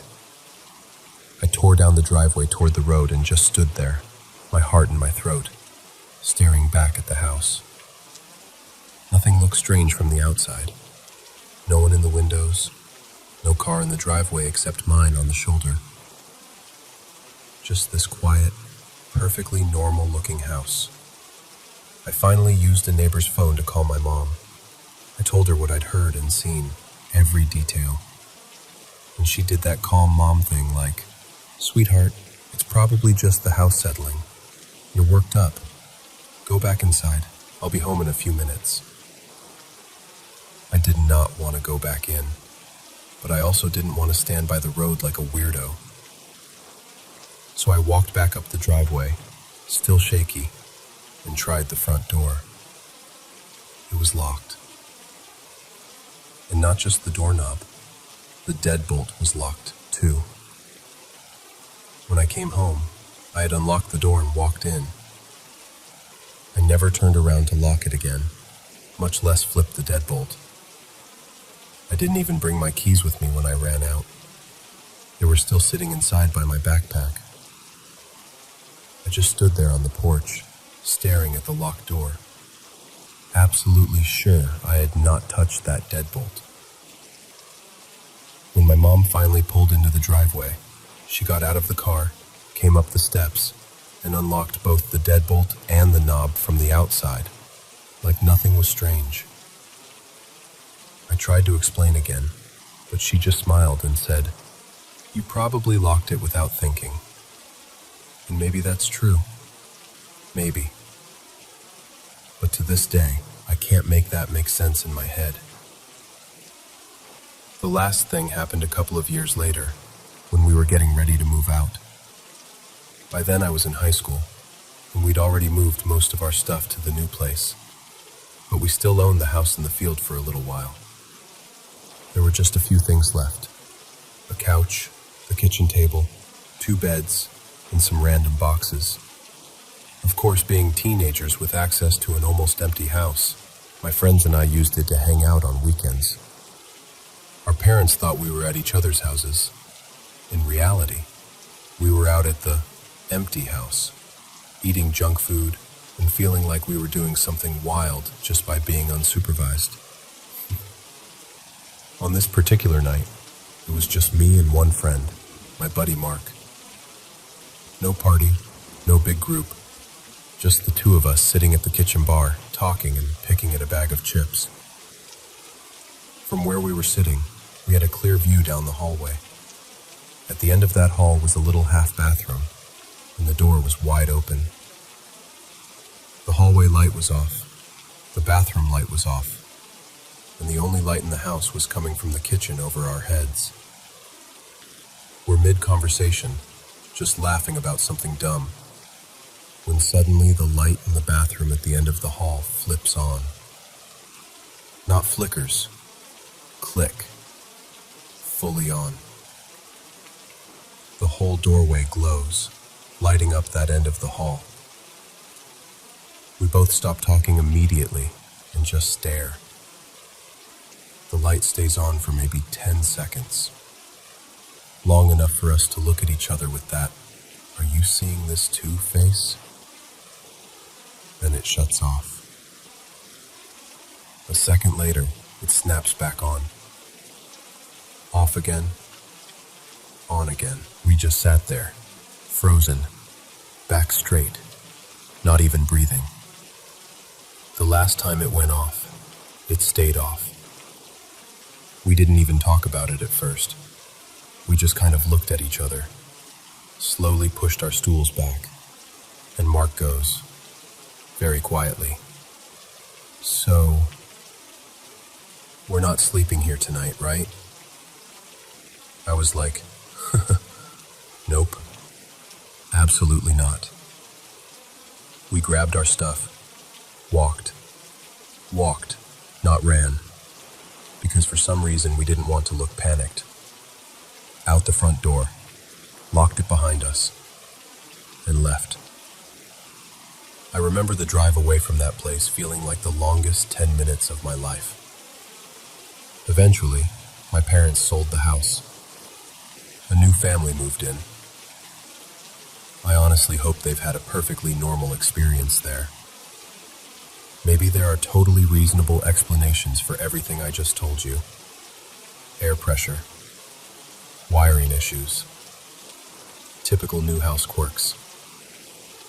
But I can't shake the feeling I had living there.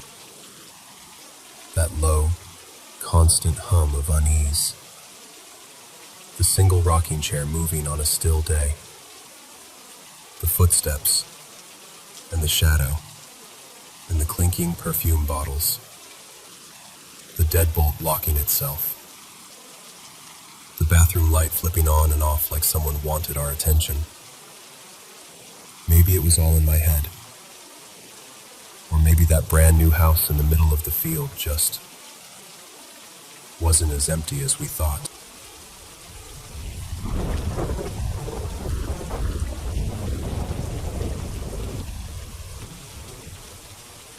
So, let me tell you about the one time I very seriously decided I was done messing with anything even remotely ghost-related. I was in my early 30s. My partner, Hannah, and I had flown out to visit a friend of ours, Marcus, who was living in Vancouver at the time. We were crashing at this old condo his manager owned. One of those places that looks totally normal in daylight, but at night, it suddenly feels like it has way too many corners. From the first night, my sleep was just wrecked. Every time I drifted off and started dreaming, I'd become aware of someone standing in the corner of the bedroom. Same corner, same presence. I'd notice him, get this jolt of fear, snap awake, then roll over, fall back asleep, start dreaming again, and there he'd be. Over and over, like a broken record. I'm not exaggerating when I say this happened maybe 20 times a night. I'd barely fall asleep before it started again. By the end of the second night, I was exhausted, wired, and honestly, a little pissed off.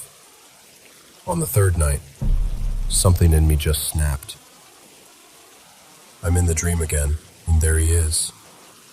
This man in the corner. But instead of freezing like I usually did, it was like I suddenly went lucid.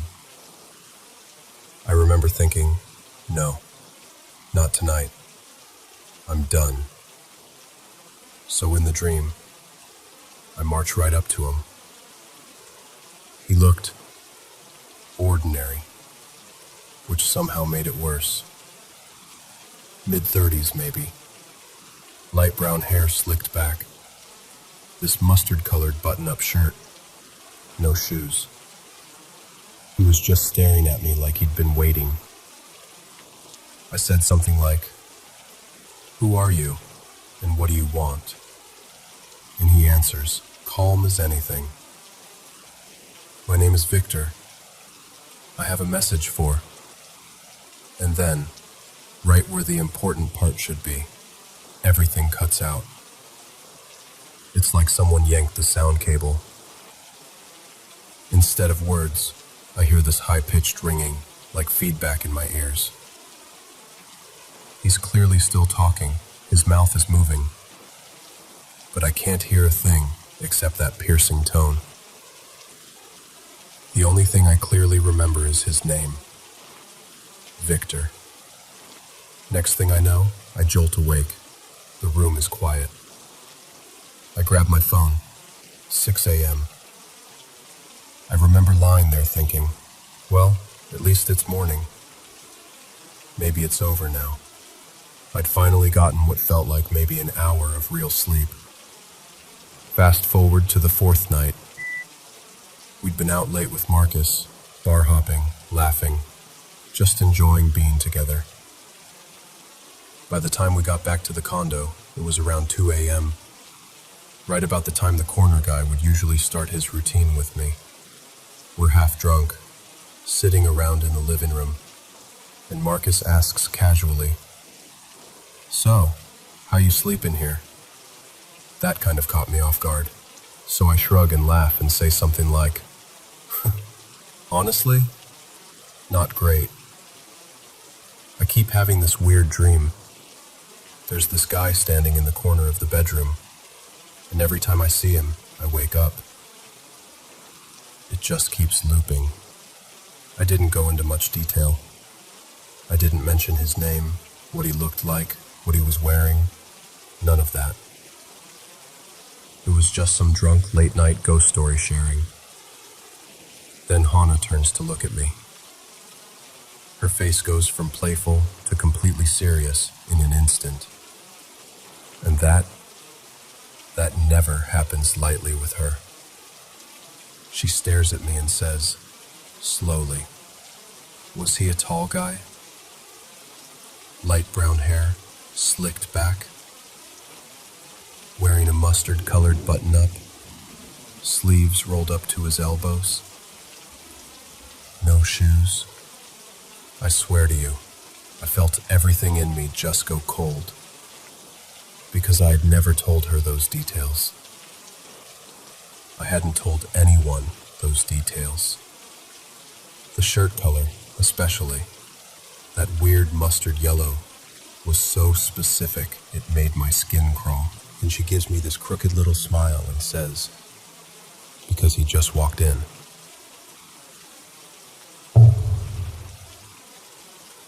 She was half joking, obviously, trying to freak us out, piling on more jokes after that.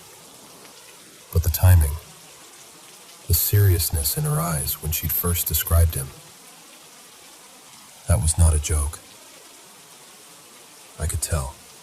Years later, when things had calmed down, and I'd convinced myself it was all just coincidence, I asked her again, "Seriously, how did you know what he looked like?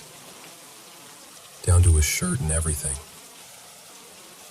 She just shook her head and said, "You don't want to know." And something in the way she said it made me believe her. I dropped it after that. I really, genuinely, did not want to know. But honestly, the scariest part wasn't the dreams. It wasn't even Hannah naming the guy from my dreams like she'd seen him herself. The part that sits with me, the part that changed her, is what happened that fourth night when we finally went to bed. We were both drunk and tired, so we crashed pretty hard. Sometime in the middle of the night, I started waking up to these strange sounds next to me. It sounded like Hannah was struggling to breathe, like a weird gasping, almost like choking or, I don't know, something caught in her throat. Because we'd been drinking, I just assumed she was snoring in some weird position. I'd nudge her, shove her a little, grumble at her to roll over. She'd quiet for a bit, then start again. Here's the thing. We've been together 2 decades now. I know all her sleep noises. I can tell you what she sounds like when she's congested, when she's dreaming, when she's dead asleep. I have never heard her make those sounds before or since that night. At around 5 a.m., before dawn, I feel her claw at my arm, like really dig her nails in. It yanks me out of sleep. I open my eyes, but I'm so tired and disoriented that I'm not sure if I'm awake or still dreaming. And then, at the edge of my vision, I see something. I don't even know what to call it. A creature? A shadow? It looked like a small, monkey-like thing, hunched on her chest. Not cute, not cartoonish. Its limbs looked too long, its body too heavy for its size. It was sitting there, pressing down on her, and she was gasping like she was fighting for air. And you know what I did? I rolled over and went back to sleep. I wish I could say I did something heroic, but I didn't. I was too exhausted, too drunk, too confused. I saw it, registered it in that fuzzy way you do when you're half dreaming, and then I just slipped under again. The next morning, the sun's up, and everything looks totally normal. We're packing up, getting ready for the day. I'm still kind of shaken, but I figure maybe I hallucinated the whole thing. So I tease her lightly, trying to make it less creepy than it felt. I say, "Hey, pretty sure I saw a monkey or something sitting on your chest last night. You were making these weird noises like you couldn't breathe." She looks at me, and she just says very simply, "I was." No smile, no sarcasm, just that. And I don't know why, but the first thing that pops out of my mouth is, "Karma, babe. You shouldn't joke around with the dead." I expected her to roll her eyes, crack a joke back, maybe try to spook me one more time. Instead, she just nods, like she agrees.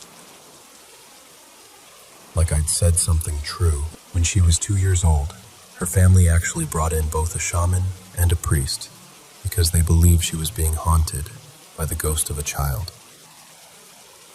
That's not a fun family anecdote for them. That's something they still talk about in hushed voices. So for her, cracking that "he just walked in" joke about a spirit, especially one she could apparently describe in detail, was crossing a line she usually wouldn't cross. And after that fourth night, she never made those kinds of jokes again. Not once. We've talked around it a couple of times, very carefully. I've told her how those dreams stopped after we left that condo, how I still remember Victor's name and that awful ringing in my ears where his message should have been. I've told her I half remember that monkey-like thing on her chest, the way she sounded like she was suffocating, how she clawed at me to wake me up.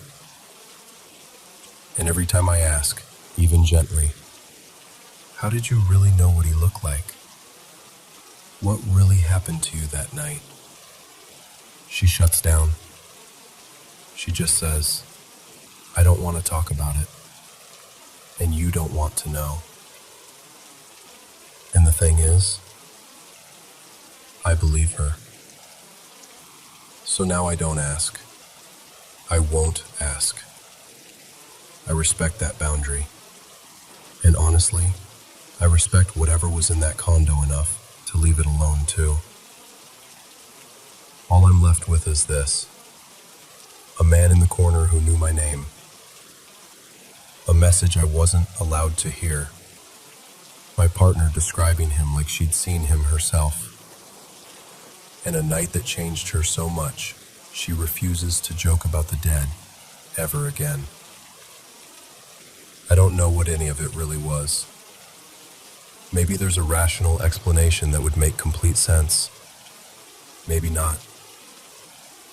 All I know is, if you ever feel tempted to joke about spirits, about the dead, about whatever's on the other side,